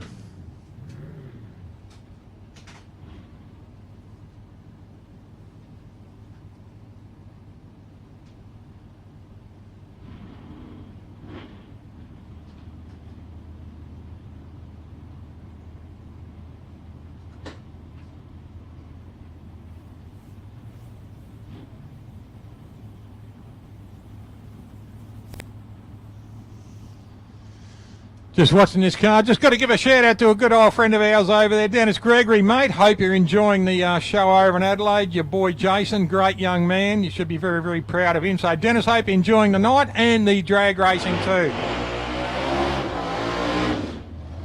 Here we go, the Chevrolet Monza of the little gangster himself, Bob Sherry. He's running up against the Goblin out there with Pete O'Connell. Now this will be good now. Bob is an old stager from way back. I've seen him do a light war with a gentleman years ago, and none of them were going to go in first because Bob's been around, knows all the tricks in the book. He's up against a bloke who's done a 000. This will be interesting to see what Bob is going to do, knowing how good this bloke is on the lights. Is he going to hold him up? Are we going to see a stage war here? This will be interesting to see because they're going for elimination.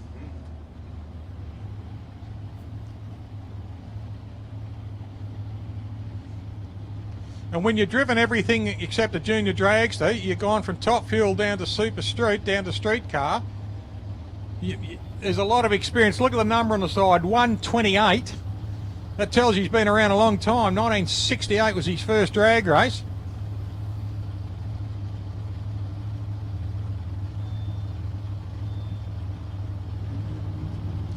Rolling in now, a 590 for O'Connell and a 545 for Bob. Here we go.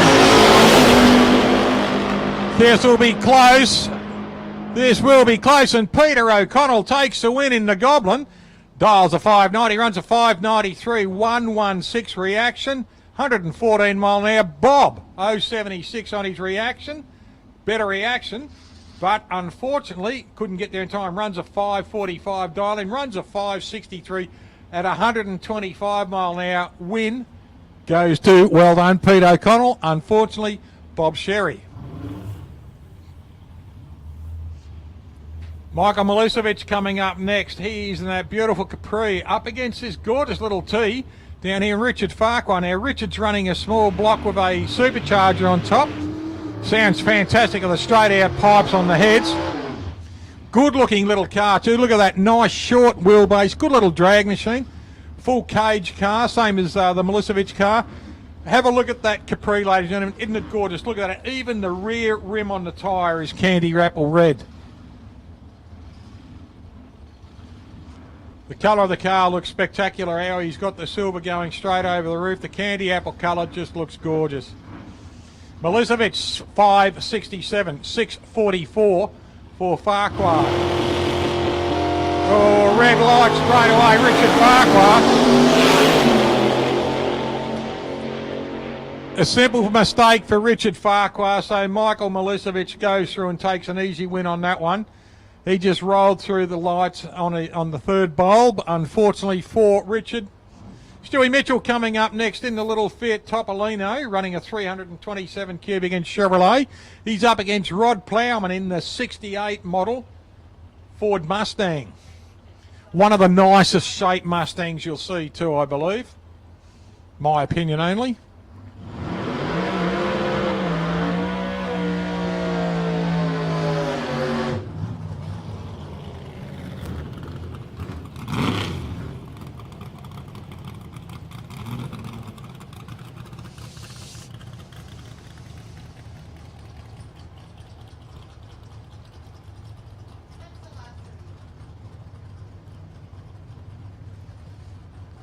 Tommy Mitchell out there helping out. Tony Ray behind him, helping our boys, Stewie Mitchell from Swan Hill, and Rod Plowman and his crew out here at the moment. Beautiful looking Mustang. That the Muscle Car Parts Garage looks spectacular too. Both good looking cars in their own right, the Mustang and the little Topolino.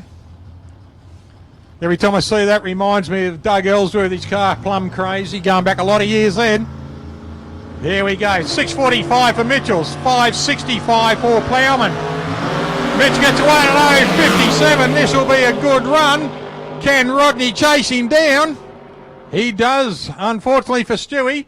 Rod Plowman, great pass there, dials a 565, runs a 580. Stewie bit off his great reaction time, but unfortunately a bit off his dialing. Dials a 645, runs a 692. At 100 mile an hour. So unfortunately for Stewie, he's out, and Rod Plowman moves on. Sorry, round robin. So we've got round robin there, so there's no elimination yet. Yep. They'll do 3 rounds. Adrian Delbroy coming up against Chris Ferrugia. 2 beautiful looking cars. Couple of Holdens, the WB Statesman and a beautiful little Tirana. Talking to Chris during our tea break, he's thinking of putting a breaker line on it just to break up the red. Car looks spectacular the way it is. Just a breaker line somewhere just to break it up, just to add to its beauty. Now Adrian Delbroy's dialed in at a 552. 582 for Chris Ferrugia. This is going to be close. Adrian's got to give him about half a light blink.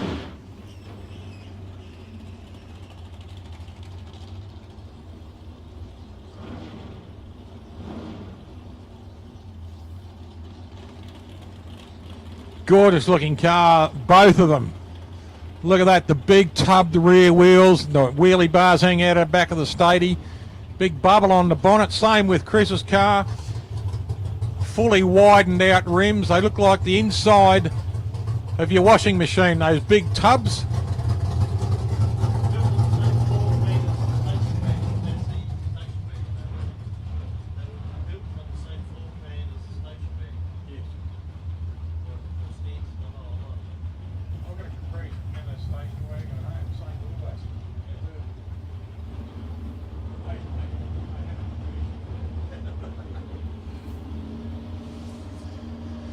Right, here we go, 552 against 582. Oh, nice launch, unfortunately for Perugia. He's red lighted on the launch and Adrian Delbroy goes through. Round robin, so that's points towards Adrian.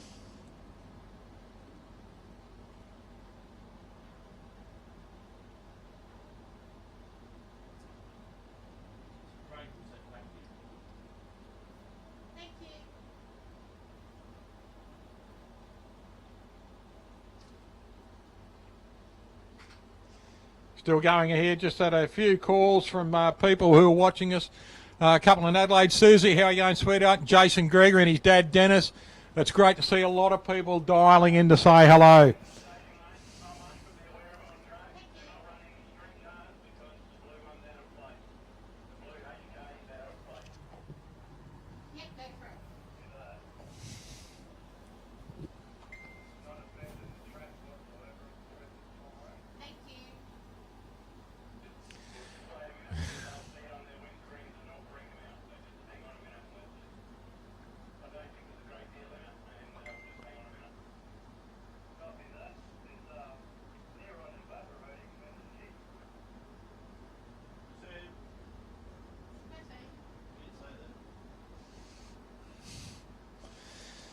Just having a look here, something's just popped up, I think. No, everything's okay.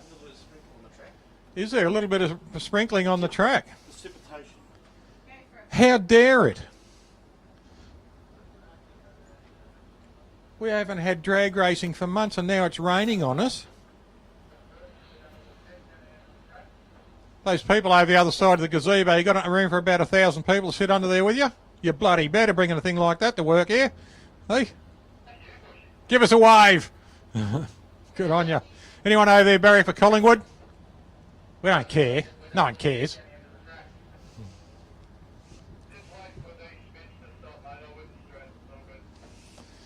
Just a report then coming up through the microphone, through our internal radio system, ladies and gentlemen. They don't believe this spitting rain's going to last. Just looking at the back over towards Adelaide. We've still got sunshine and clouds over there. The weather forecast did threaten us with thunderstorms later. But hopefully they come tomorrow or very, very late in the evening when we're finished drag racing. Must thank everyone for their cooperation and the way that they've been running today. It's been fantastic. The meeting has run pretty smoothly with very few incidents, which has been just fantastic.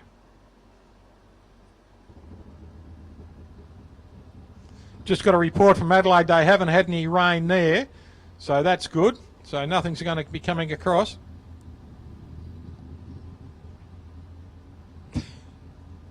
Just had a call from the boys, Jacob Foster and the boys over at in Leeton Griffith area. Great to see Kev Foster, great, and Jacob and the boys over there with the orange Tirana and something new being built. Thanks, boys, for calling in. We look forward to catching up with you all at Christmas time. At that Easter time, pardon me. Speaking of Christmas, g'day Santa. Mate, a red suit. You've got to buy the red suit.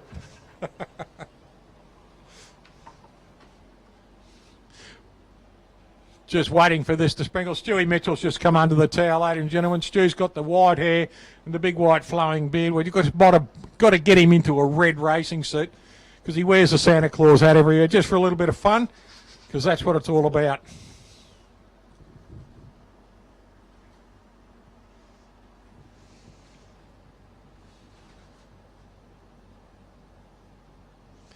The Foster boys have just sent me some lovely pictures of their new car.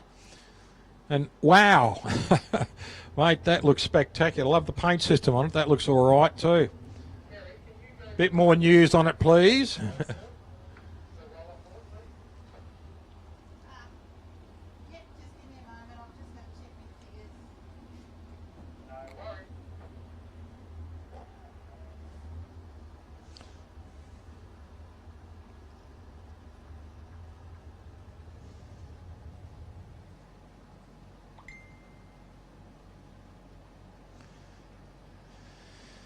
The Foster boys are just sending me more pictures. There is a huge hairdryer hanging out the front of this engine.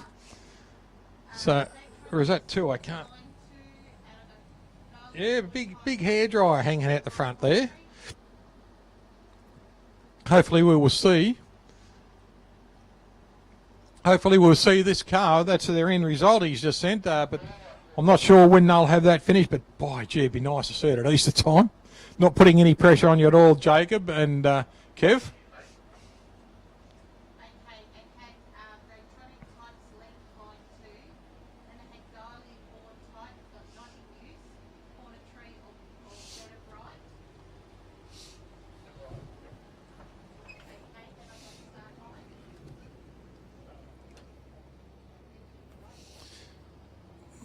Ladies and gentlemen, we will be back here on the 12th and 13th of March for the Summit Round, which is a Friday night, Saturday. So make sure you put that on your calendar.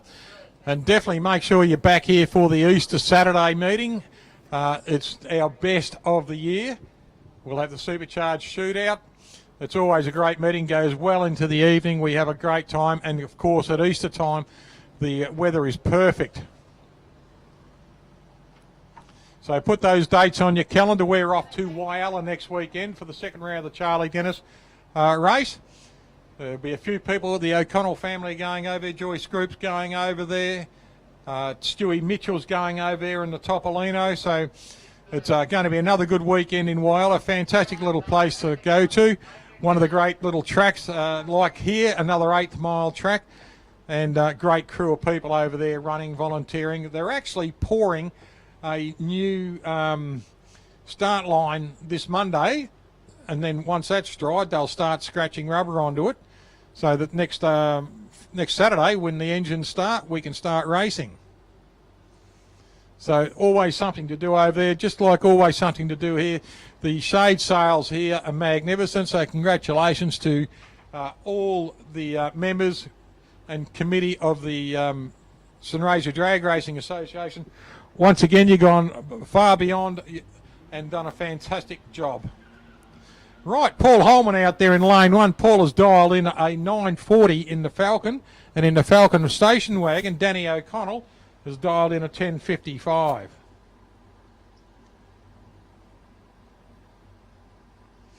The boys from Leeton, Griffith have just told me it will be there, so fantastic. Ann Webster. Thanks for dropping in, Ann. I'll have a chat with you through the week just about what's going on. But thanks for dropping in, Ann, and say good day to your husband for him. A hell of a nice guy.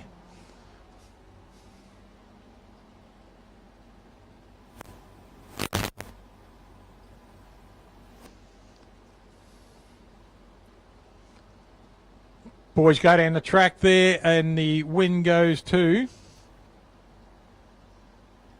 Danny O'Connell. Danny runs in at a 10.5 at 65 mile an hour. And Paul Holman goes through on a 981 at 74 miles an hour.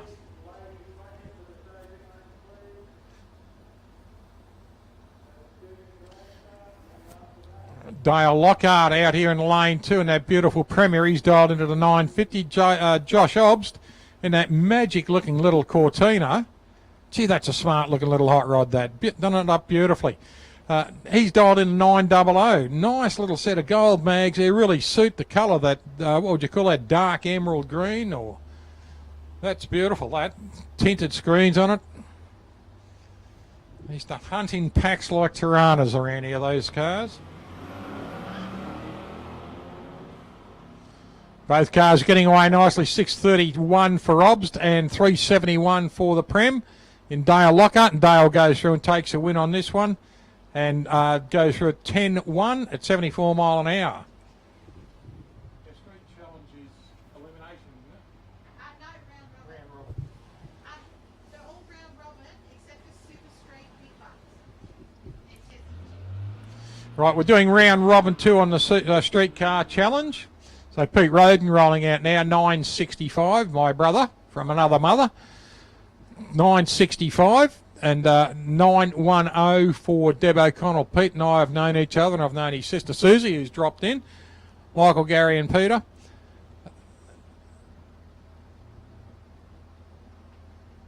I've known them for 58 years now, so it's a lifetime, and they're beautiful people. Oh, Pete gets away on a red light, unfortunately. Jinxed him. Deb O'Connell gets away nicely on a 5.99. She's taking the biscuits on this one, taking the points on this one. Round robin it is, so Pete will get to fight another day, another time later tonight.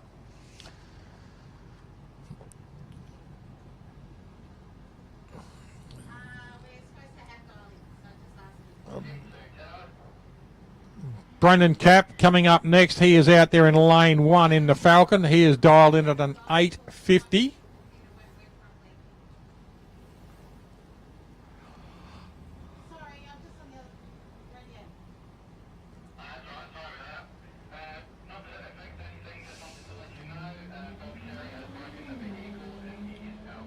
$700 for Brendan Cap on his reaction. So he's gone through on an 8.60. Well done. At 87 miles an hour, dialed an 8.50, run an 8.60. Just heard some sad news too. Bob Sherry in the Little Gangster has broken something, internally hemorrhaged or something like that. Don't know what it is, haven't been told, but unfortunately Bob is out. That's a shame, that.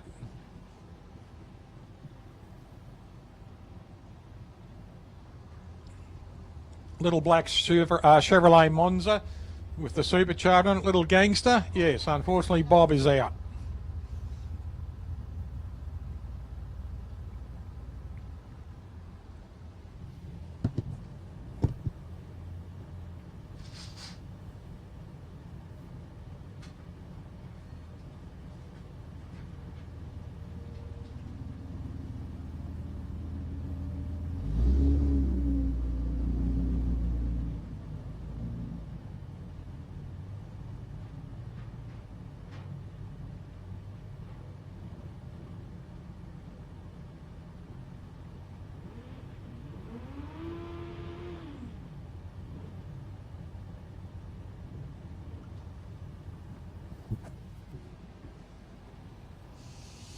Right, here we go. Anthony Wilson coming out now on the Hayabusa, Suzuki Hayabusa.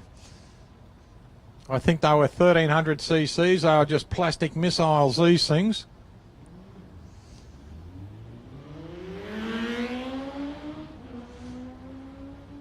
Quite a good machine. 249 on the reaction, dials an 8, runs a 7.1, so well under his dial in there. Oh, look, a rainbow. I wonder if there's a pot of gold at the end of it. Lovely.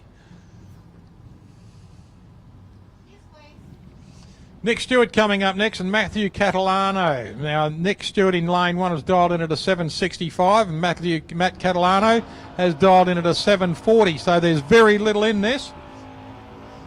We've got a couple of Harley Davidsons out here, both boys sitting upright, so they're going to catch as much wind into their chest as they can. Probably try and snuggle down behind the headlight over there in lane 1.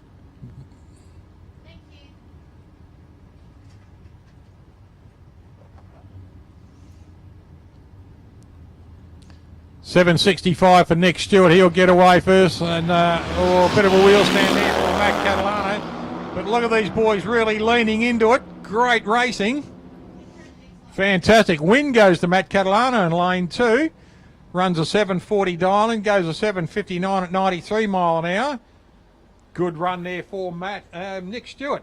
7.65, runs a 7.85. 3.34 in a reaction time. Nothing to be sneezed at. Good pass. Round robin, get a chance again.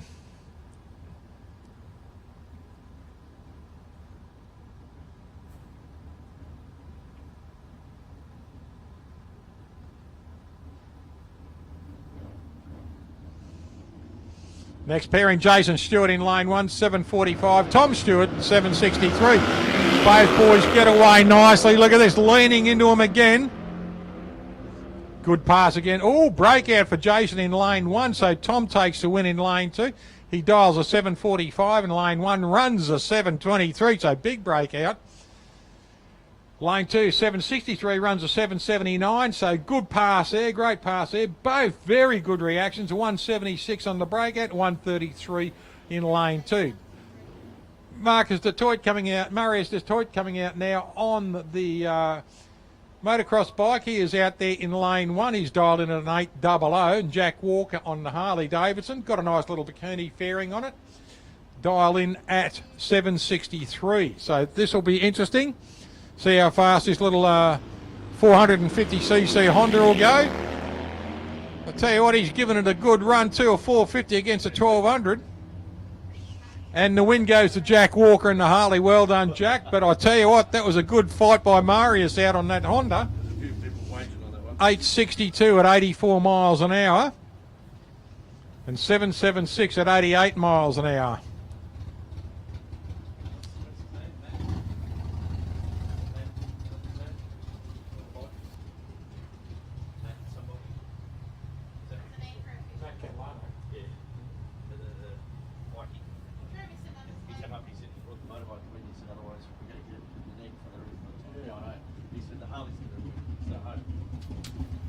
Righto, we're going into Ladies' Day bracket, another round robin series, ladies and gentlemen. So this will be Claudia Tatchell coming out into lane 1 in the Red Rocket. She's dialed in at an 820, and Abby Camilleri Scroop out in the Aussie Ute. She's dialed in at a 770.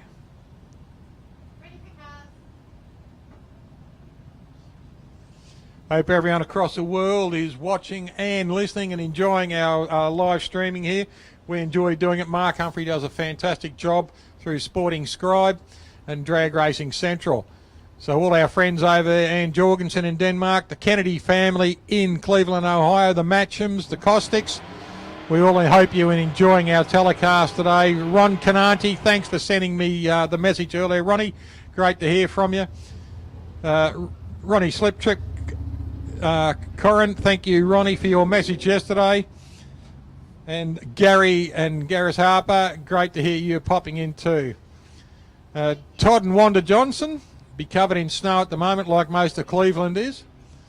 Pushing snow around everywhere over there at the moment. They've had a nice winter, so all the solar panels over there aren't working. They're covered in snow, and unfortunately all the windmills are frozen. Right, here we go, back to racing. Claudia Tatchell, 820, gets one at 196, 1086 for Abby Scroop. Abby gets a little bit fishtaily there. And the win goes to Abby Scroop in lane 2. Unfortunately for Claudia, dials an 820, runs an 125 and breaks out.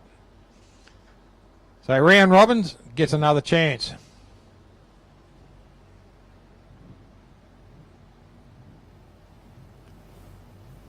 Another friend of mine in America, living in Florida, so it's not that cold down there in Florida at the moment. Nestor and his family. Hope you're watching it and having a bit of fun too, enjoying the telecast.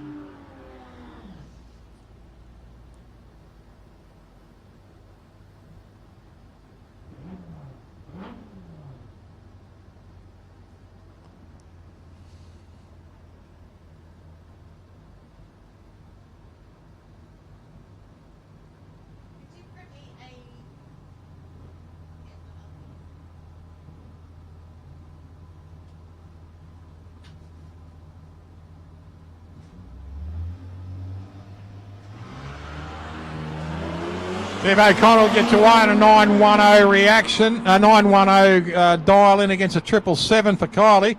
Family versus family here, and the win goes to Kylie O'Connell. Dials a 777, runs a 787.8 at 82 mile an hour. Deb O'Connell dials a 910, runs a 930, nothing to be snoozed at either. Good pass both ladies.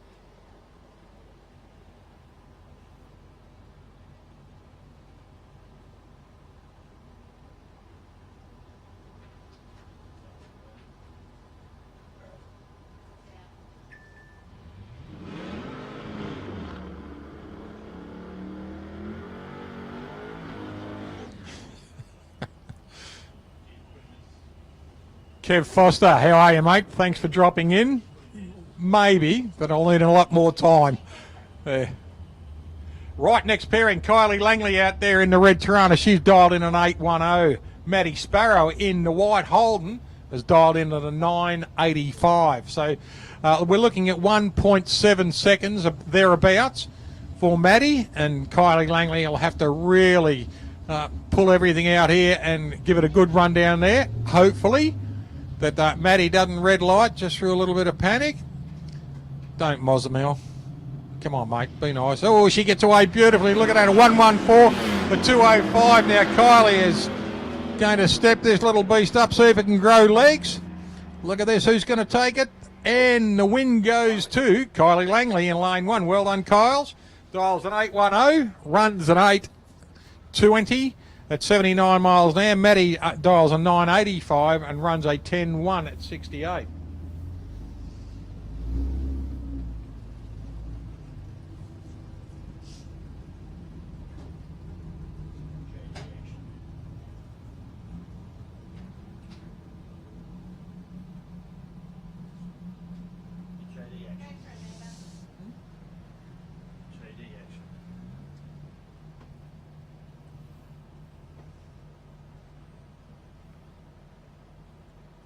Coming up to the junior drags just now, we have Alira Cardam and Mason Cook on there. Alira will come out in the yellow car in lane 1, the Max Crane and equipment hire lane, and she's dialed in at a 798.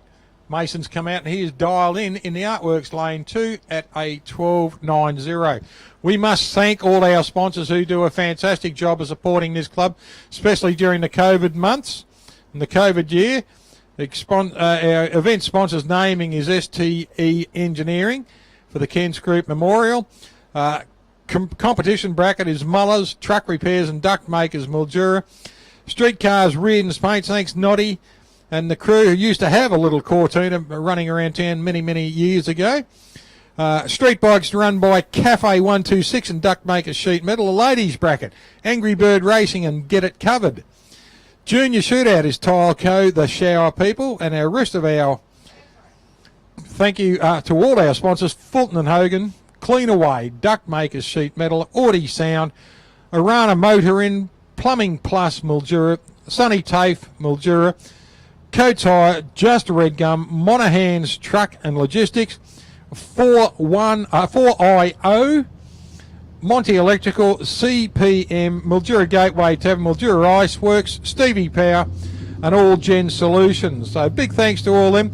Our lane board sponsors are Max Crane. Lane 1 is Max Cranes, and our finish line sponsor boards are B&S Works and MTM Traffic Management. So thanks to all those companies. We appreciate and love the fact that you're still on board with us, and thank you for supporting this club for so long. Mildura Gateway Tavern have been a great sponsor, and it is the coldest beer in the Southern Hemisphere. Never, ever have I had a bad meal out of that place. Their grain-fed meats are absolutely stunning.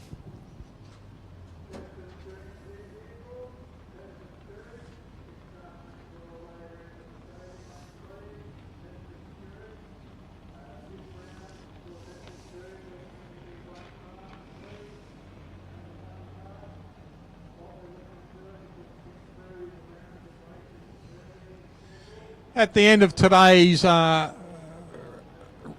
racing too, ladies and gentlemen, there will be a presentation and you are all invited, so please just wander on to the presentation straight after the racing, well not straight after, give us 20 or so minutes after racing's finished. Come and have a laugh, come and have a drink, and come and just meet new people. We'll have red frogs and bananas.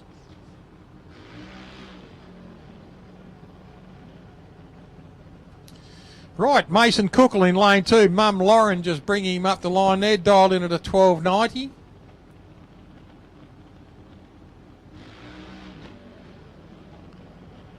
And Alira Cardam out there in lane 1. She's dialed in at a 798.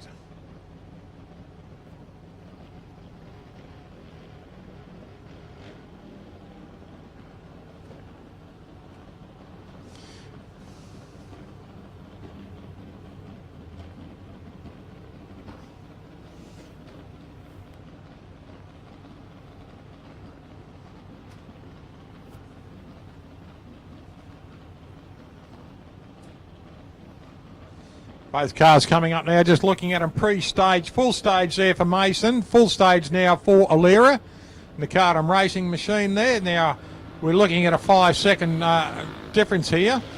Alira gets away beautifully on an 0.44, Mason gets away on a 1.12. Can she track him down?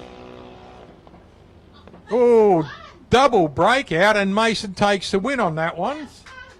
Double breakout. Now, Mason's dialed a 12.90 and run a 12.87.3, so it's about 0.3. Alira's dialed in 7.98 and run a 7.94, so there's 4, so 0.3 against 0.4, so that's your difference in a breakout, which is about as much as a bee's eyelash. But Mason will take the win on that. It is round robin for junior dragsters, so they will come out and play again.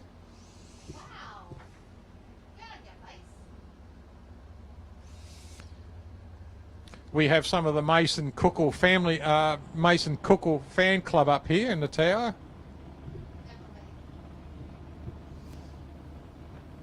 Todd Wagner coming up next. Now Todd's going out into lane 1. He's dialed in at 12.00. Holly Camilleri has dialed in 3.6 seconds after him at an 8.40. How's that for mathematics? See? Didn't need a calculator or anything.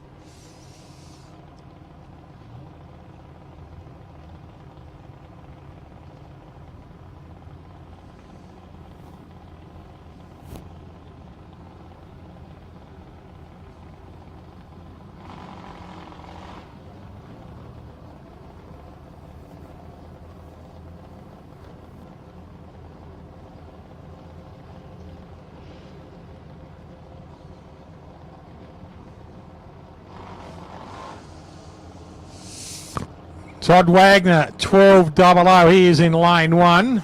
Now Holly Camilleri dials in at 8.40.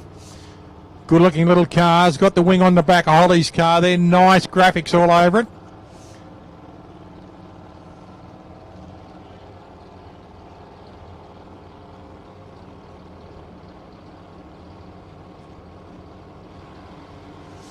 Todd gets away nicely on a 4.57. Holly gets away on an 0.79.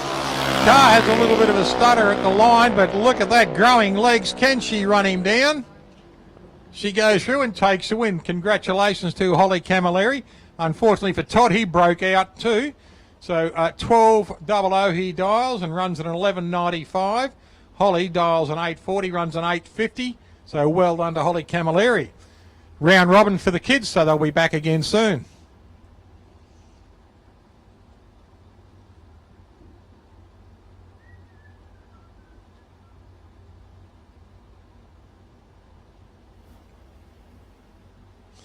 Hope everyone down in the club room's enjoying having a neck oil, are you? Enjoying yourselves down there? Dull crowd, no one's waving.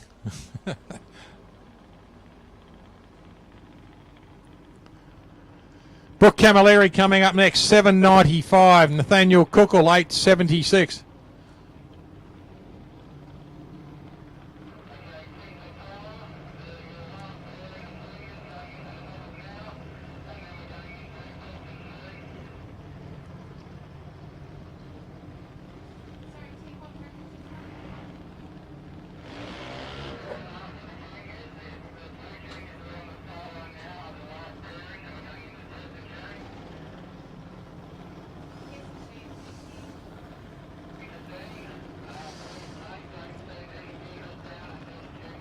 Mum's Nightmare, Nathaniel Cookle out here in lane 2, 8.76.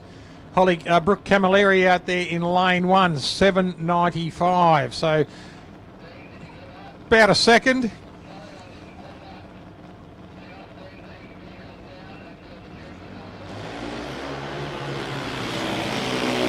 Good launch from both cars there. 1.72 for Brooke, 2.97 for Nathaniel. This will be a good run, and Brooke Camilleri takes the win, dials a 7.95, runs an 8.02 at 74 miles an hour, and an 8.70 at 73 miles an hour. So bad luck for Nathaniel, but a great pass there. Better reaction time, took the win. Congratulations, Brooke, on that one.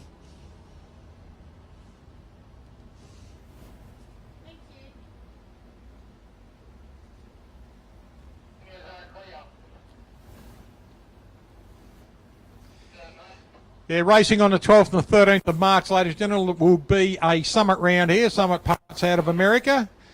Actually, Jim Greenleaf is the manager over there. Mike Cossack's one of the salespeople. I went into the summit in Cleveland, and an amazing place. It's just a supermarket of parts. You just walk in and it blows your mind. And they have got cars all around on a mezzanine, etc. Old drag cars, Daytona type car vehicles, NASCAR vehicles, etc. Just a great place. And hanging above their centre area, out of the centre of the roof, they've got a front engine supercharged dragster. So fantastic place. It's just a museum to go and look at. Johnny Calanzas now. Johnny's out there in lane 1 and Spiro Demu in lane 2. This is our test and tune.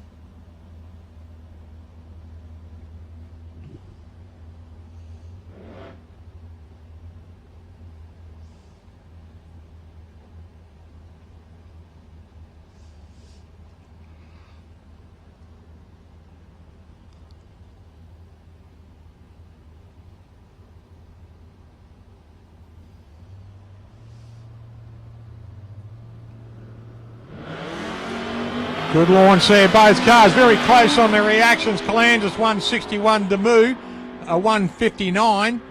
Now Johnny goes through on a 717 at 96 miles an hour and an 850 at 82 miles an hour for Spiro in the utility.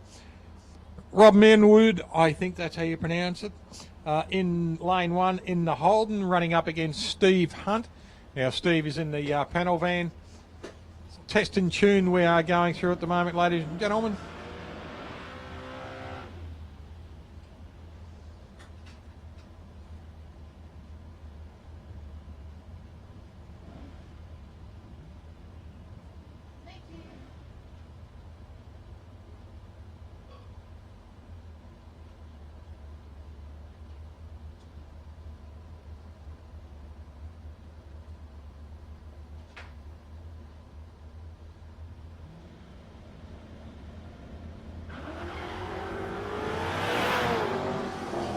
Good launch there from Stevie Hunt. Get to 1 and 0.52. No slacker either on the other track there, an 0.80.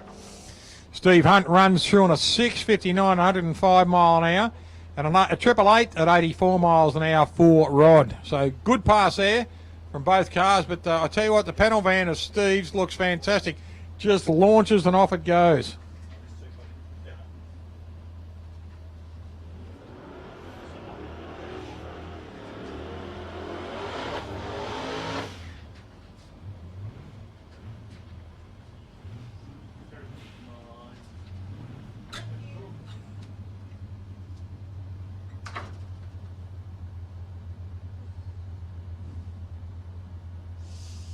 Next pairing, William Fraser out there in the XB Coupe. Beautiful looking car.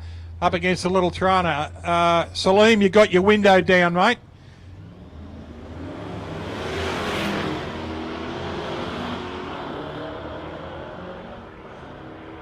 Now Salim goes through there. Well, Salim Rashid goes through on a 6.58 at 105 mile an hour. And a 9.31 at 83 miles an hour.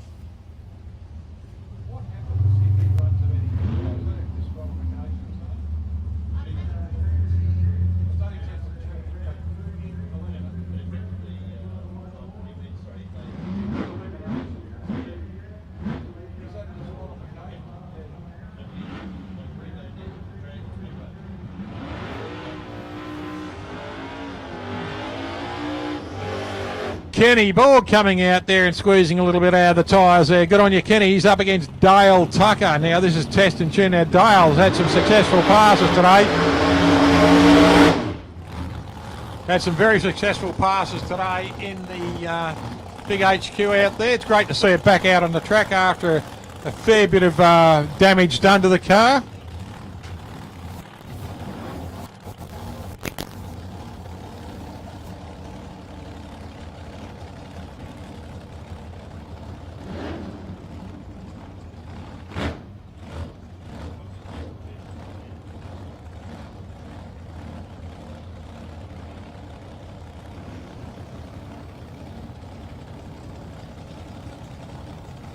Both cars just rolling up. Test and tune, no dial in. Kenny Borg out here in the little Cortina. Fantastic looking car. Beautiful purple. Nice launch, both cars. Both cars down the centre of their lanes. Look at that. Great pass for both. And Dale runs through 537, 126 mile an hour. Kenny runs through on a 685 at 100 mile an hour. So great pass from both cars. And the track is only getting better every time a car goes over it. Everyone's been travelling down the centre lane, so it's been brilliant. Gavin Kyle coming out now. Gavin out there in the VR in lane 1, up against Steve Richardson. Stevie out here in the XE in lane 1. Test and tune again for both cars.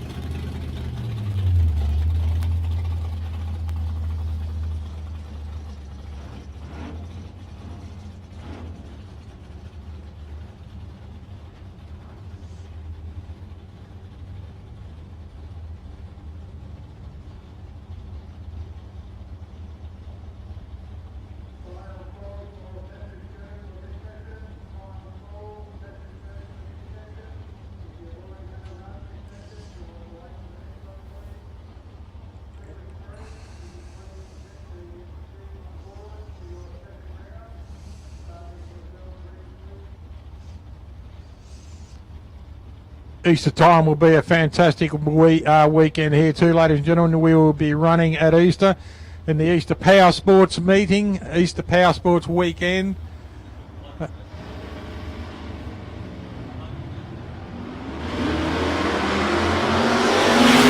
Red light there for Steve Richardson. And Gavin Kyle goes through there and he runs through an 866 at 86 miles an hour. So Steve unfortunately didn't register on the pass through. Adam Ahern coming up next with James Hemming.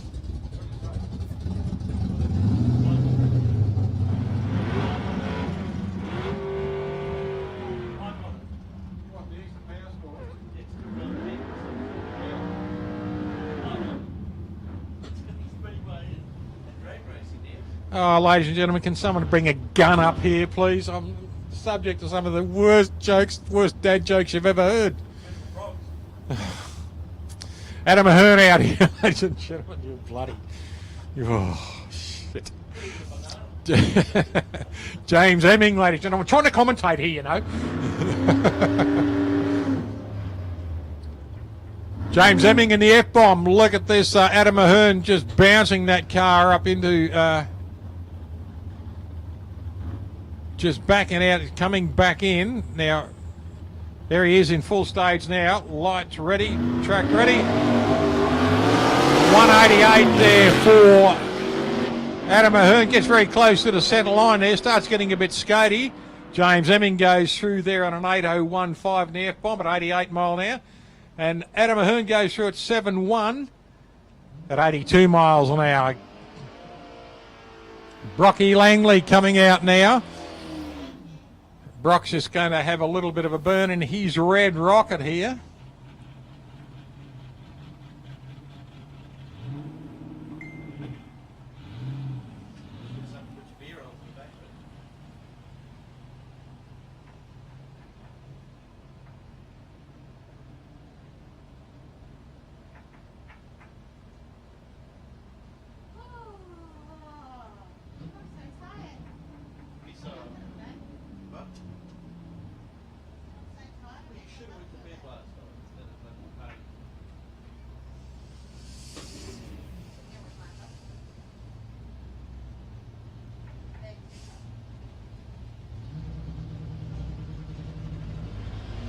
Brock gets away nicely, a 111 on his reaction time. Just test and tune.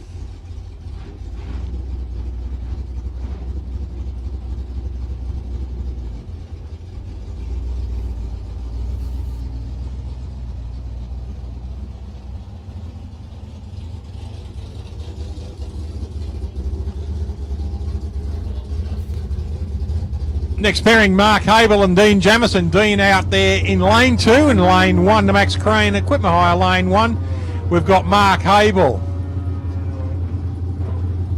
I love it when these boys heat their tyres. Usually a lot of smoke comes off that single tyre at the back. We have been known to see Jake Moderate Hamilton out here actually burn the tyres and just kept it going, and then do a full track wheel stand for us. So very talented rider, the current Australian champion.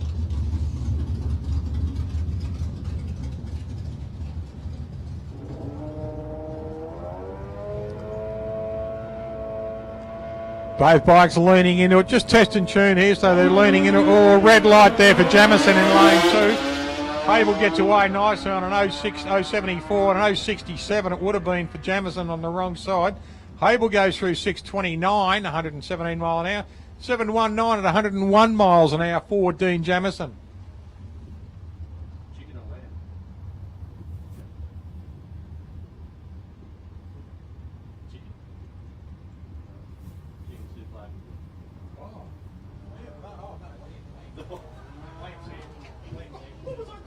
Yeah. Peter Davey.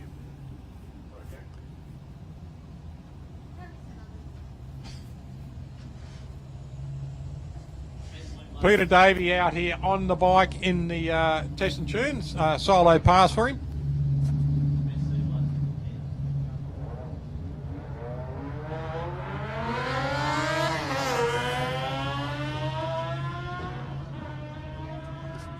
.577 on his reaction time. Goes through on a 9.177 at 87 miles an hour. So good pass there for Pete Davies, having a good time. Sammy Skerry coming out now. Now Sammy is just getting the hang of this bike and having a lot of fun on it.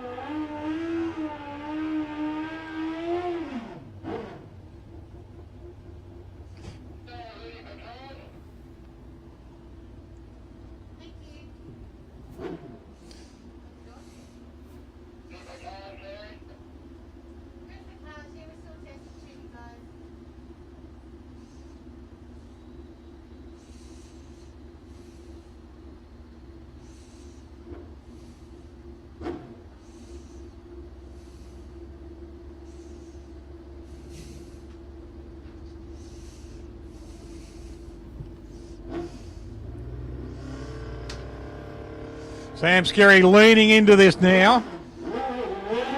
Oh, far better for him. Getting a little bit wobbly in the bum as he goes through the lights there, but look at this, great pass there.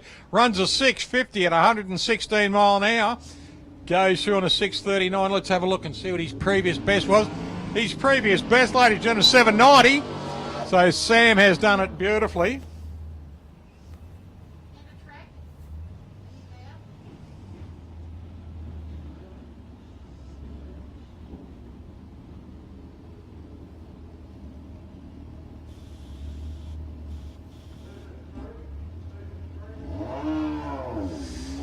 Jeff Farley and Corey Reid. Corey in the left lane in the Aussie Ute, and in the lane 1 we've got Jeff Farley out there in his Holden.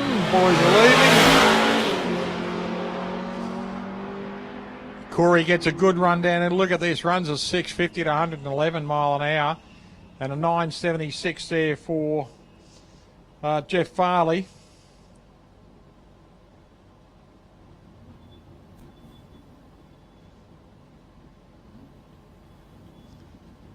Boys just doing a little bit of a clean up on the track down in front of us.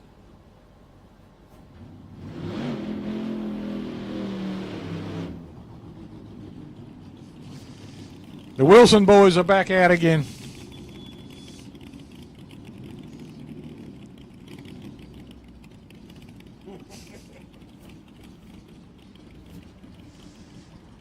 We've got Chris Wilson out here. Chris in the 35 pickup.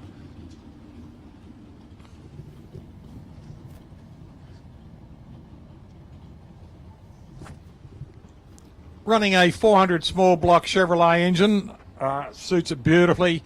Got the nice little twin scoops on the front there, and the what I like about this car is the way it's designed, the way they've got the boys have got it sitting with the big wide guards, rolled guards, and the exhaust coming out through the side cowls.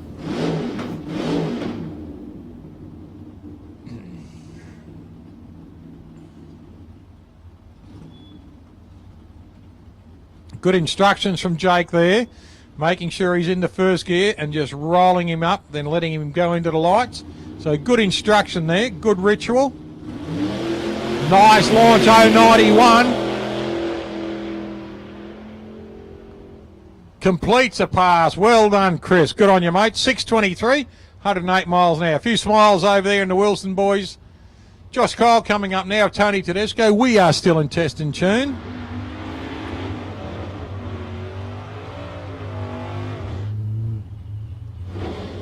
Just saying hello to a couple of good friends of ours who aren't here this weekend. Jason Kiley, Jen Bannister, Paul and Jilly Carroll. Just say a quick start hello to them. Courtney and the crew down there as well too. We will see them up here. The Gambler, Black Shining and Beautiful. They will be up here for the Summit Round in a couple of, 12th and 13th of March. It'll be good to see the Gambler and the crew back here. Lovely people. And Susie Stewart, if you're watching at home, honey, look forward to seeing you too. Tony Tedesco, big pass there too, 577 at 120 mile an hour. Josh Kyle at 875 at 84 miles an hour. But Tony Tedesco really beating that little car hard down the track there, and well done, Tony. Chris Wright coming up next.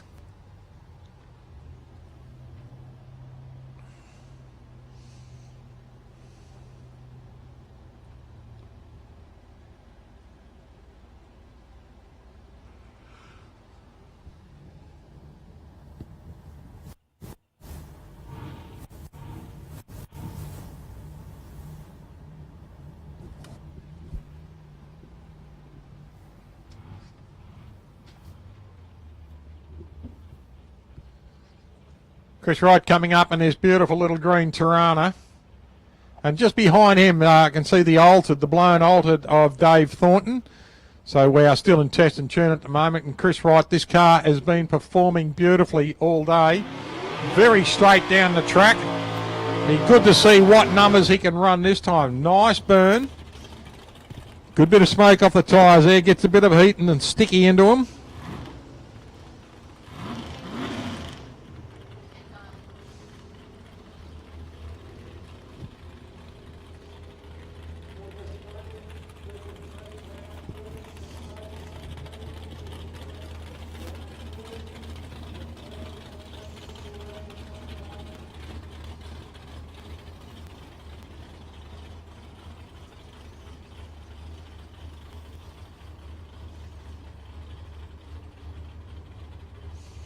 Just backing him in nicely. Still got the pink paint on the rear casters there. This car is just immaculate. Look at the setup on this and look at the shine now. We can actually see the reflection of the tower from here in the car. The sun shining on that car at the moment just looks absolutely stunning. Number plate, Killer LC.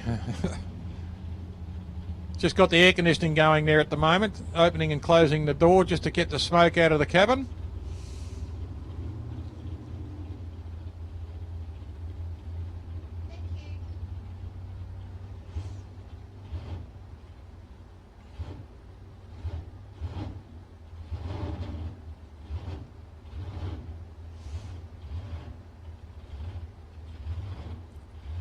Just rolling him in very slowly.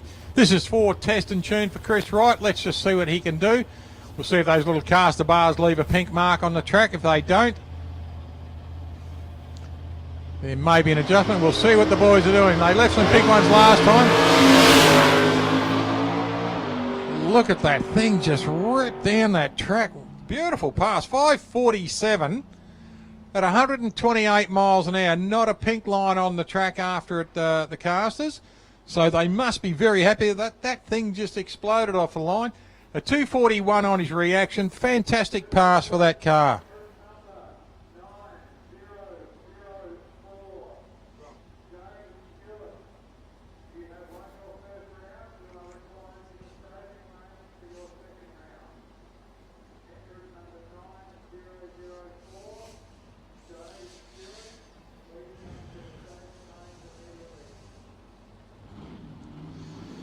Now you're going down there, Mark Humphrey. Having a good run today, mate. Nice and warm again. And the new bracket obviously helping, mate. You look a lot more relaxed and not standing there stooped all day. David Thornton coming up now, ladies and gentlemen, is blown altered. Have a look on our pit walk this morning. You'll see the interview we did with Dave.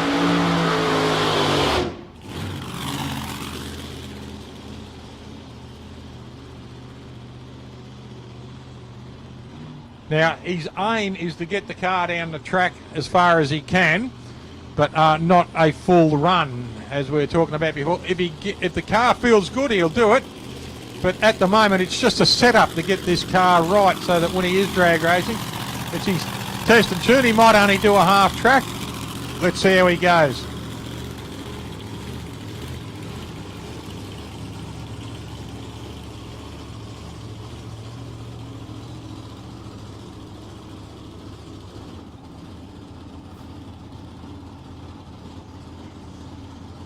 Rodney Sparrow on the right side of the car, Terry Sparrow on the left side of the car, and Timmy Stewart out the front there, drives the Stang. You'll see Tim up here in a couple of weeks and then back again at Easter time.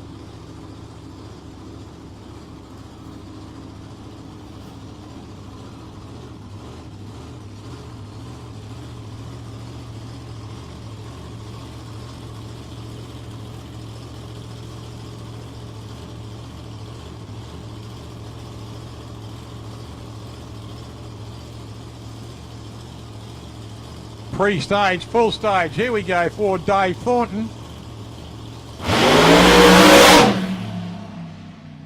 Veer towards the centre of the track, backs it out. Let's have a look at what he did. A 117, doesn't matter on his reaction. A 1054 on the 60 and a 3.9 to half track. So he's just rolled through at 8.1 at 50 mile an hour. But looking at that, that's a better.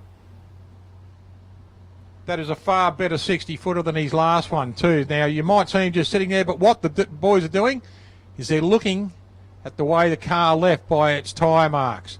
And looking down from the tower here, I can see some scallop marks in the track where it actually, every time it's rotated, it's dug in. So now they'll go back to the pit and they will try and rectify that to get the car to settle a little bit more. Whether it be tyre, whether it be chassis, whatever. Right, we're in Super Street now. We're into eliminations here. So Nicholas Karanovich. Super Street is elimination. Super Street is elimination. Kerry? Robert? Robert? Is elimination. Super Street is elimination. So Nicholas Karanovich has dialed in at a 768 in the Plymouth Barracuda. And Benny Moore in the Tirana in lane 2 has dialed in at an 830. So winner continues, loser on the trailer.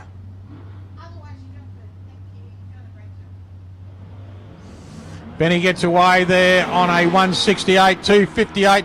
This will be closed. Nicholas will have to pull out all stops. And the win goes to Benny Moore in the little Tirana in lane 2, unfortunately for Nick Karanovich. He's on the trailer at the moment. Jason Spencer coming up now, and Peter Goose is now. Goose out there in the Valiant, running a 265 six-cylinder Hemi in this car, running up against Jason Spencer. Now, Jason out there in the Jeep Tomahawk.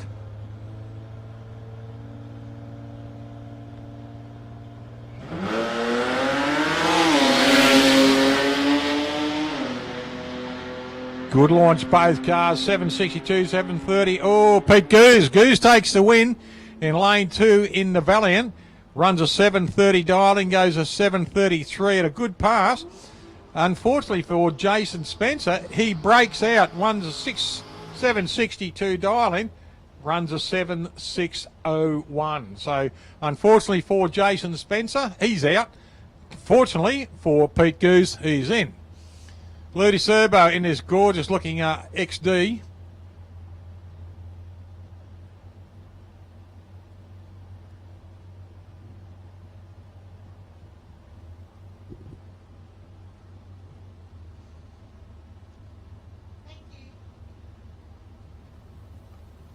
Now Lou's dialed in at a 706 against Michael Bridges in the Centura.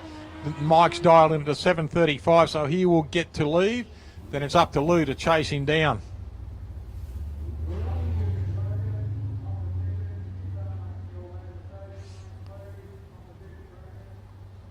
Nice set of Convo Pros on the XD. It looks like we've got a set of Bob Glidden wheels on the Centura in lane 2.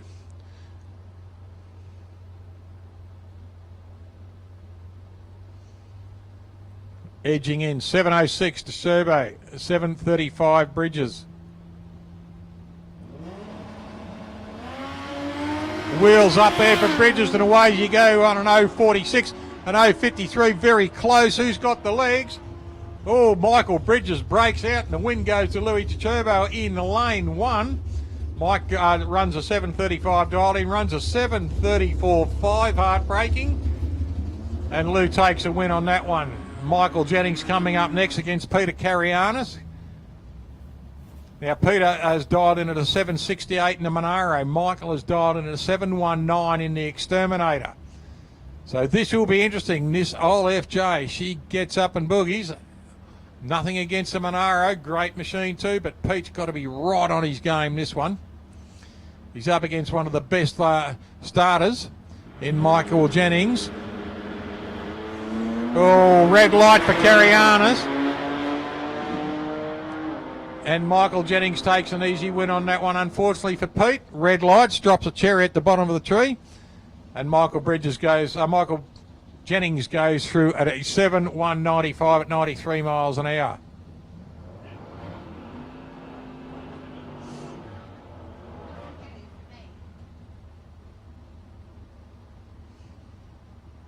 Next pairing is Paul Jennings up against Jason Stewart. Jason out there in the white Holden Premier. He's dialed into 7.65 in lane 2. And Fatty's dialed in at 7.12 in lane 1. So good luck to both drivers. Not much in it. About half a second, which is about a blink of a yellow light out there. Both cars coming up full stage. Here we go. Nice launch there on 0.98, 0.93. Very similar. This is going to take it right down to the wire. And Fatty out there in the Chevrolet Nova takes a win. Dials a 7.12, runs a 7.16, 7.65, and runs a 7.74 for Jason Stewart. So great reaction. An 0.93 against an 0.98. Fatty had it there. Fatty takes the win. Chris Tatchell up next. Chris out there in the red Tirana in lane 1. Dials an 8.00. Mark Busher. Bushy out here 6.31 in the utility.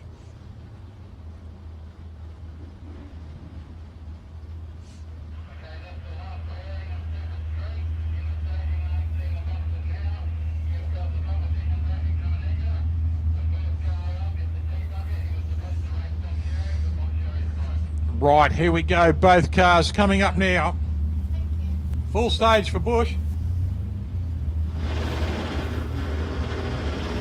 Oh.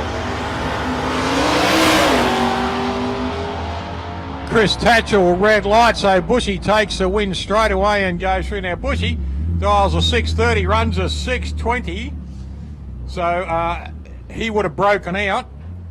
But Tatch, red lights, unfortunately for him, but good luck falls upon Mark Busher, a breakout, but wins on a red light.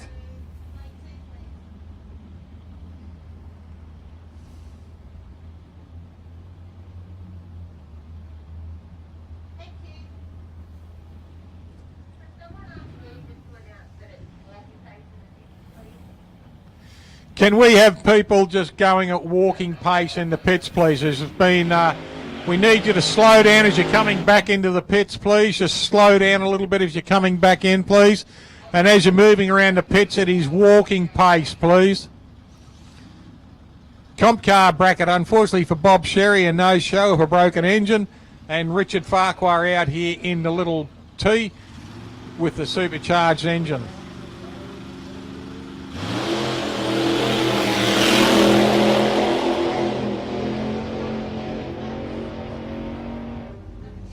Rich goes through nicely, dials in a 6.44, runs a 6.85 on a solo pass.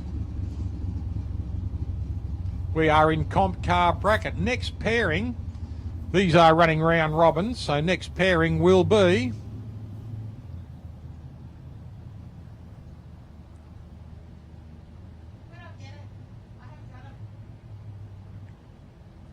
we will bring them to you as soon as we get the information from down there on the track.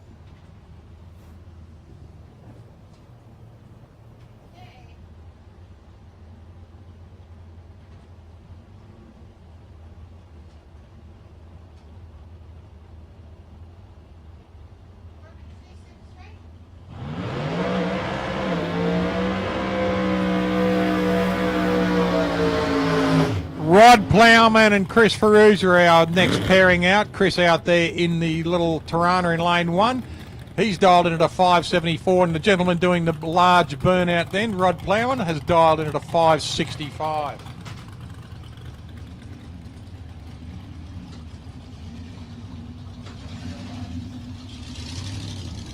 Both good-looking cars. The Ford Mustang out there, the 68 Mustang, and the little Tirana there of Chris Ferruz are beautiful-looking cars.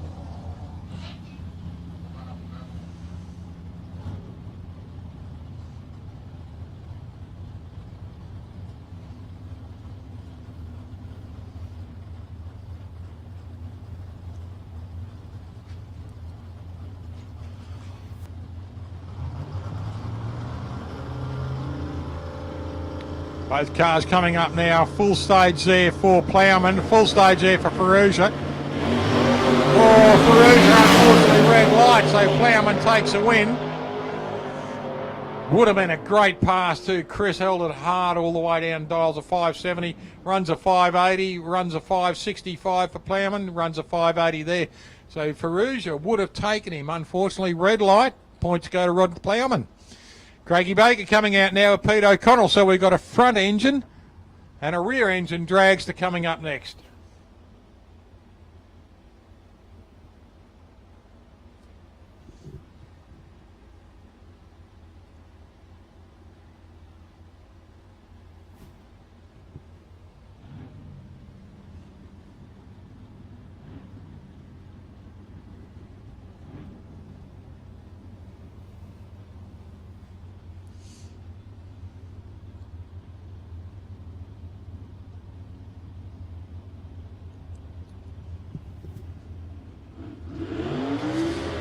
Craig Baker has dialed in at a 550 and a 590 for Pete O'Connell.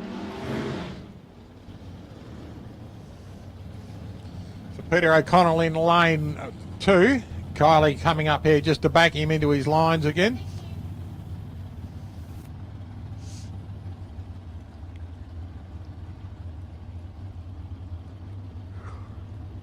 Now, Pete O'Connell, ladies and gentlemen, did a 000 reaction earlier today, so well done for Pete, the best reaction you can possibly get.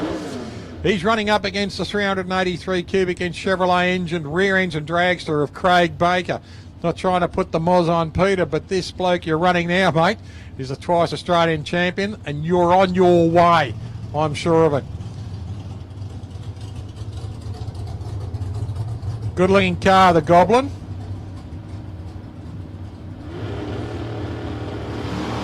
Nice wheels up there for Peter. He gets through on an 0.32, but look at this, can Craig Baker run him down? And the win goes to Peter O'Connell. Well done, Pete. Dials a 590, runs a 591, an 0.32 reaction time. Craigie Baker, 550, runs a 553, nothing to sneeze at. 145 on the reaction. That's where the win was.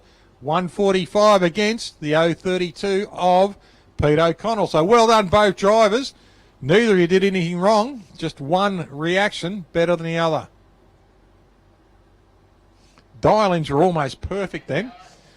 Adrian Delbroy coming up now. Adrian in the A&K hire car. He's beautiful wife Kyle's.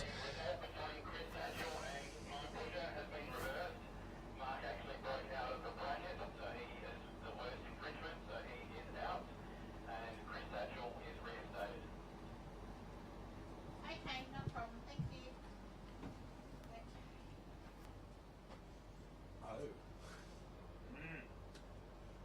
He is so bad at that. We're ready. Thank you.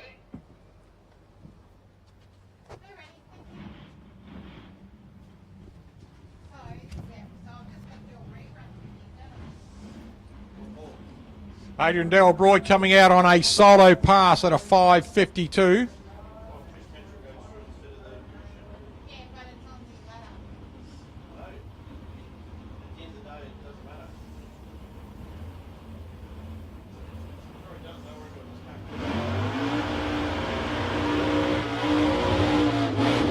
Oh, nice handle on the burnout then for Adrian Delbroy. Had the car up a little bit sideways, but look at that.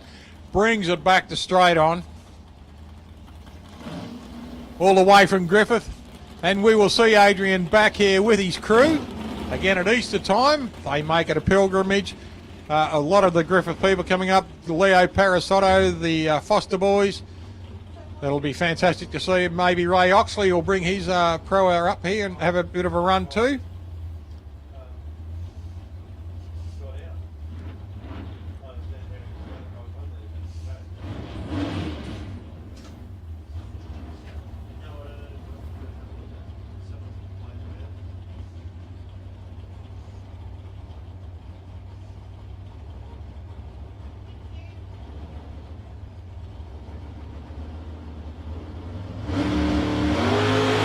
Nice launch.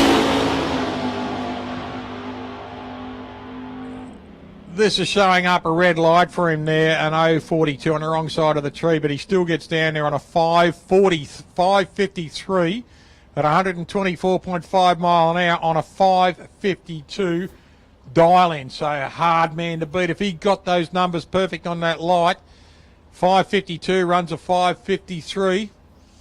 Fantastic pass. Car straight all the way down to good looking car. Big thanks to all our volunteers who have helped out on the track today. I see Marino Gregoric down there running around for mop and a rag and everything. Thanks to all our volunteers too. I know they can't hear us, but the people at the top end of the track and recovery, thanks to them too. They do a fantastic job helping people roll up, helping people get up out of their into recovery properly, and helping them hook up and be towed back. So, Stu Mitchell in the Desperado.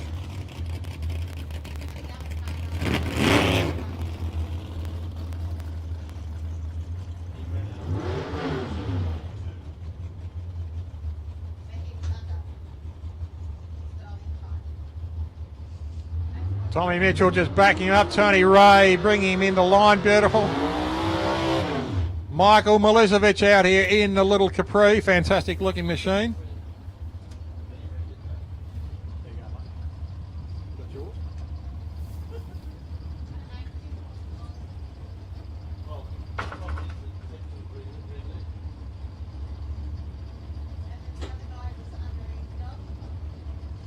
Both cars rolling up now. Stu's dialed in at a 6.55, 5.98 for Michael. So Stu will leave first.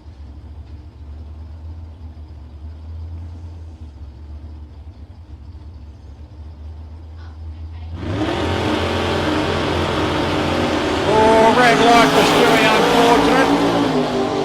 Look at Michael's growing legs. Can he chase him down? I tell you what, Stu went across the line first. But Michael takes the win there because unfortunately Stu red lighted.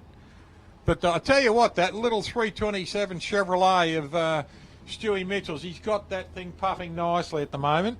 And Michael Milicevic, what a beautiful car.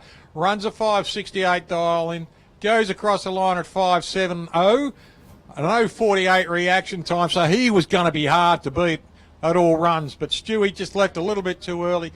Probably gave him the advantage why he beat him to.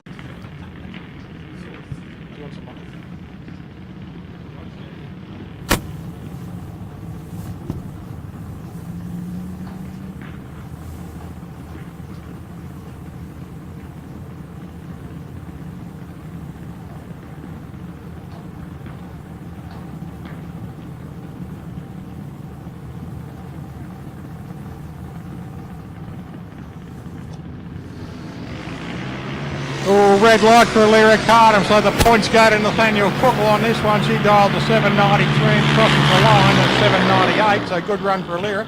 But Nathaniel comes in at an 8.68, runs an 8.92, and he takes the points on that one.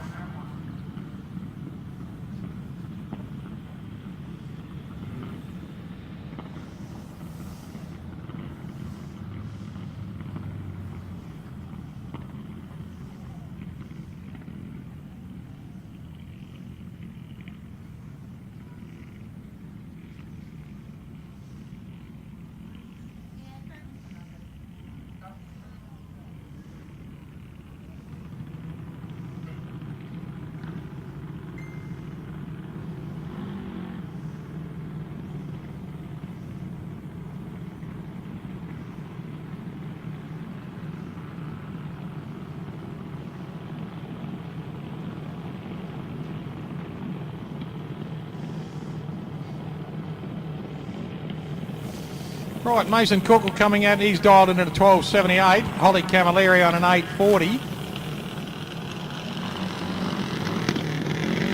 Mason out there in lane 1, Holly in lane 2.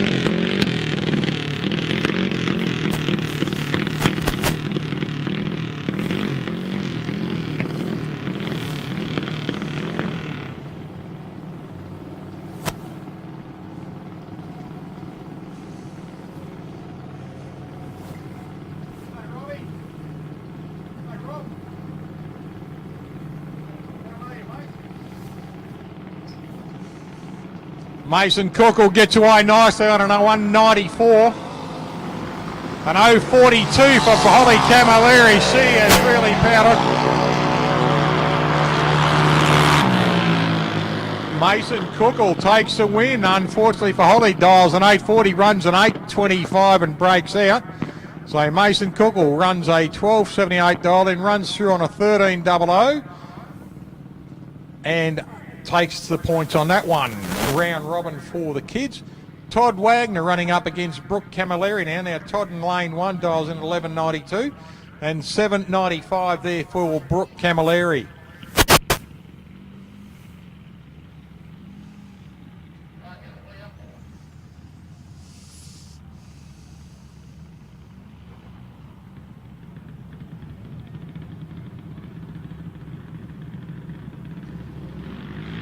Both juniors rolling up into it now.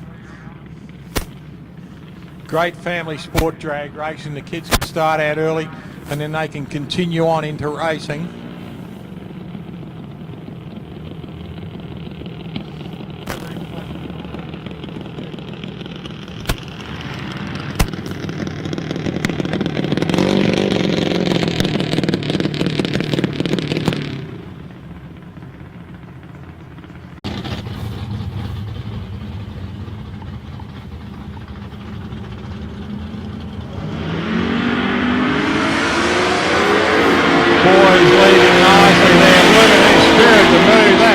Growing legs. Fantastic pass there for Spiro. Runs a 6.94 at 104 mile an hour. John runs a 7.168 at 96 miles an hour.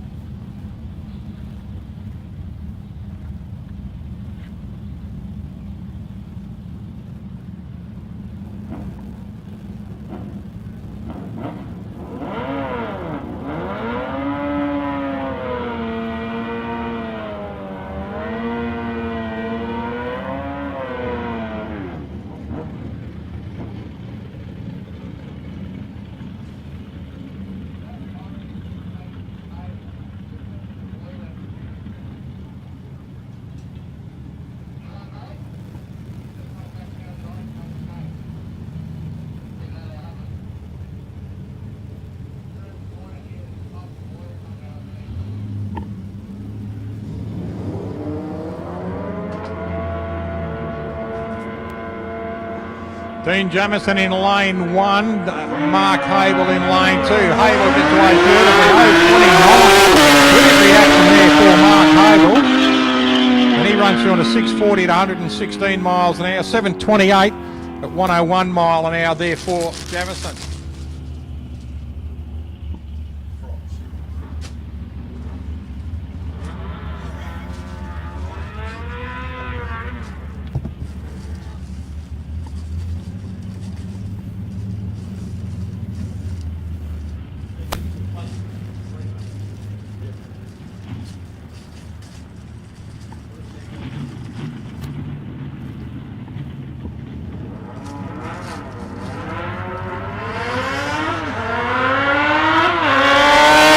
Davey gets away there on the bike at 497. Reaction.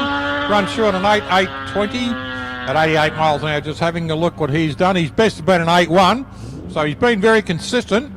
8.3s, 8.1s and an 8.2 just then. So well done, Peter Davey.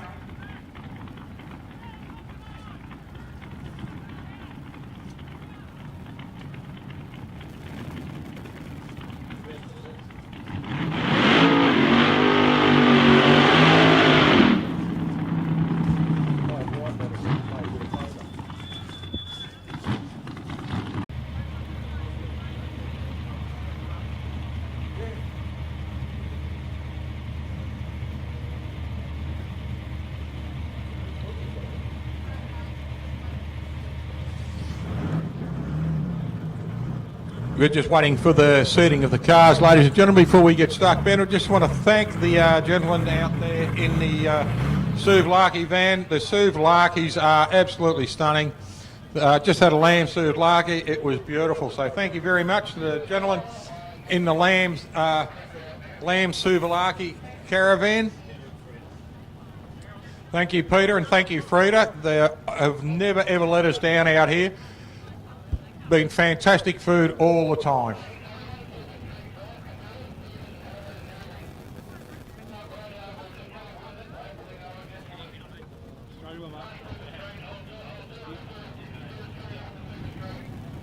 Copy that. We'll go with it then.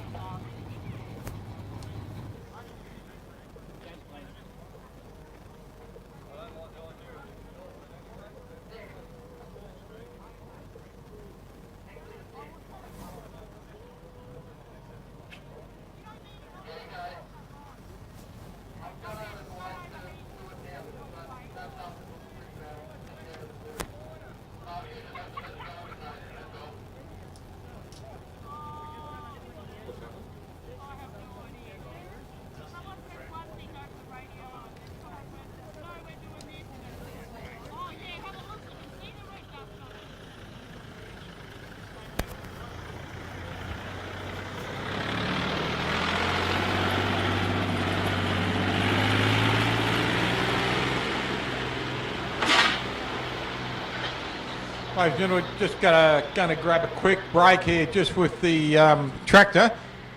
Just got going to give the tractor just a little bit of maintenance, so it might be time to grab yourself something to eat, something to drink, and just enjoy the evening. The track has got a little bit of dust on it, etc., and what they want to do is just keep it nice and safe all the time. So a couple of screeches with the tractor, and then we'll be back into racing, and we'll be going into Super Street.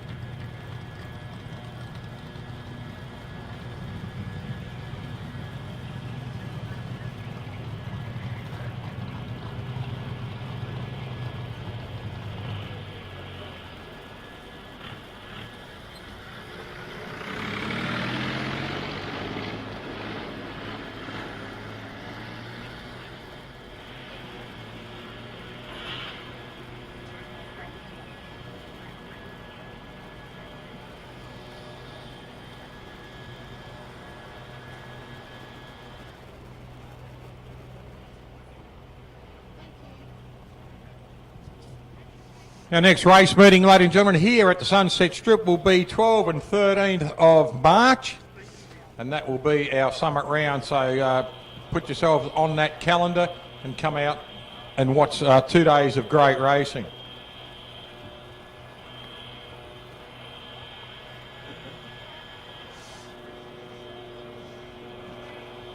And then we have the Easter Supercharged Outlaw Shootout, so that will be a great meeting too. And put that down on your calendar too. I believe the boats won't be running this year, so no down the river. You'll just have to come out to the drags and spend the day out here. And it is a great day, great weekend here with the St Razor Drag Racing Club here at the Sunset Strip. So there's a couple of meetings coming up. And there's a few more meetings too if you like to go to Sunset Strip, St Razor Drag Racing calendar. It's on your Facebook and they have a website. Go there and have a look at all your dates coming up. So that's something happening here at the Sunset Strip over the next couple of months. And we'll be having the Junior Nationals again later in the year. And just hope that this COVID sorts itself out so that we're not going in and out of lockdowns all the time. Last year has now just been a blur. It's quite amazing. We've just gone through a whole year. It's gone like the click of a finger.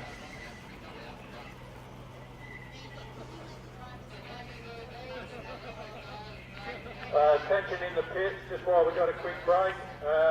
We've got a Pro Force safety driver's glove. A driver's glove brand is Pro Force. It does look like a junior glove, but it could be somebody with small hands. It is in the staging lane. See kids in the staging lane if you are missing a glove, a racing glove. Thank you.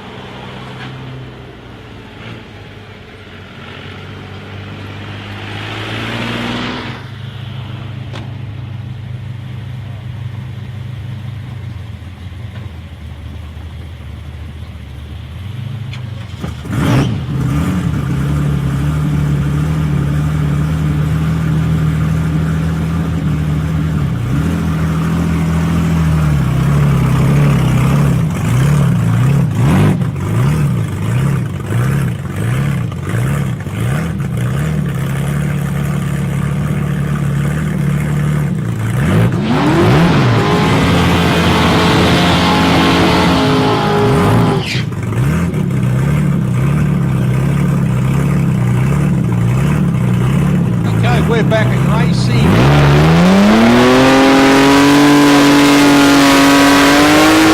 Dials in a 702. And he's up against Michael Jennings. Now, Michael in the Exterminator here is dialed into the 718. So there will be very little. This is going to be blink of an eyelid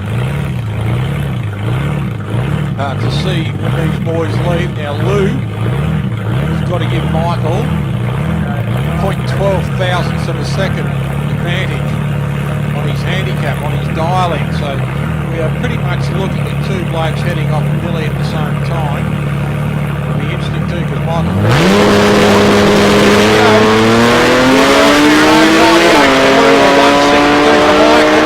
This could put Lou in the winning seat, and it does. Lou de Turbo goes through and takes a win there.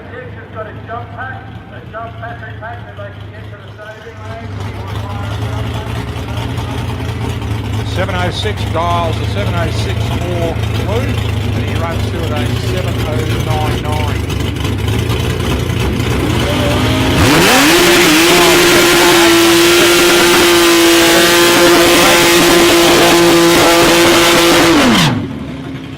Goose just getting a bit of sticky on the tyres again in the Valiant. He's dialed in at 8.730. And Chris Tatchell has dialed in at 8.00. So Goose has got to give him 700ths on the second, which is 2 blinks, about 2 blinks on the yellow lines.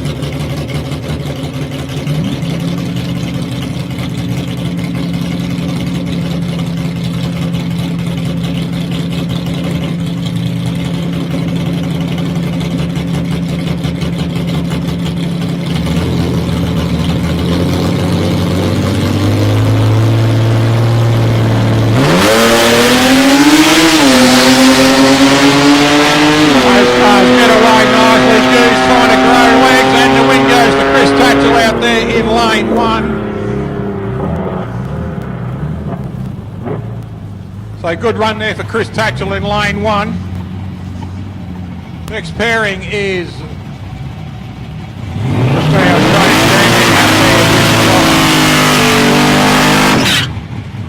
Paul Fatty Jennings out there and Benny Home out here in lane 2. Now Benny's dialed in at a 8.3 and 7.12 for Fatty Jennings.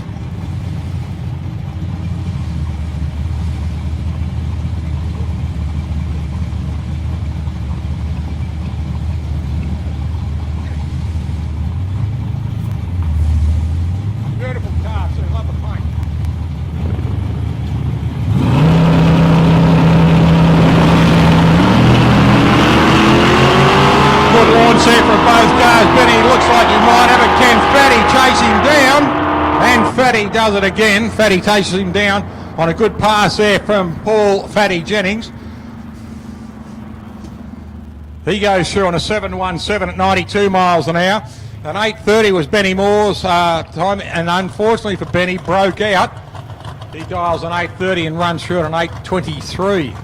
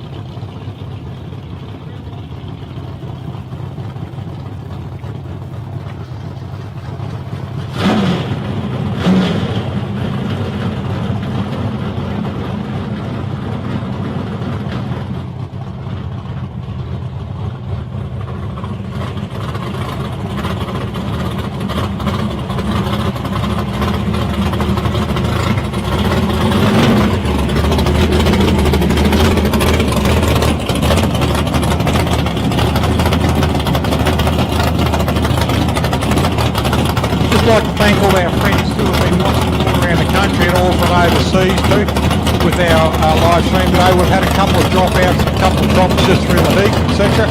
But we thank you for your support through Drag Racing Channel and Sporting Stride.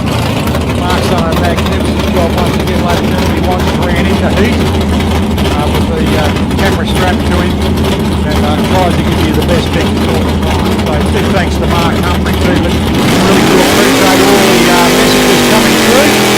Some quite comical people out there. We like to have a lot of fun of it. So don't forget, we will be live streaming again the Great Sunset Strip here at for the Friday and Saturday summit round here at Mildura. Right, just having a look down here, here's two beautiful cars again, Michael Milosevic and Chris Marusia.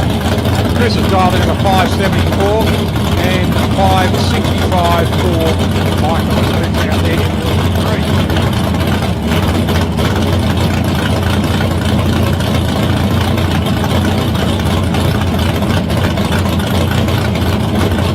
Those cars just holding out. Let's see who's going in first. Look at this. Here we go. This is a bit of a light show I was talking about. Michael from Milosevic has gone through now. Chris has.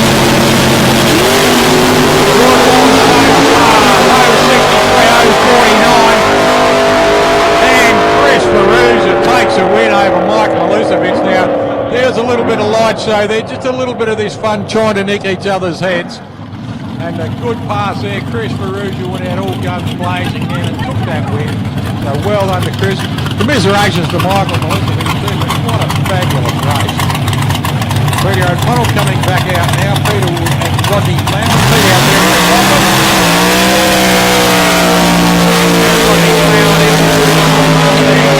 Likes burning those tyres.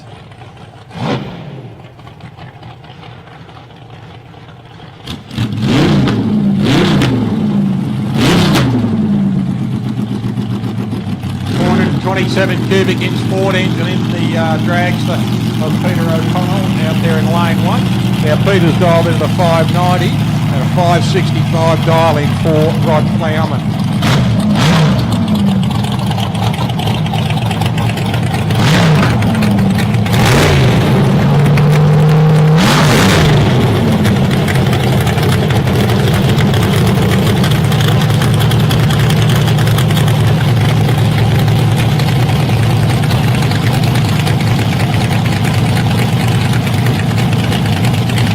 Both cars are rolling out now, pre-stage for both vehicles. Full stage now for O'Connell, full stage for Rod. Here we go, there goes, oh nice, Plowman just gets a little bit skaty about half track there. Now O'Connell goes through and takes a win on that one, dials a 590, runs a 6009.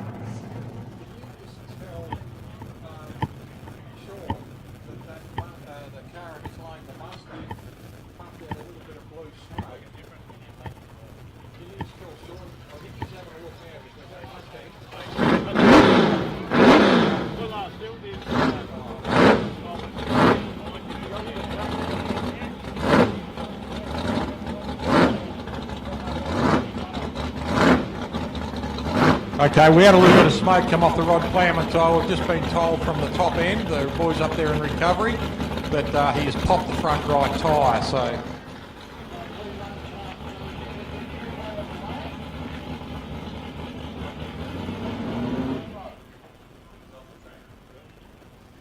So we're clear to send cars, yeah? right, Rod Plowman in the Mustang, popped the front tyre, he's up in there in recovery, so in a safe place. So just our starter is just making sure that everything is okay until he gets confirmation from the top end that the car is a safe place. We won't be running.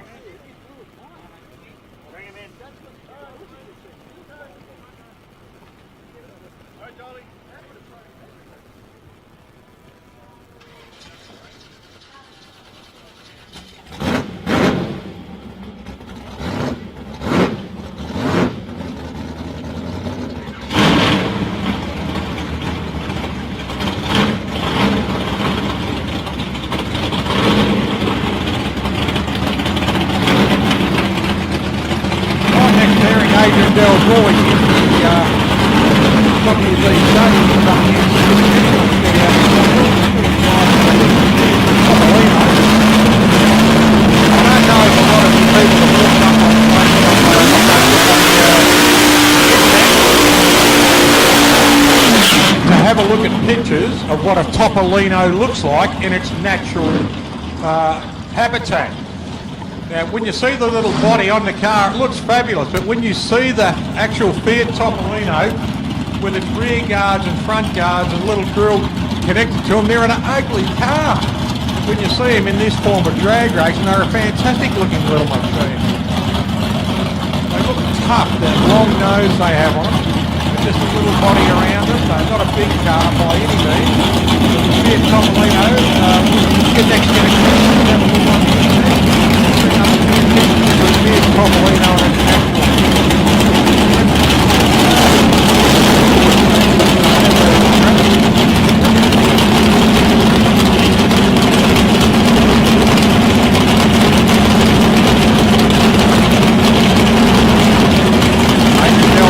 here's dialed in the 552, he's dialed in the 665. See how they go. Two red lighted on his last run. Adrian's been dry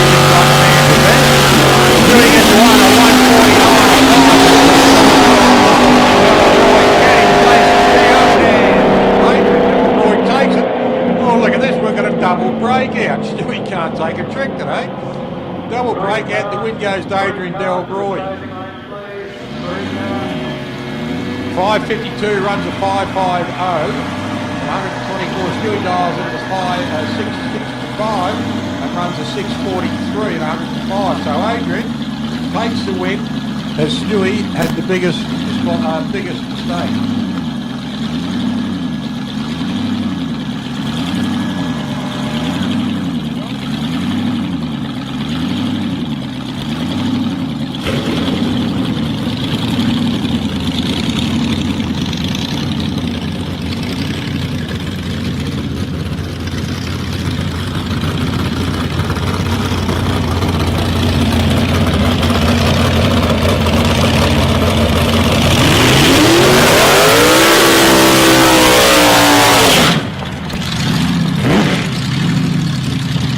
Craigie Baker out here at the moment, 5:52 Craig Baker, and he's up against Richard Farquhar. We are in comp car bracket here. Richard's dialed in at a 6:44 in the little supercharged T down here in lane 2. And Craig has dialed in at a 5:52.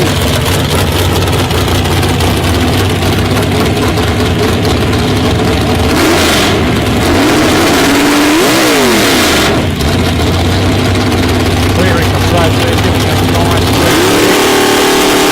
bring up the rev. Here we go.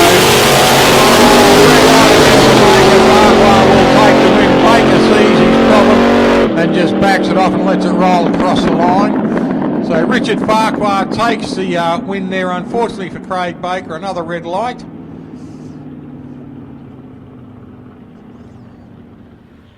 Yeah, Craig just pretty much idled that across 5:52, had a good 60-footer, good half track, and then knew there was a problem, so just dialed it out. But Richard came through on a 6:44.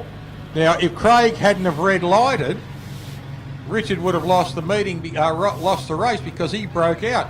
Dials a 6:44, runs a 6:38, so it comes in under his dial in.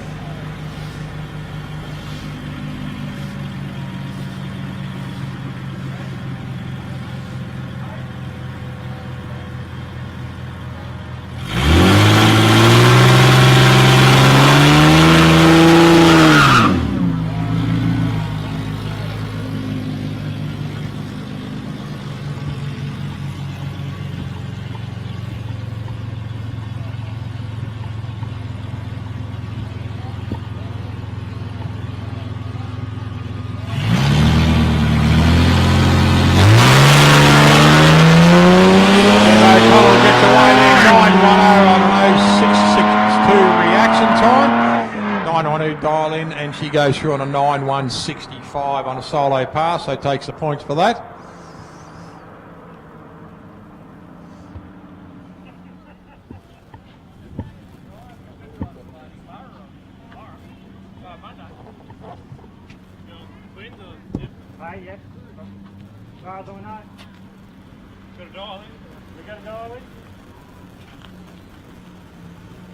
Okay, can we have the ladies bracket, please? Ladies bracket.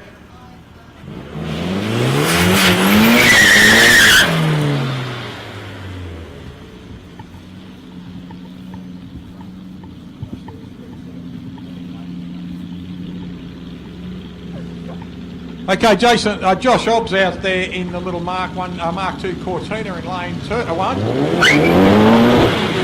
890 he was driving at, then he's driving at 1050 in the Falcon wagon. And rolling through the other end there, the win goes to Danny O'Connell.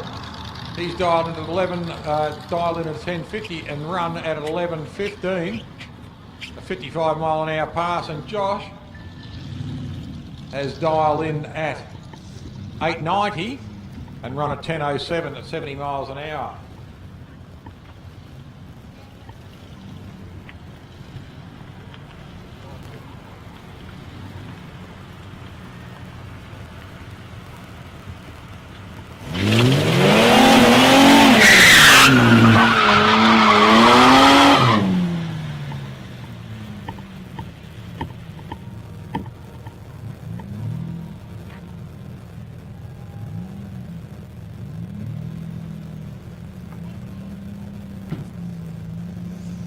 Pete Roden out here at the moment. Pete's dialed in at a 965. He's in the Burgundy VN into lane 1. Lane 2, we've got Paul Holman in the Falcon, who's dialed in at 940. So both cars pretty much about leaving about the same time. Pete had a slight advantage. Dial in, and the win goes to Peter Roden in lane 1. Well done, Pete. Dials a 965, runs a 970 at 72 miles an hour. 940 for Paul Holman, runs a 943 at 70 miles an hour too, so well done there.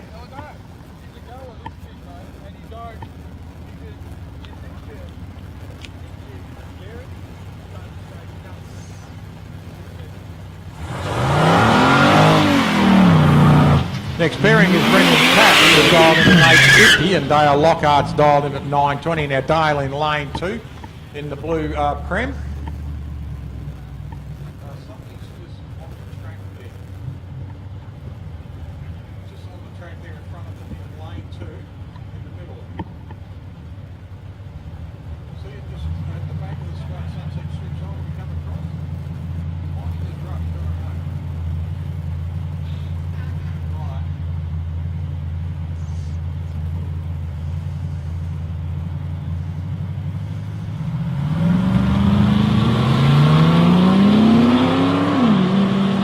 Both cars get away nicely. A 405 for Lockhart in lane 2 and a 485 for Brendan Capp. In 885 at 73 miles an hour, 10.25.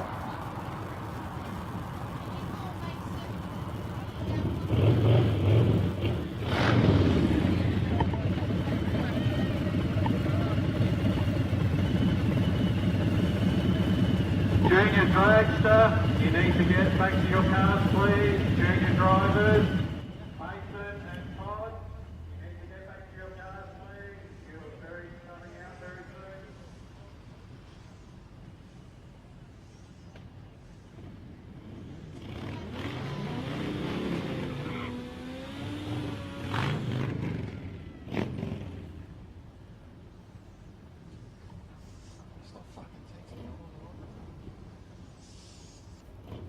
Nick Stewart out here, he's in lane 1, dials into 775, and Anthony Wilson at 700. He's in lane 2, so we'll see how the boys go. The high booster against the Harley Davidson. Harley gets a nice run away. Good reaction there on the booster and runs through and takes the win there. Anthony Wilson dials a 700, runs a 727 at 97 miles an hour and takes the win.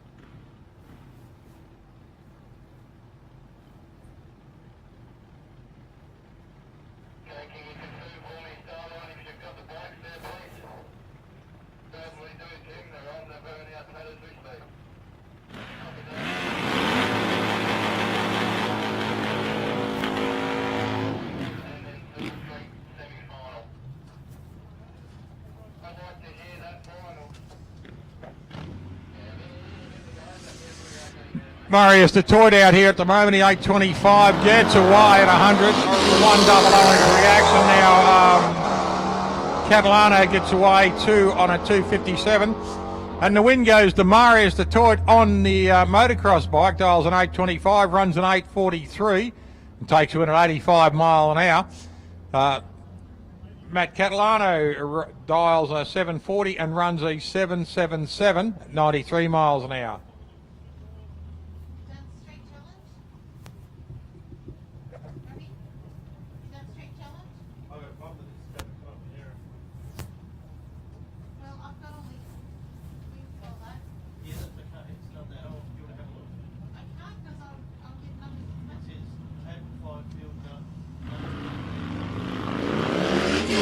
Tom Stewart dials in at a 770, he runs a 273 reaction time and crosses over the line there on a 7805, 89 miles an hour. So a good pass there for him on a solo pass.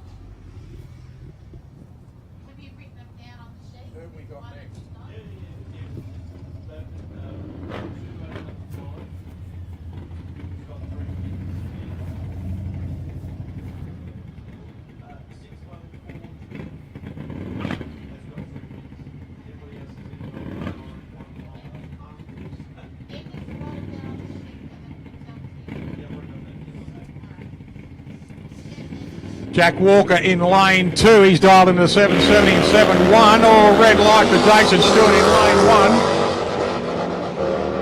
1. So the win goes straight away to Jack Walker in lane 2. And he dials a 770, runs a 778 at 88 miles an hour, unfortunately for Jace Stewart. He dials a 710, runs a 7.2, quite credible, but red lights it.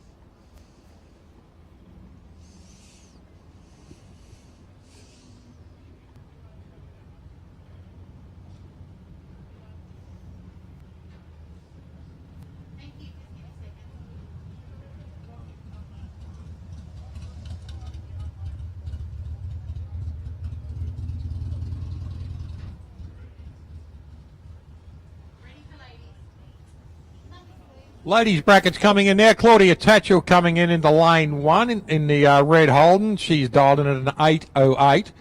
And Kylie O'Connell coming in Little Muttley in lane 2. She is dialed in at 8.777.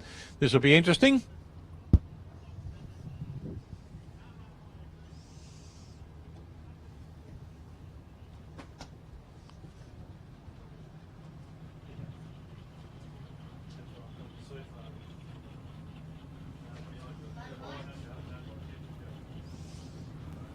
Both cars rolling into the burnout box now.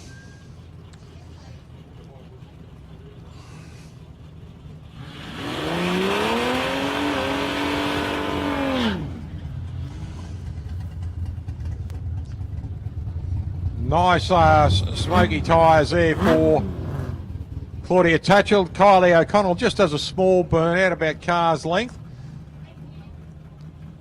She's dialed in at 777 in the Little Muttley, the little HB Tirana. Probably a Brabham model. And we have Claudia Tatchell over there in lane 1 in the Commodore. She's dialed in at 8.08. So let's see how these two ladies go in this one. Still running round robin in these races.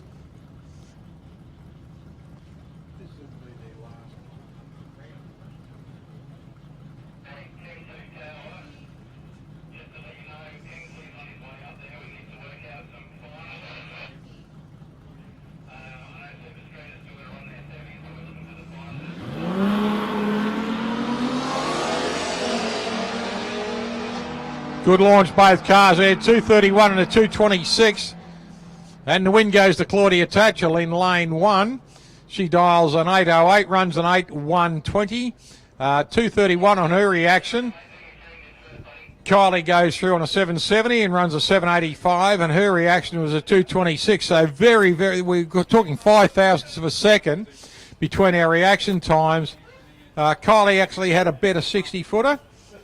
But in the long run, it looked like at the end there, Claudia Tatchell came through and took the flag, so she did well. Next pairing is Maddie Sparrow. Maddie will go into lane 1 at a dial in at 10.05. And Abby Camilleri Sturt, she's dialed into 7.70 in the Aussie Ute.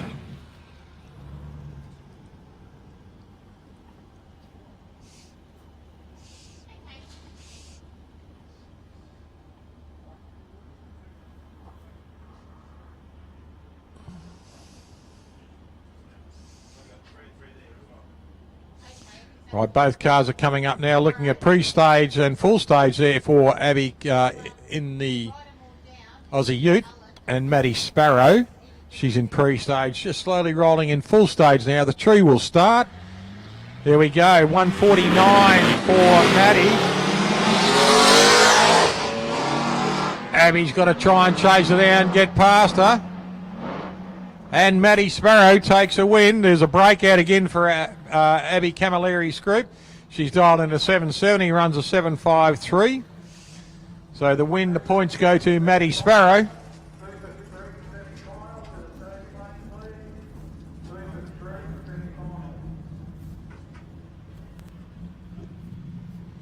Kylie Langley coming up next. She'll go into lane 1 in the Tirana.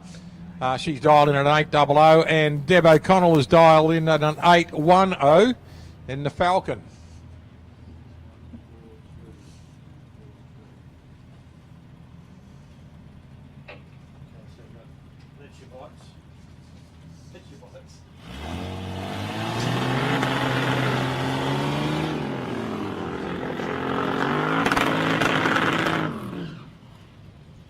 You are so strong.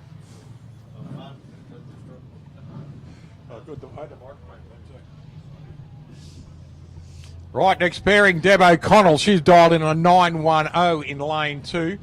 Kylie Langley at 800 in lane 1. This will be an interesting race, these two ladies. Giving away a full second, which is a tree. Deb O'Connell gets away. Kylie Langley chase.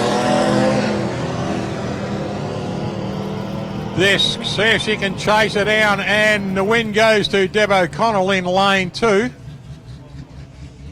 Kylie Langley just braked a little bit early as she goes across the line there, tried not to break out.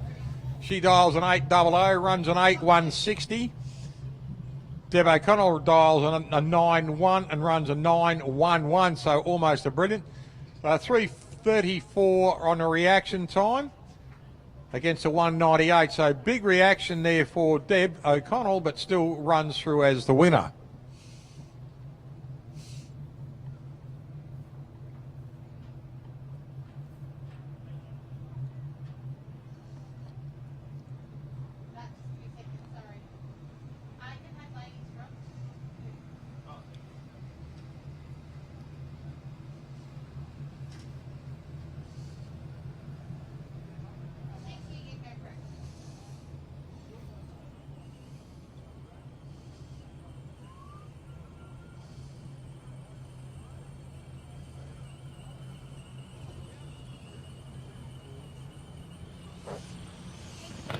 Nathaniel Cookle coming up now. We have our junior dragsters and Holly Camilleri.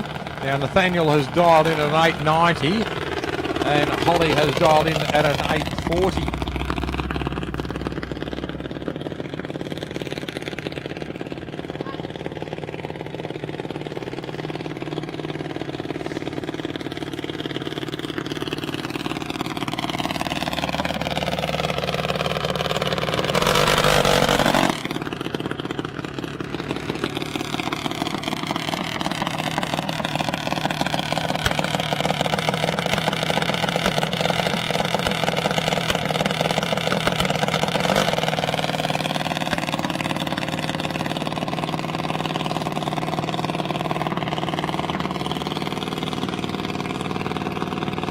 Nathaniel's dialed in at 890. He is in lane 1. Lane 2, Holly Camilleri's dialed in at an 840. We are getting towards the finals of our evening very soon. They will come out. Good launch there from Nathaniel on a 145. A 137 for Holly Camilleri. And Nathaniel Cookle takes the win there. Holly Camilleri dials an 840, runs an 832.9. So she was just out by 100 thousandths of a second and breaks out. So the win goes to Nathaniel Cookle.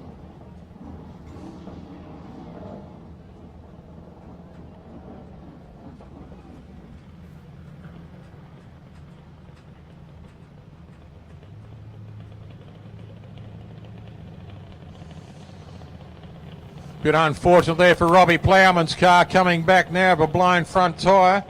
Bad luck there, Rob. You got a spare? You're out, are you, mate? All right, bad luck, pal. Great to see you back, though.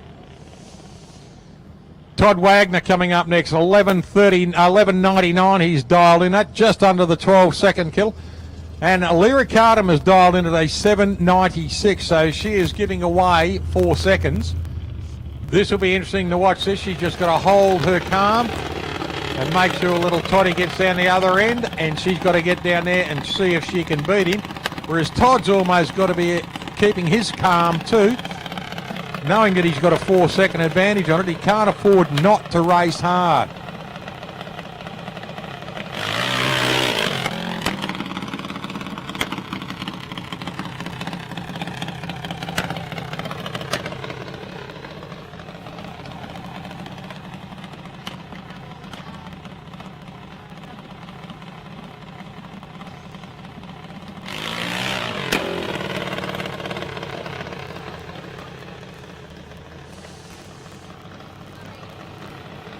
Just watching the kids come up here. Their parents are overseeing everything, coaching them beautifully. Robbie Carden bringing her up. Lalira here in lane 2. Flash-looking little car. Got the big wing out the back. Very competent little driver. She's been running well over the last couple of years too, Alira. She's taken a couple of trophies home from meetings. Well respected, a beautiful young kid. Right, Alira at 7.96, 11.99 for Todd. So we've got 4 seconds. He gets her on a 1.52. She gets away on a 1.28. Oh, unfortunately, it sounds like Alira's car has pulled a pin, so she has done the right thing, ladies and gentlemen, turned it off and gone to the wall to slow down. She's got out of the driving lane just in case there's been a problem where the car might be bleeding or something. She's done the right thing and moved straight across to the lane.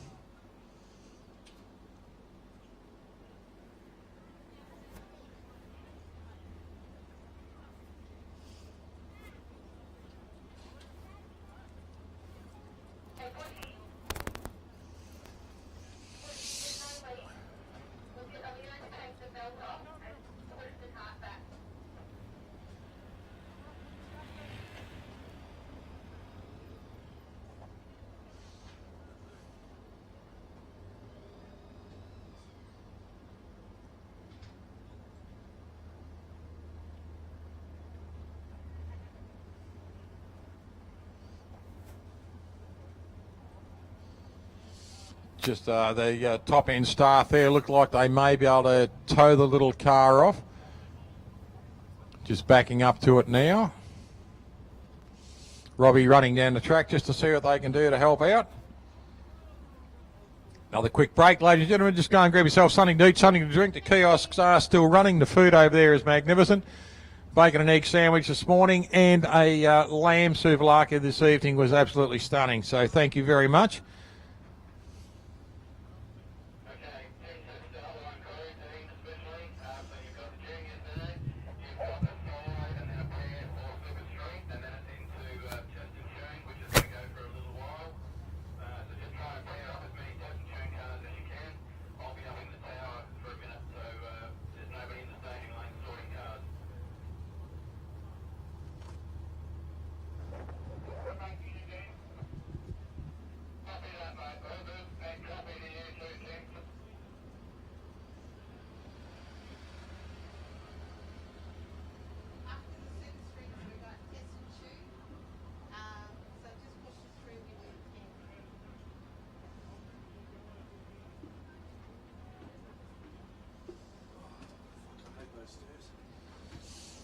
Robbie and Alira Carden pushing their car back down the track.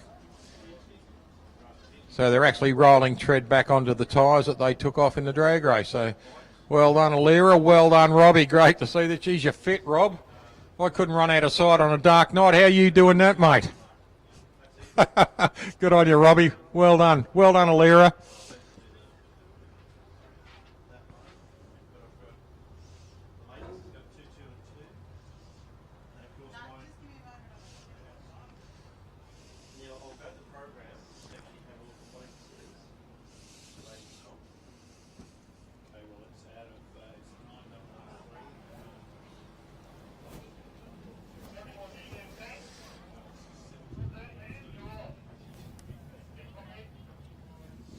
Presentation night, ladies and gentlemen. You're all welcome to come. They are usually a bit of fun. Everyone gets together, has a good laugh, or a little bit of a relax after a great day's racing. And it has been a great day's racing. It was pretty warm earlier today, as you're all witnessed. But thank you for hanging around all the time and watching our racing. And there's great support from our huge crowd up on the hill over there. Thank you very much for sitting out in the sun all day and watch our racing. Glad you are enjoying it and supporting it. To our supporters, we're still sitting in the pit side here. Thanks very much for staying and supporting the club. We're coming up into finals very, very soon. They're just up here working out who our finalists are now. So we won't be too far away from finals. Brooke Camilleri in lane 2. She is dialed in at a 7.95. Mason Cookle's dialed in at a 12.80. He is in lane 1.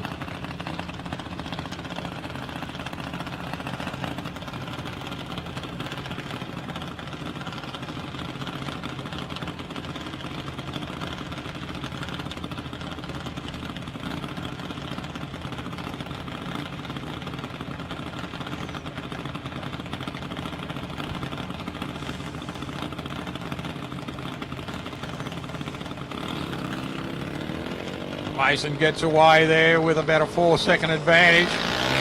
There we go, at 1:15 for Brooke Camilleri. Can she chase him down? This car's got to be a bullet to get there. And the win goes to, well done to Brooke Camilleri. Drove it beautifully. 7.95, runs a 7.98, a 1:15 reaction, so she couldn't have done anything better on that. Fantastic pass there, 7.95, 7.98, so it's very good.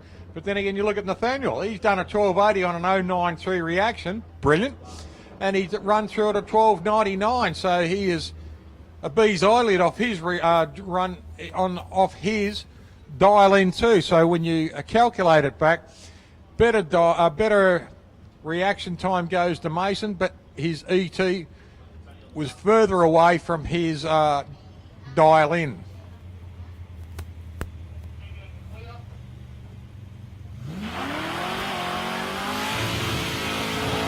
Luda Serbo coming out now. Beautiful little car, this. Magnificent paint job on it. Just shines beautifully. Luda Serbo dials in at a 7.06 and he has got a solo pass here.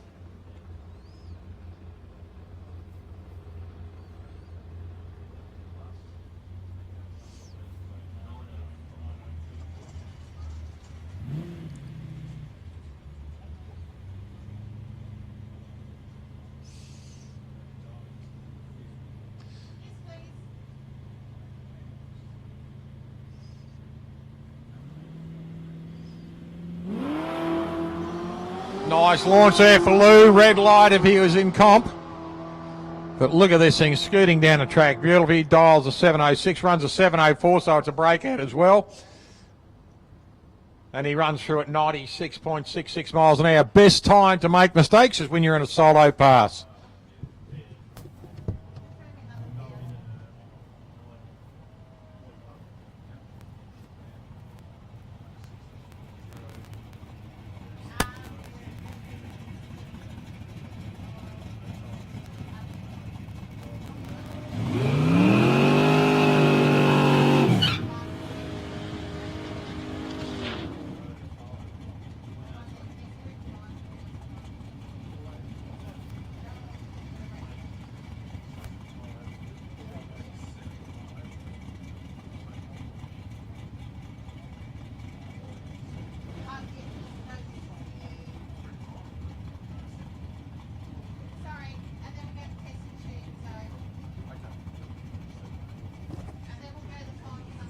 Righto, we've got a semi-final here at the moment between Fatty Jennings out there in lane 1, dialed in the 714. Chris Tatchell has dialed in an 800 in the red Tirana in lane 2.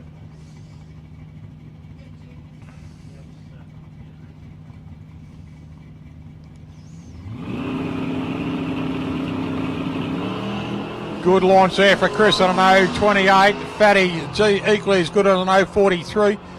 Who can take the win on this? Chris Tatchell takes the win on a double breakout. Now, Chris dials an 800 and runs a 7.999, 1,000th of a second too quick. Fatty runs a 1,000th of a second too much too. He runs, a 100th of a second more actually. 714 to 713, and Chris runs an 800 and runs a 7.9999 repetitive. So he's dialed in and broken out by the minutest moment, and it's 100th of a second for Fatty. So Chris Tatchell takes that win.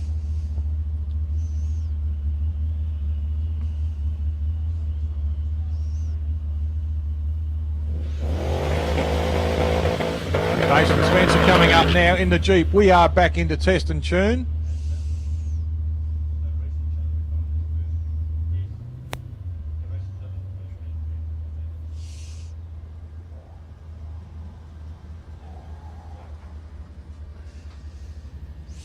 Spencer out there in the black Jeep, running up against Rob Meehanwood.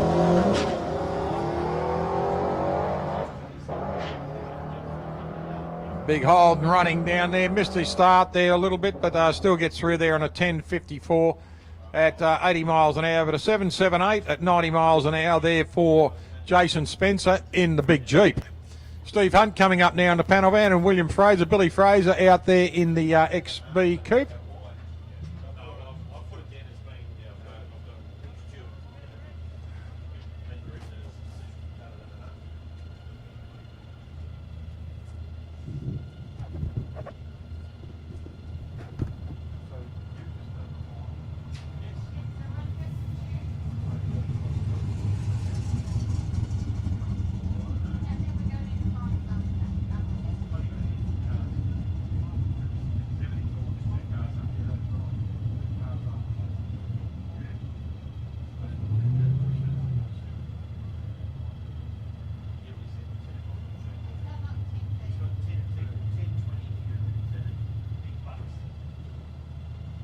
Big Bucks final. Who's in that? Big Bucks. That's Petrol and the Turbo and the Falcon. That's Louis Turbo on that Falcon. They're just in the solo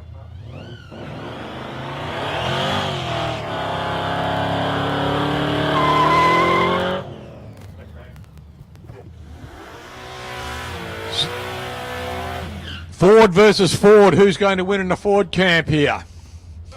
We've got Steve Hunt out there in the panel van. Beautiful panel van, painted toilet bowl white. And in the other lane here, we've got the Schwartz black with the Bill Fraser's car. I get a feeling you're a bit of a Holden man. I don't know. No, I do like Fords. I'm not a Holden man completely. I do love Holdens. Oh, nice launch there for Stevie Hunt on 021.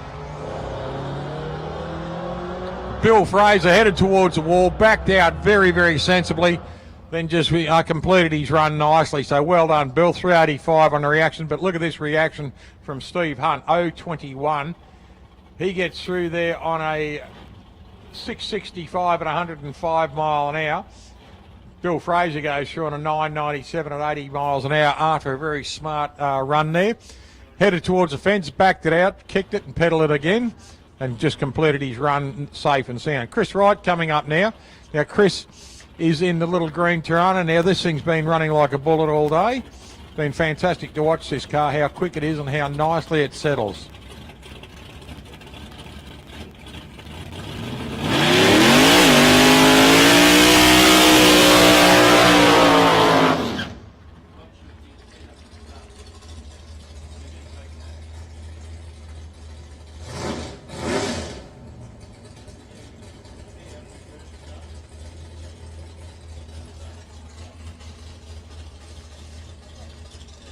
Just backing right up now. Cabin full of smoke from the big burnout he has just done. So I wonder he can see his man in front of him. That cabin is just chock-a-block at the moment.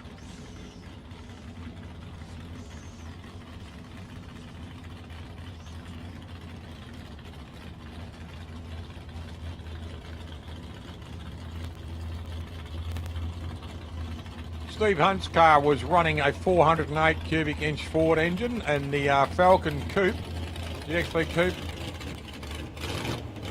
of Bill Fraser, is running 302 Cleveland with a supercharger on it and the overhead sprinkler system. Here it comes back down the return lane now, the Bill Fraser car.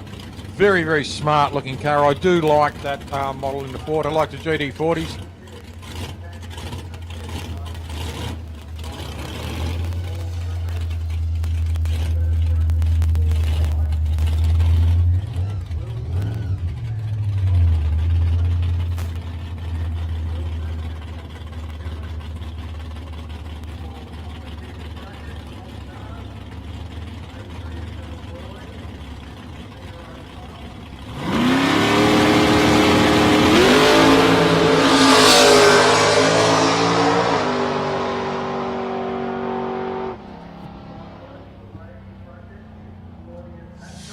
Great pass there for Chris Wright. Fantastic looking pass there. 301 on his reaction time and runs a 584 at 128 miles an hour. So fantastic pass there for Chris Wright in the little green Tirana. In our background, they are just announcing our finalists, ladies and gentlemen. So we are not too far away from finals. Got a couple of cars here. They're just announcing the finals to come up into the staging lane for us.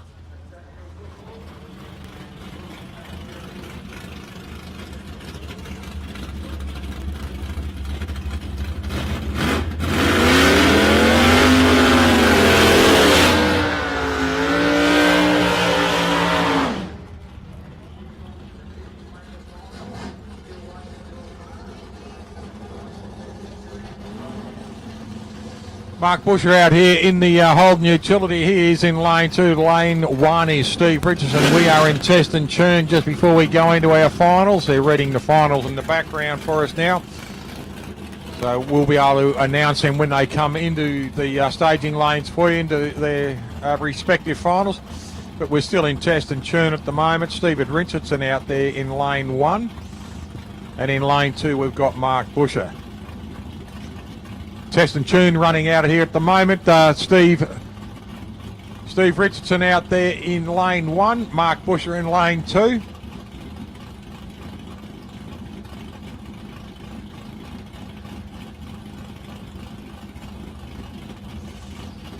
Beautiful evening here at Mildura. Still a little bit warm.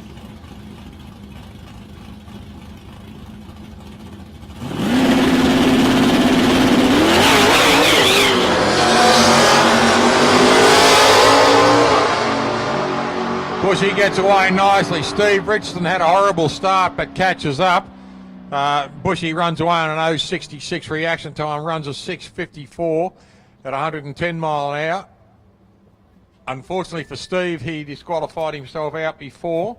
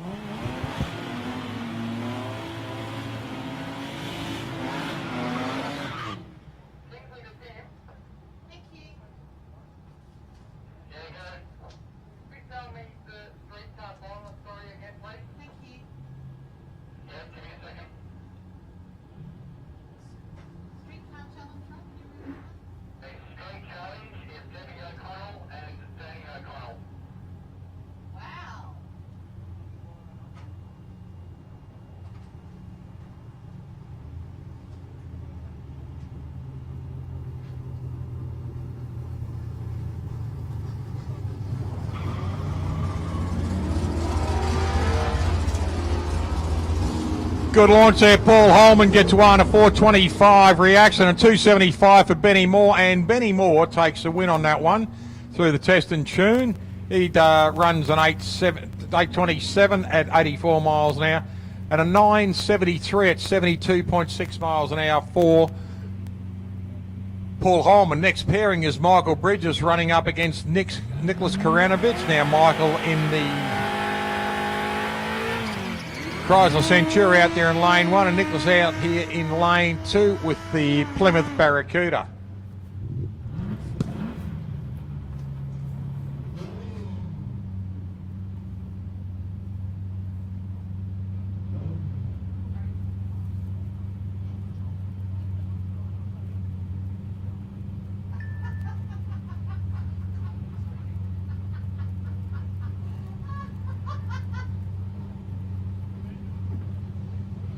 I've had 3 tonight.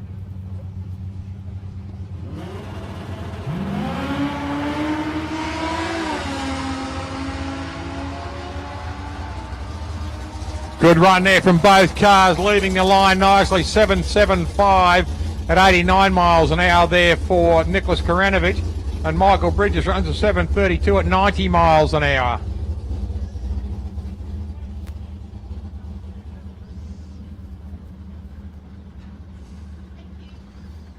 Mark Hable coming up next. He'll be racing up against Dean Jamison.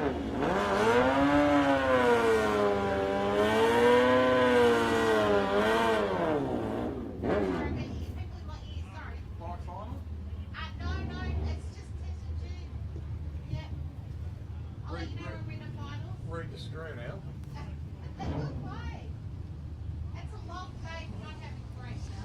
Mark Hable and Dean Jamison. Mark out there in lane 1, Dean in lane 2. Still in test and tune here.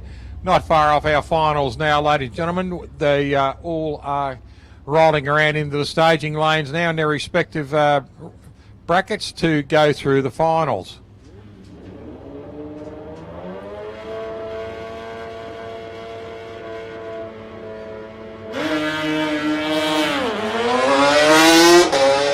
Good launch there for Mark Hable, gets right. Dean Jamison has been improving his racing all night. He runs through on a 7:22 at 101 mile an hour. Mark Hable goes through 7:37 at 116. 6:37 at 116. So well done to Mark Hable. He's been very consistent all night. He's got down into the 620s once. 620s once. He's 628 at 117. So he's been consistent. He's run a 6:37 at 116.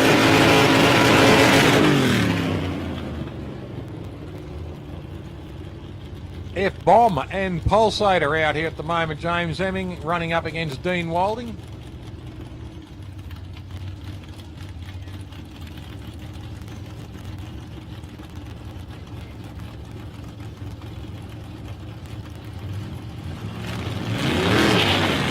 Dean Wilding gets away nice on a 117. I don't know, 167 and a 719 for James Hemming. Now Dean crosses the line there on an 874 at 81 miles an hour and an 8042 at 89 miles an hour there for James Hemming. Spiro Damu and Salim Rashid coming up now. Salim out there in the yellow Tirana. Well, it's amazing. This bloke's got tyres left on that thing. He's really been burning them hard today. And Spiro Damu out there in the white HQ utility.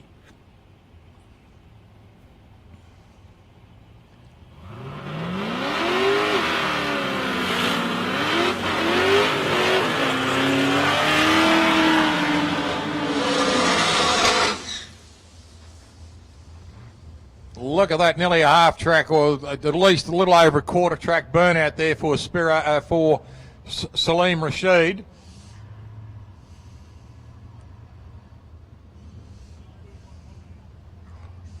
And Spiro Damu, beautiful looking cars. Both of them, the owners should be very proud of them. Beautifully shaped, not actually overdone or anything like that. Just a nice set of wheels and a little bit lower there on the Kiwi. Power bulge naturally in the bonnet of the Tirana, and a nice set of wheels on it too, but the cars look close on being stocked. They look fantastic.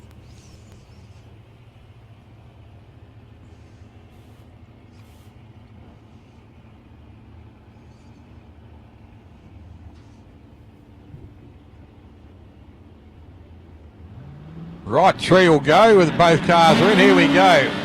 Big launch from Spiro. He gets away nicely, but we got something pouring out the back of the Salim car there. It's really puffing a lot of smoke out there. They're just going to go and check the track. That car started puffing a lot of smoke out of there.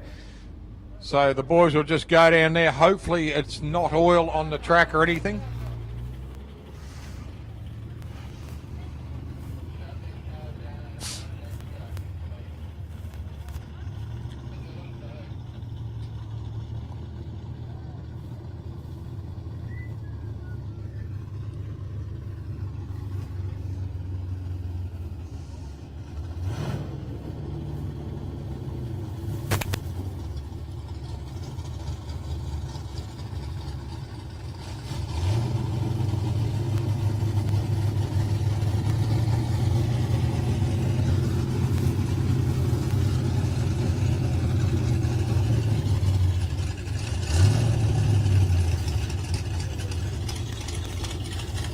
Couple of the gases just coming through. Dean Wilding and James Hemming out there. Great to see these cars out here. Great to see the FJ still there at Dean Wilding's car.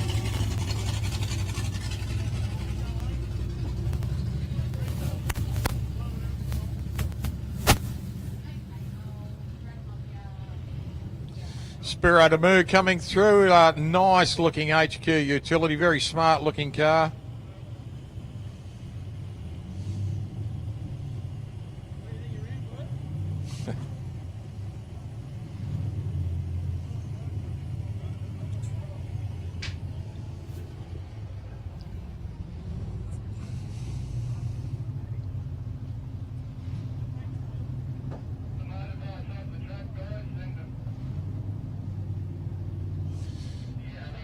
Just doing a quick walk down the track there just to make sure there is nothing on it, because we've got a couple of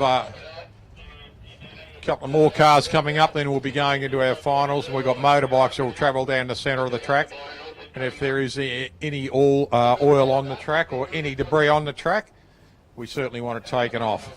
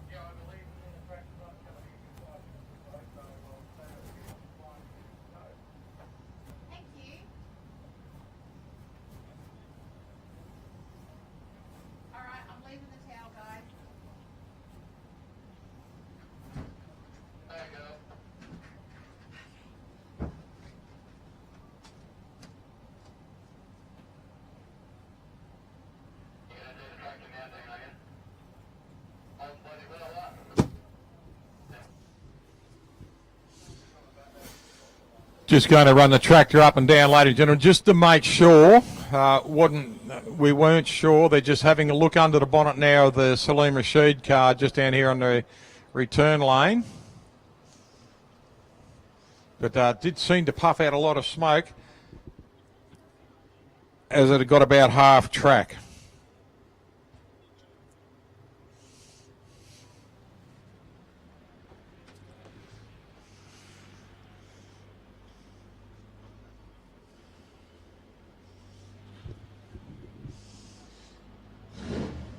Grab yourself something to eat, something to drink, ladies and gentlemen. The canteens are still open.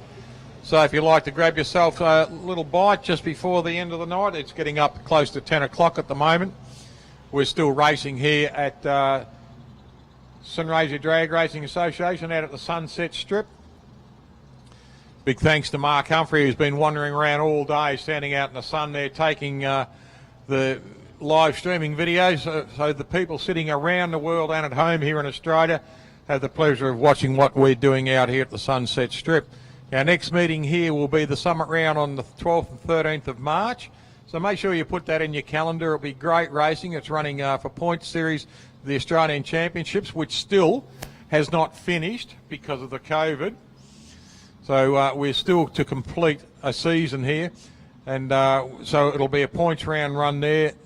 The Western Nationals are on next weekend, and then following at Whyalla, Steel City, there will be round 2 of the Steel City Club Championships next weekend over there in Whyalla. So we're heading across for that. It's always good fun going to Whyalla to see the crew over there, and it's a great little facility as well. Right, just while the tractor's out, ladies and gentlemen, we'll have a quick break. We'll get back to racing very, very soon.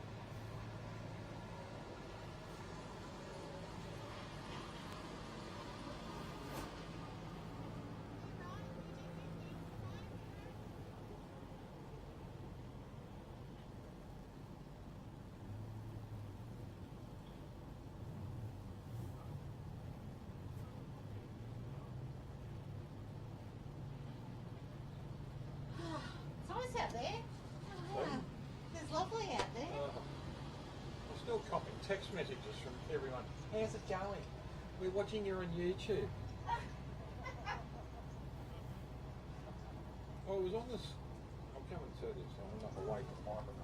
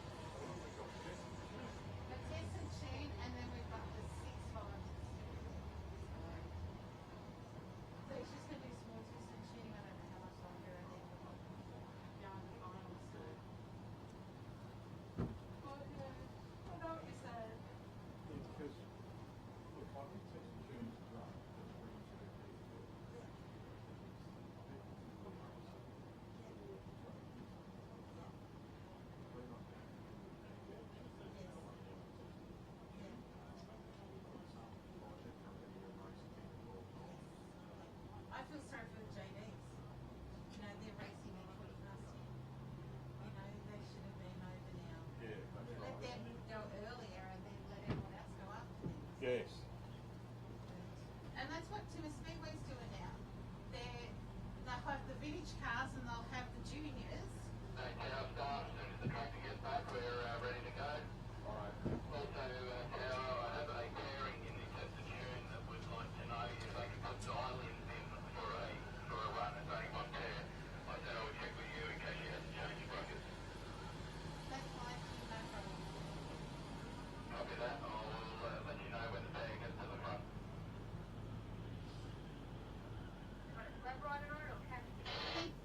Thank you.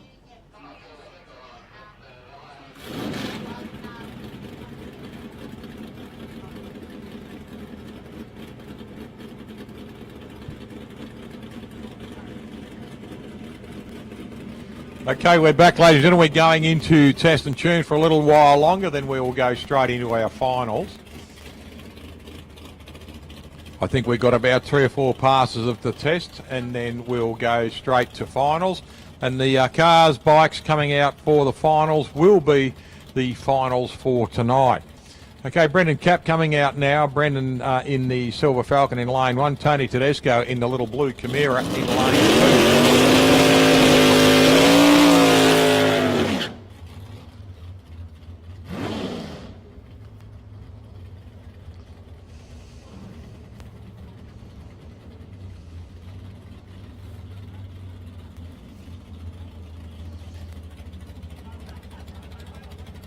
Cap's car already into stage. We've got Tony Tedesco coming through. I've had both cars at stage, but his crew was actually standing in the beams.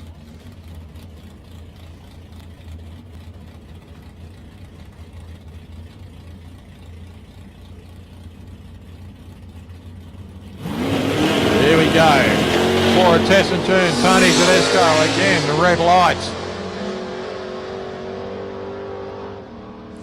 Now Tony runs through at a 5.79 and 119 miles an hour, and Brendan Cap goes through at an 8.63 at 87 miles an hour. Jeff Farley coming up next. Jeff Farley coming up next. He'll go into lane 1, and Adam Ahern in the little yellow Toyota Hilux, running the small block Holden V8. He'll go into lane 2.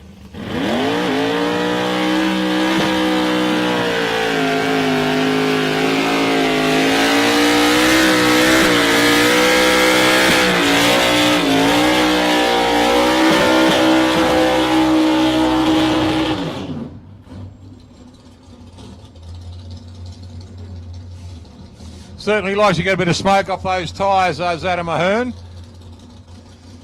Obviously realises they're Dad's tyres.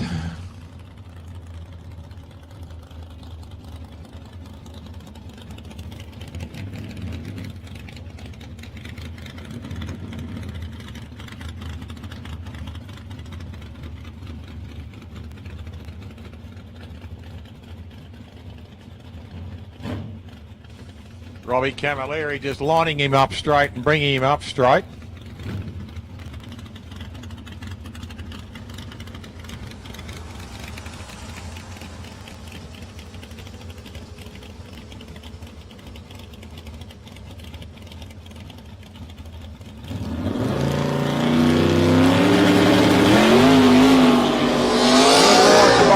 Jeff Farley gets away there on an 084 in lane 1.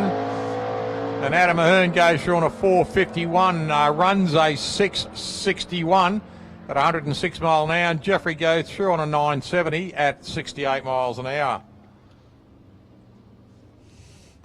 As the smoke haze just hangs over the drag strip there, so do the days of our lives.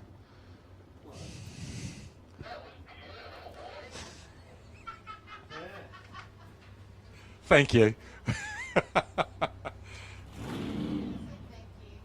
David Thornton coming up next in the altered.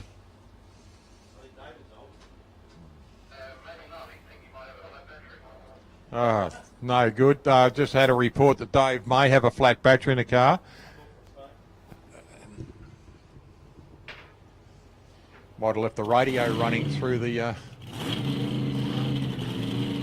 No, he's got it running. Sounds like he's got it running.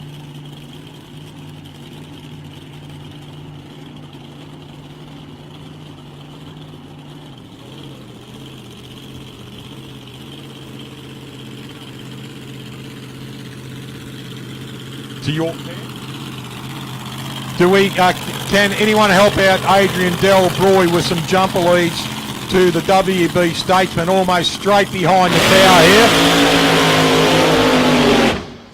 If someone has a set of jumper leads and can help out Adrian Delbroy, please, we'd appreciate it straight away.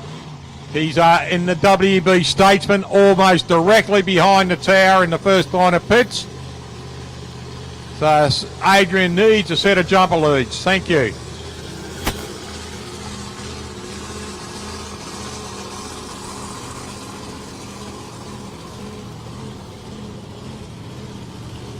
Dave Thornton backing the car in. Timmy Stewart out in front there.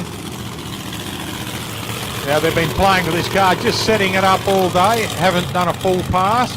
Pretty much just setting, make sure it gets off the line. I've had a bit of tyre shake and shudder in it. They're trying to work out where that's coming from.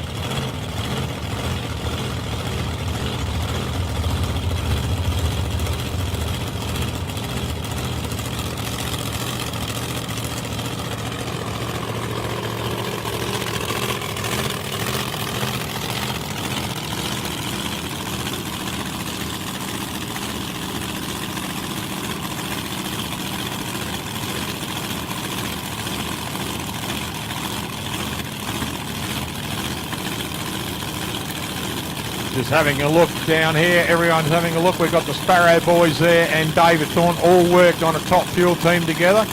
So still mates and gets a good burst away. That thing has got some power in it too. So look at this, just a half track kick. He runs on a 451, gets it off the line, drops it, kicks it again and runs through there on 106 mile an hour. 113 mile an hour pass there for Dave Thornton. So just taking it nice and easy. Good 60 footer, even though he did pedal it twice. But he's doing what he wants to do with the car. And I tell you what, once he gets that thing up and screwing along, that's going to really go well.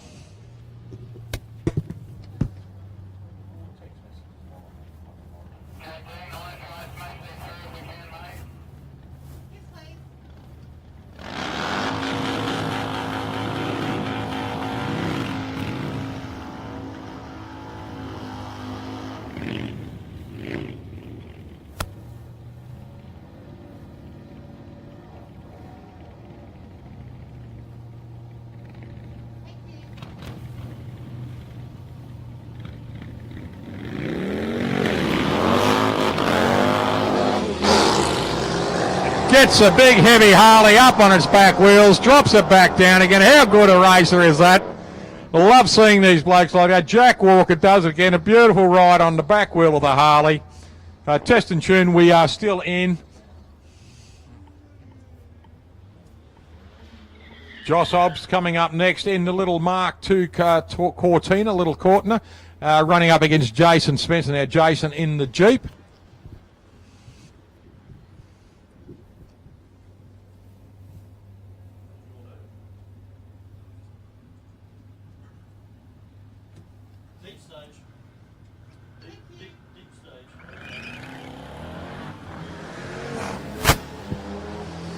Good launch there for both cars. Jason Spencer gets away a 1.01 reaction time there for Josh Obst in the little Cortina, but still runs across the line on an 8.79 at 80 miles an hour, and 7.89 at 89 miles an hour there for Jason Spencer. And a big hello, cheerio to my gorgeous lady Claire, who has just come on watching in Swan Hill. So, hi honey, how are you? And you just got a cheerio from everyone up in the tower here too, Claire. Next pairing is Rob Meernord and Mark Busher. Bushy in the utility, having a lot of fun out there at the moment. And Rob, I think this is his first time on a drag strip today, and he seems to be enjoying himself too. He's sitting there in full stage waiting for Bushy to come in.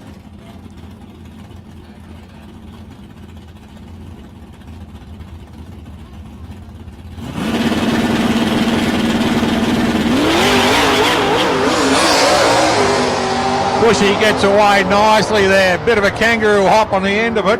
But look at this. Runs a 6.39 at 109 mile an hour. I think that might be one of his best for today. And Rob runs through on a 9.077. Now let's just have a look and see if we can find what Bushy did. 6.42. He's run a 6.30. Yes, that's his best pass for today. 6.393. 109 mile an hour. Best timing, not best speeds. Best speed was 111. But he's just run a 109, but his ET elapsed time was a 6.393.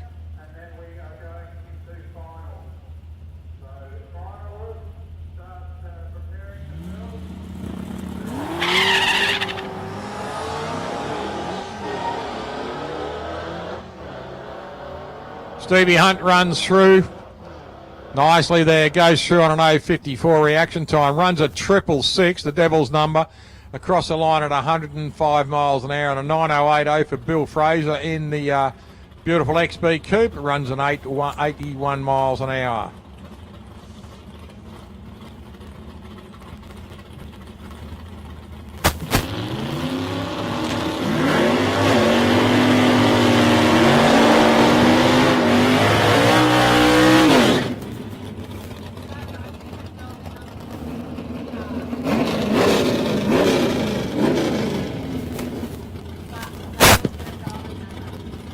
Michael Milicevic out here and Chris Ferrugia still in test and tune at the moment. These two boys got the best presented hot rods here today. They are absolutely stunning looking machines.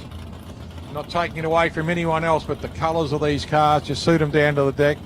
Louis De Servo had another car for a really good looking bonnet.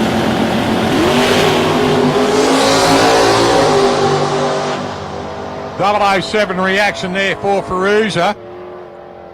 And he takes through, but a 001 for Michael Milicevic. So that's the second 001. We've had 1 000, a 001 there for Michael Milicevic.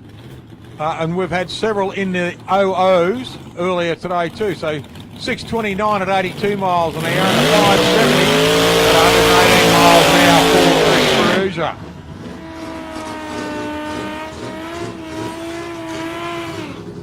Chris Wilson coming up next.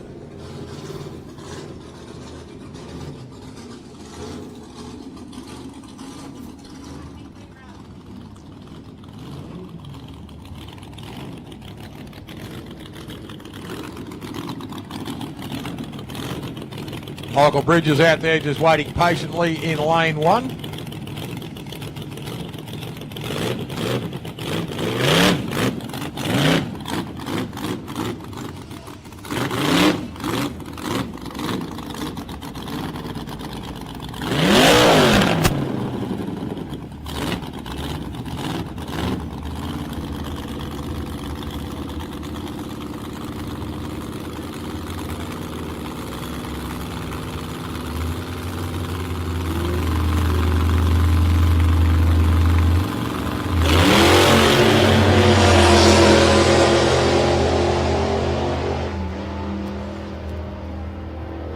Good pass from both cars there. Bridges goes through on a 7.31 at 90 miles an hour in the Centurion. A 6.60 at 100 miles an hour there for Chris Wilson in the 35 pickup in lane 2.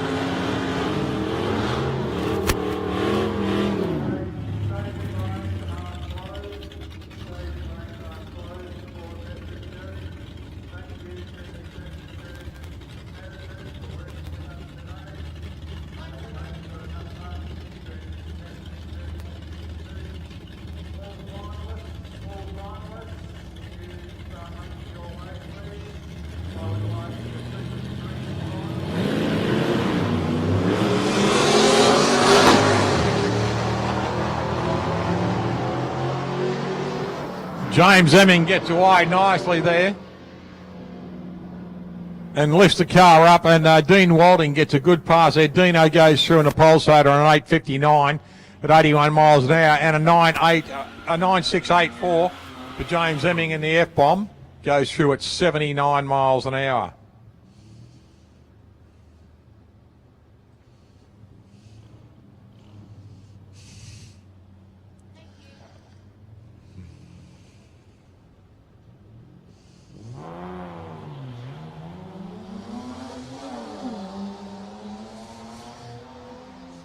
Brendan Capp goes through there, gets a good reaction, 4.55, a 2.46 reaction for Paul Holman in the Falcon in lane 2. And he runs through on a 9.5 at 72 miles an hour and an 8.5 at 87 miles an hour for Brendan Capp. So Marius Detroit comes out now on the motocross bike, running up against Matt Catalano on the Harley. So this will be a little bit of a grudge match between these two.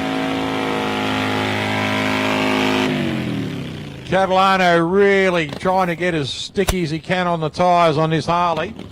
Rolls straight into his lights. Here we go.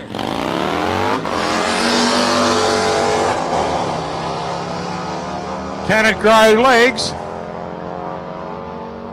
And Marius Detroit in the motocross bike takes a win against Matt Catalano. So this will be interesting. Todd Wagner coming out now in his little junior dragster.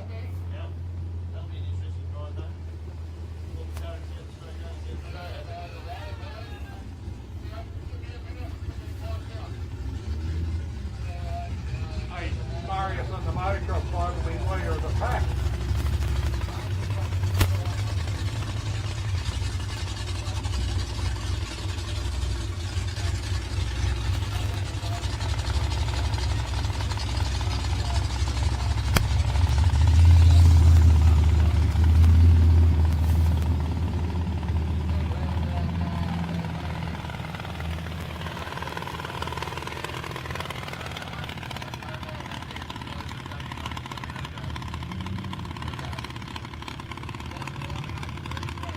Okay, Todd Wagner down here in the junior dragster. Nice launch there from Todd. He gets away in a 2.73 reaction. Little C-class dragster runs through. I think he'll probably go through on about a 10 to 11 second mark. Goes through on a 12.04 at 54 miles an hour. A nice straight pass. So well done for Todd Wagner. I think we've got one more car on the test and tune situation, then we will go into finals, I believe.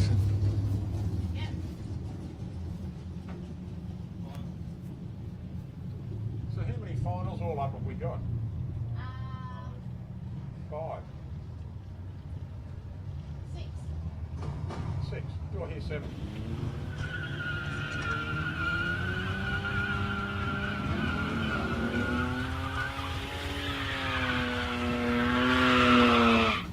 Chris Wilson getting a nice burnout on his tyres there, getting a little bit of heat into him. This will be the last charge for the test and tune vehicles, then we are going straight into our finals. We have got 6 finalists, 6 finals to get through, and that will be the end of today's racing. Then presentation will be down in the club rooms, probably around about 20 minutes after the finish of racing. So we'll keep the microphones going to let you know when they're on. Once we get down there and sort it all out, get ourselves a little bit of lubrication in the throats. Chris Wilson's just gone through there at 10.4 at 72 mile an hour. And that, thank you to all our test and tuners for being part of our meeting today. As Tim Reedy did say, he sincerely hopes you had a great time with it, and please feel free to come back out to the next test and tune and take advantage of it for the amount of passes you can get through on a test and tune. So well done. Thanks to everyone. Thanks to all our new racers who came out here. There's a few new ones today who learned how to drag race, and sincerely hope you enjoy it and come back again.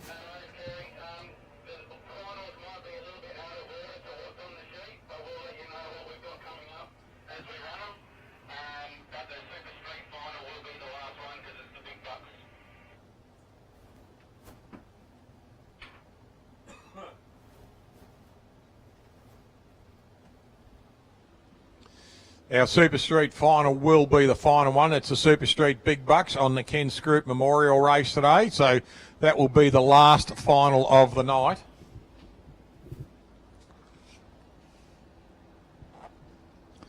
Been a great day's racing, ladies and gentlemen. Thank you very much to all teams and competitors and their crews and families.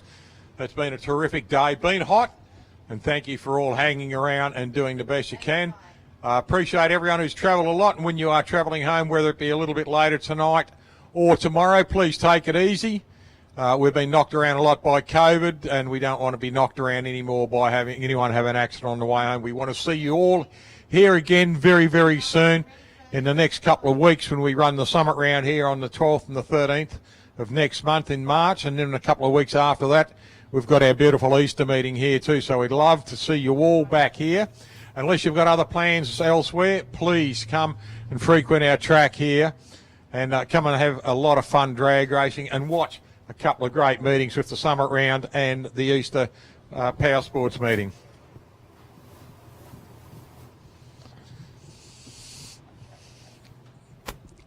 Ladies' day bracket will be our first final out. Now, our two finalists are Maddie Sparrow, who will start out in lane 1.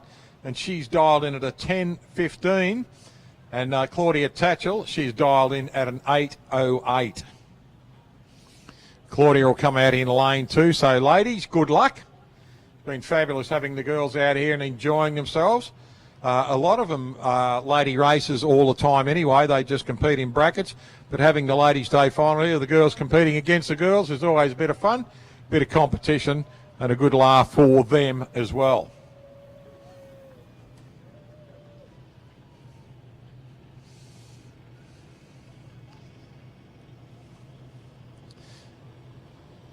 The Todd Wagner fan club, mate.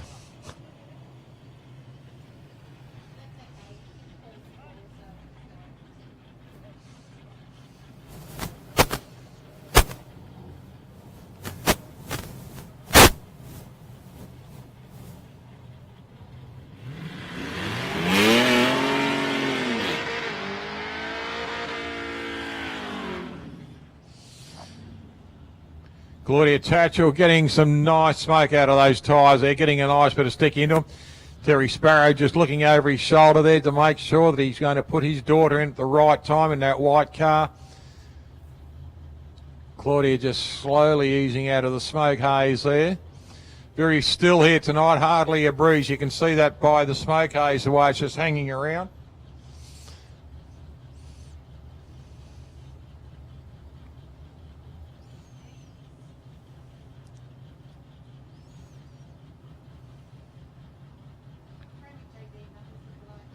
Now, Claudia's dialed in at an 8.08, so she's giving away 2 and a bit seconds to Maddie on the handicap. Maddie's in pre-stage, just waiting for Claudia just to roll in for her lights. Pre-stage for Claudia. Full stage now for Claudia Tatchell. Full stage 2 for Maddie Sparrow. Here we go. The girls get away. Nice start there. 153 for Maddie. 424 for Claudia. Can she chase it down, or can Maddie Sparrow take the win? And Maddie Sparrow takes the win. Unfortunately for Claudia Tatchell, dials an 8.08, runs a 7.98 and breaks out. Disqualifies herself by going too quick. So runner-up, Claudia Tatchell. Winner is Maddie Sparrow for today's in the ladies bracket. Congratulations.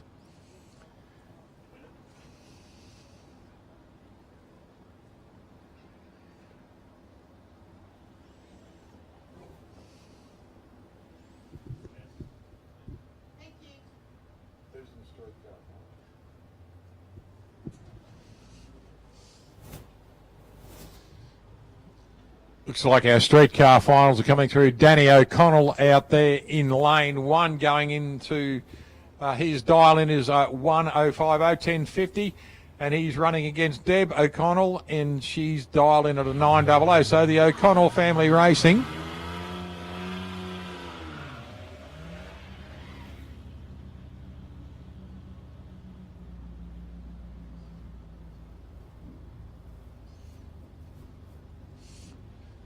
O'Connell versus O'Connell, 10.50 dial in for Danny, so he'll get away first, and 1.5 seconds later, which is 1.5 trees, you'll see Deb go, and there she goes. This will be a good race. Both cars early nose to nose across the line, and the win goes to Danny O'Connell. So Danny takes out the streetcar challenge, and Deb O'Connell will come through. I think this is Danny's second trophy, actually. He had a runner-up at one of our previous meetings last year, and I think this might be his first meeting win.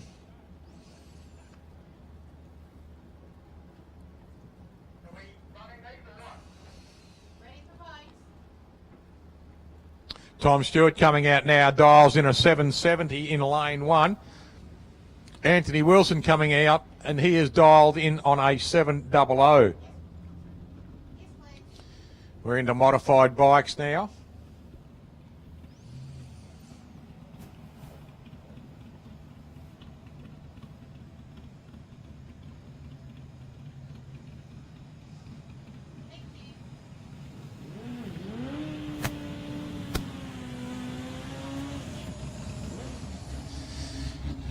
Hayabusa versus Harley Davidson. This will be interesting. Japanese Missile against American Muscle. Tom Stewart in lane 1 on the Harley Davidson. Anthony Wilson in lane 2 on the Hayabusa. 7-7 dial in for the Harley. 700 for the Hayabusa. Oh, not a good start for Anthony Wilson.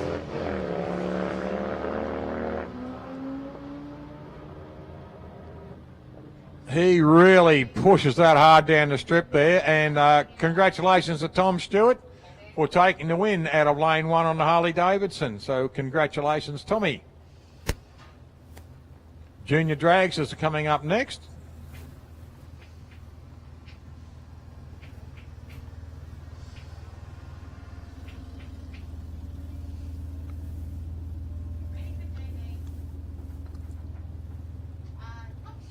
Nathaniel Cookle will go into lane 1 now. Nathaniel's dial-in is an 890, and he's up against Brookie Camilleri. Now, Brooks' dial-in is a 795.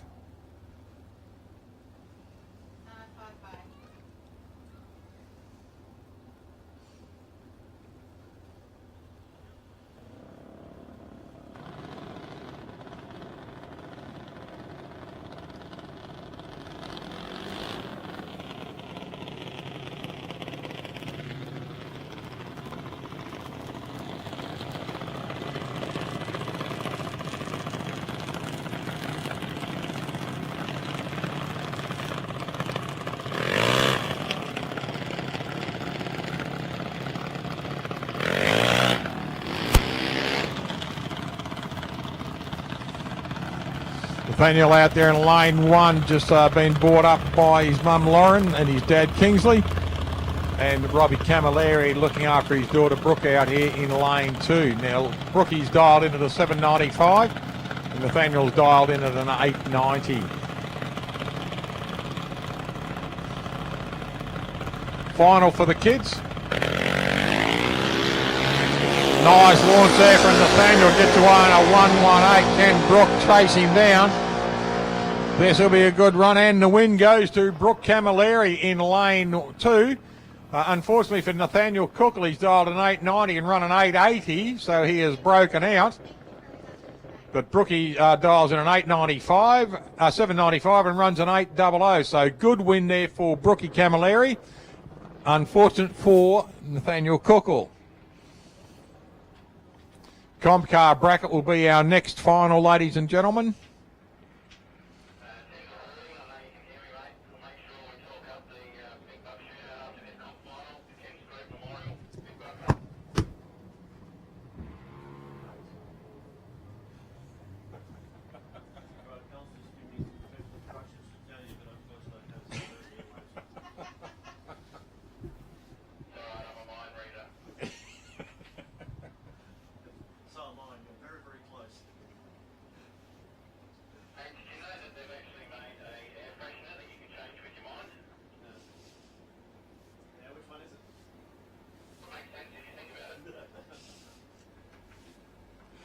Adrian Delbroy coming up now. Adrian will go into lane 1 in the WB, and he'll be up against Pete O'Connell in the Goblin, the front engine dragster.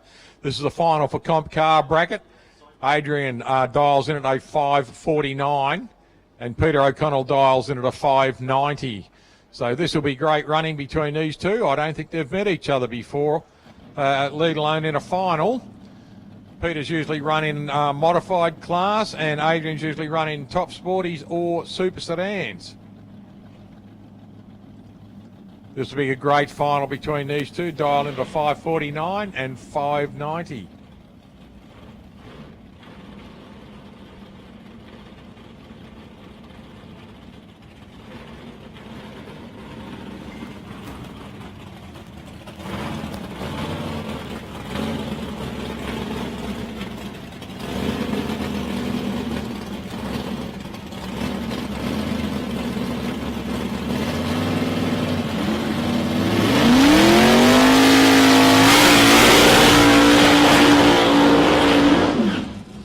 Just a quick sing out to Caroline Millix and Kelvin Hugo. Look forward to catching up with you both here in the March meeting here at the Summit Round and possibly Easter too. So it'd be great to see Caroline and Kelvin Hugo here at the Sunset Strip and have a lovely time together, you two. Young lovebirds, you. Right, Adrian Delbroy is backing the big WB Stady up, 549 on his dial-in. Pete O'Connell in the Goblin has dialed at 590. This will be a great race between these two races. Both very determined, and the big Stady has been running beautifully all afternoon, all evening, as has the Goblin. You don't get to a final if it's not running well. So these two boys, good luck.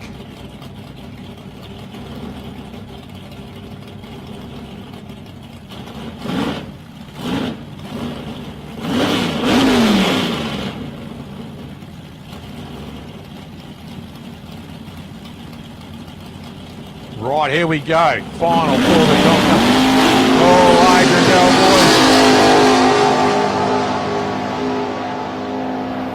Adrian Delbroy, a slight mistake on the lights there. His first one for today, and unfortunately loses the final there. But congratulations to Peter O'Connell on a brilliant start, a 115 on his reaction. Runs through on a 590 dialing. Runs a 593 at 114 mile an hour. So congratulations, Peter. Commiserations to Adrian on his run. Okay, ladies and gentlemen, we are coming into our final of this evening. This is our big bucks shootout. It's the Ken Scroop Memorial. And as you have heard today, Kenny passed away only about a month ago. Great bloke.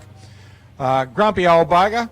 but a great fella and always willing to help. Helped a lot of friends over in Whyalla with their juniors, etc. Wander through the pitch. Just a little bit of advice here and there, and a wonderful bloke too. So, Kenny, you are gone. Your mind is at rest and your heart has stopped, but you're still in our minds, mate, and still in our hearts. So thanks to Joy Scroop, Abby and the family for their big input today, and Corey and Katrina Reid for their big input today with the Aussie Ute. So thank you very much for contributing to this meeting, and big thanks to the St Razor Drag Racing Association for honouring Ken with the Ken Scroop Memorial. This is our final. Lou DeSturbo has dialed in at a 7:02 and Chris Tatchell has dialed in at an 8:00. So this is our final for the evening. And we'll see who takes out the big bucks. Both cars just edging in. Full stage now for DeSturbo, lane 1, and for Tatchell in 2. Here we go. 014 for Chris, 146 for Lou. Can Lou chase him down? Can Chris Tatchell take the win? And the win goes to the local boy, Chris Tatchell. Lou DeSurbo, congratulations on making the final. Mate, done nothing wrong, dialed in a 7:02, runs a 7:08 at 96 mile an hour. Chris Tatchell dials an 8:00, runs an 8:05.1. So congratulations to Chris Tatchell and your crew. Chris, ladies and gentlemen, big thanks. That's our end of our race meeting today. Thank you for all contributors. Thank you to all teams who raced. Really do appreciate it. It's been a fantastic meeting. The best part about it, no incidents. It's just been magic. Everyone's going home safe. Don't forget our presentation will be down in the club rooms in about the next 20 minutes, half an hour. So please join us. Come down and join us. Come down, have a laugh, and we'll get it over. We'll have a little bit of fun down there. Thank you to Kerry and Robbie up in the tower, who have done a fantastic job once again to keep the meeting going.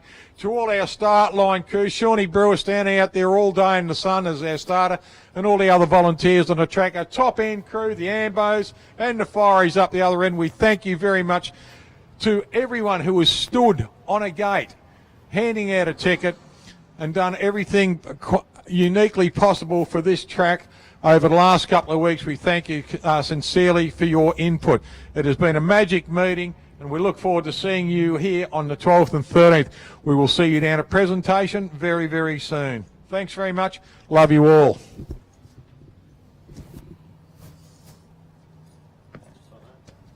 To tune in at any time and watch what we did today. We did our pit walk this morning, which we had a lot of fun about. We did our racing all afternoon. We had a couple of stops here, there and everywhere, but we tried our very best to bring you the very best. We sincerely hope you enjoyed it. We had a few hiccups through the day, but hiccups you have all the time, so everything's good. Now we're going to go to presentation, and we're just about to start that. We right to go? Okay, ladies and gentlemen, we will get our presentation going in about 30 seconds.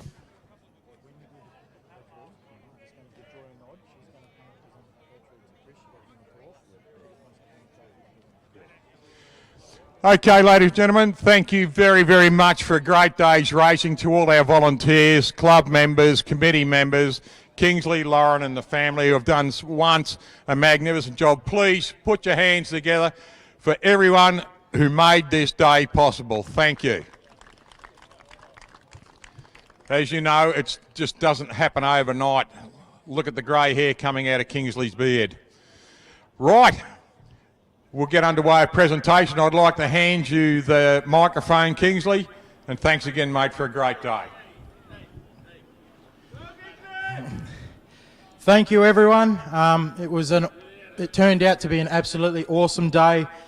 When we made the call Wednesday afternoon to proceed with this, I really didn't know if we could do it. It was a big call to try and get a track worthy of everyone in 2 days and set everything up, but we did it. And we always do it because we don't give up. To the members and the volunteers for all their help, especially in the lead up a couple of weeks ago, and the ongoing work that some of these guys do out here. And again, the work for the last 2 days has been absolutely full on by so many people. So thank you to all the track staff today. You did an awesome job keeping that track on tune and consistently being run. To the tower staff, all our emergency crews, end of track, our bar staff, back gate, time cards, the food vans. Like, without all of them, we don't have a track. So.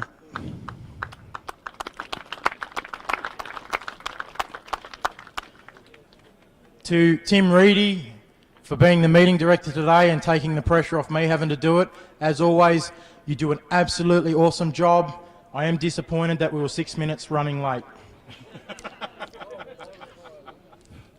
Love you. To our long-time sponsors and supporters, Max Crane and Lifting Equipment, B&S Earthworks, MTM Traffic Management, Cleanaway, Duck Makers, Audi Sound, Plumbing Plus Mildura, Sunny Tafe Mildura, Coates Hire, Just Red Gum, Monaghan Truck and Logistics, 4IO, Monty Electrical. I'm going to just give an awesome little tag to Monty Electrical for the big effort he put in yesterday of putting all the lights up on our poles in the runoff, so we've got fixed poles. That was a mammoth job for him yesterday. To Steve Power, Fulton and Hogan, and our accommodation sponsor, Arana Motor Inn. To Wardy again, thank you for coming. We always need a good commentator and you keep it going all day. To Mark Humphrey, to thinking this event was worthy of him coming and live streaming. He always does an awesome job, and I just can't thank him enough for always coming. Good on you, Marco. Well done, pal. Showing the world, mate. Showing the world. To our event sponsors, thanks go to STE Engineering for coming on board as the event naming sponsors. Again, we struggle to get sponsors, and this event we had some really good community, support and of the likes of STE that put in some good money to help get this event up and running and make it successful. Hang on, where are we? And STE, they don't just they support a lot of motorsport, Olympic Park and all that. Like, they are great people, and they come and they race today. So it's awesome to have them support and be a sponsor. So thank you to STE. To our bracket sponsors, Angry Bird Racing, Get It Covered, Reardon's Patent Panel, Cafe 126, Duckmaker Sheet Metal, Tile Co, Muller's Truck Repairs, and All Gen Solutions. Again, thank you very much for your support for this event. And the final note is, after this event was such successful, I'm hoping to see all of you in 3 weeks for round 12 of the Summit Racing Equipment Sportsman Series. So thank you very much, and thanks for coming. Good on you, mate. Well done. Thanks, Kingsley. Good on you, mate. Right, we'll get underway with presentation straight away now.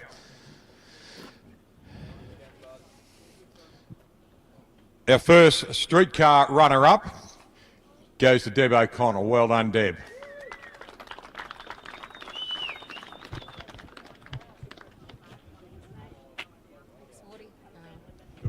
Thank you. Firstly, I just want to thank my husband, most of all, does all the hard work. Facebook Marketplace. Mum and Dad for watching at home. Pete and Kylie for always giving me heaps of support and encouragement. All the sponsors, volunteers, Kingsley and Lauren for all your hard work. And that's about it. Thank you. Good on you, Deb. Well done, Peter.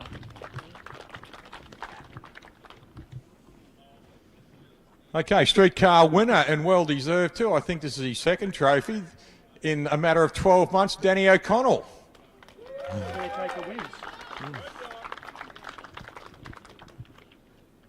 Danny, thanks for all your hard work too, mate. Danny is our caretaker.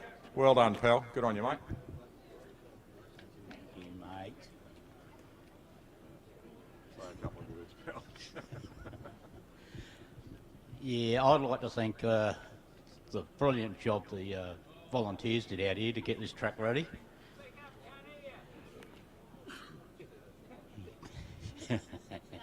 You clean your ears out. Of course, all the wonderful people up here, they're great. That's it, yeah. That's more than I normally say. Everyone's what? Good on you, mate. Well done.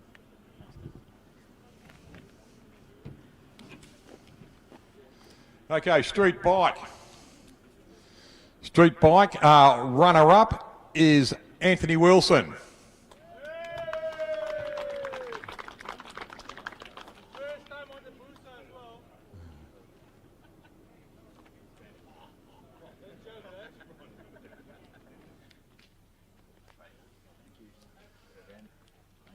done, wheel stander. Just want to thank Kingsley and his team for a good event. Got it put together really good in a short time. Just want to thank Matt Marius and Louis for giving me a hand today, and Declan, my son, for being there with support. Look forward to coming back in a couple of weeks.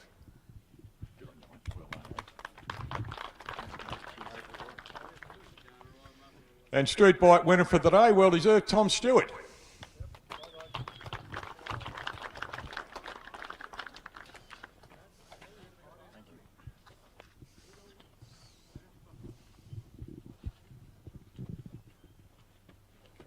It's a bloody long walk, isn't it? It is, yeah. Get something in front of people. Yeah. Just like to thank everyone for coming out for the weekend and the drag club for putting on the meeting. Yeah, that's it. Good on you, mate. Well done.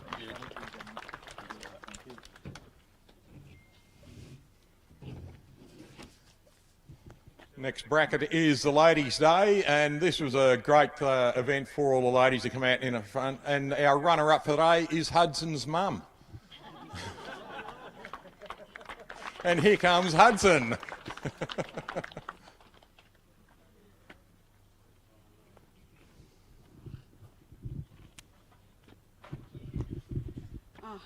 Okay.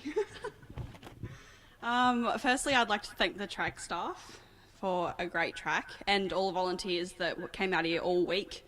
I know my partner was one of them. Yes, thanks, Kingsley. Also, our sponsors, AgTech Mildura, Southern Car Care Centre, Rainbow Motors, B&C Racing, and Low Budget Racing. And congratulations to Maddie, it was a great race. Yeah, I just had a ball today. Good on you, thanks Claudia. Well done, love. Her name's Claudia Tatchell too, by the way. Right, winner in the Ladies' Day, great running to Maddie Sparrow.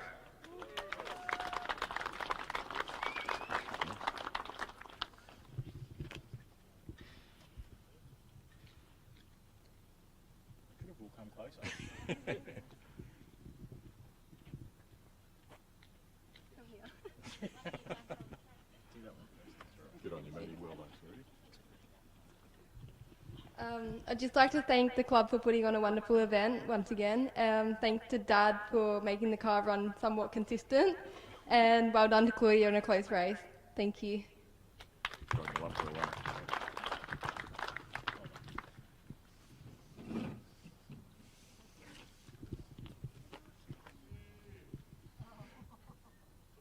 Runner-up in the junior dragsters.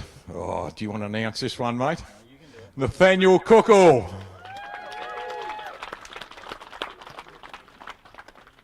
Good on you, buddy. Well done. Yes.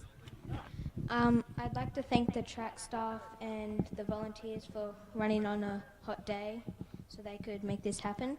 I'd like to thank all my crew, especially my pop, who made the car run most of the time. And I'd like to thank my sponsors, which is Duck Makers, Plumbing Plus Mildura, KHM Installations, Maxi, and Sunset Customs. Thank you. Good on you, mate. Well done, pal. Proud daddy. I am. And junior drags the shootout winner today, well deserved to Brooke Camilleri.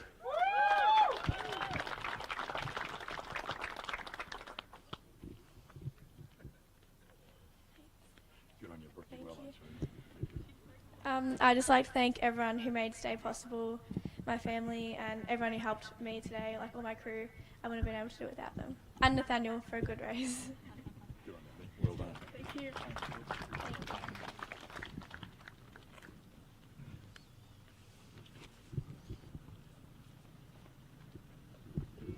The competition bracket runner-up was Adrian Delbroy.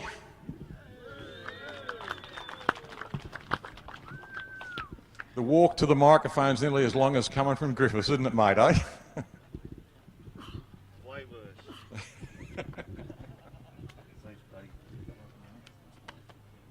Thanks, Lloydie. Good on you, mate. Well done. Thank you. Good on you. Well, big thank you has to go to my crew, The top fuel crew. my top fuel crew. Leo, Blue, Joel, Zach, Johnny, Kylie. I better get that one in. Biggest super sedan crew I've ever seen. Yeah, thanks for the hand, boys and girls. We got there, but we just didn't get the bacon. Doesn't matter. I'd like to thank Sunraysia for putting on such a great day. Thanks to all the crew and staff. Wardy, do a great job talking all the time. That's about it. Oh, it's my sponsors. AK Plant Hire. Thanks, mate. Good on you.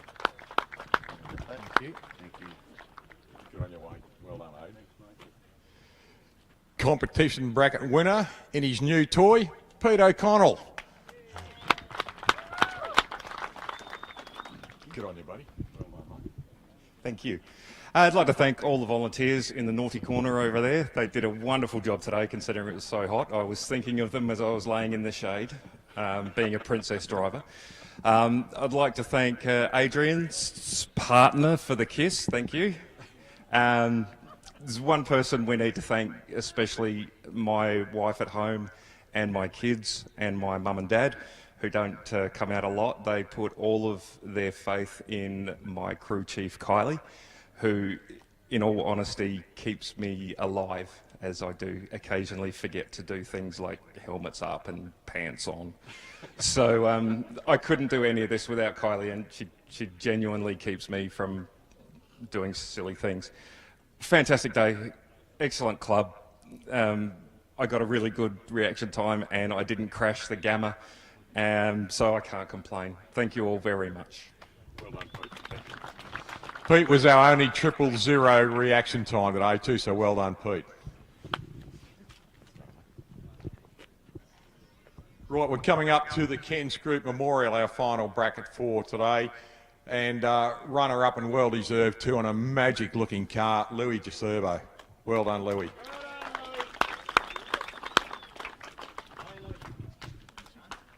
Good on you, Louis. Well done, mate. Thanks, mate. Firstly, probably thank you to my family who put up with me racing, and my wife for letting me fund my projects and fun. Volunteers, thanks heaps. If we don't have yous, man, we can't have our fun, you know. Kingsley, you guys, could imagine what you went through to get it through. Thank Daniel, your premier, to let us come over, and, you know, if it wasn't for him, shit, we couldn't be here today. Like, it really, 100%. He's a top bloke.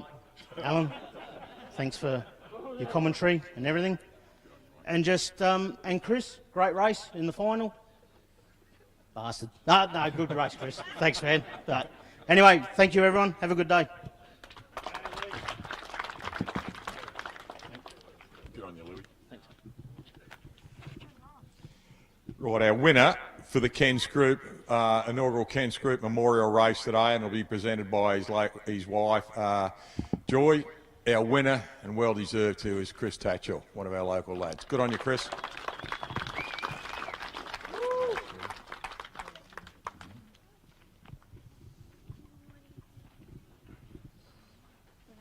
No worries. Thank you so much. First of all, I'd like to thank all the volunteers out of the club. Like, they've done a wonderful job, like running the whole meeting with all the short notice with everything. I'd like to thank me boys. Like, they do a great job getting the car ready when I'm at work all the time. It's always loaded up, ready to go whenever I get home to go away racing. Also, me sponsors like Pentatonic Autos in Mildura, the Shell Servo. If you need fuel, go and support them. And A-Line Trading in Orimple. If you need any trailer parts, give them a call. Thank you. Good on you, mate. Well done.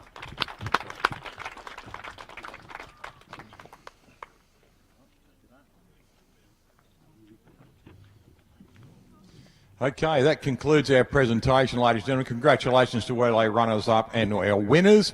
And congratulations to everyone who participated today. It's great to see everyone back out here. And just finally, big thanks to our man Kingsley, his lovely wife Lauren, and their family over here who do just such a magnificent job. Ladies and gentlemen, have a safe trip home, and we will see you here in 3 weeks' time for the summit round here. on the 12th and 13th of March. So take it easy, take it safe, stop and have a drink and have a laugh. Thanks very much, ladies and gentlemen. We love you all. Good on you.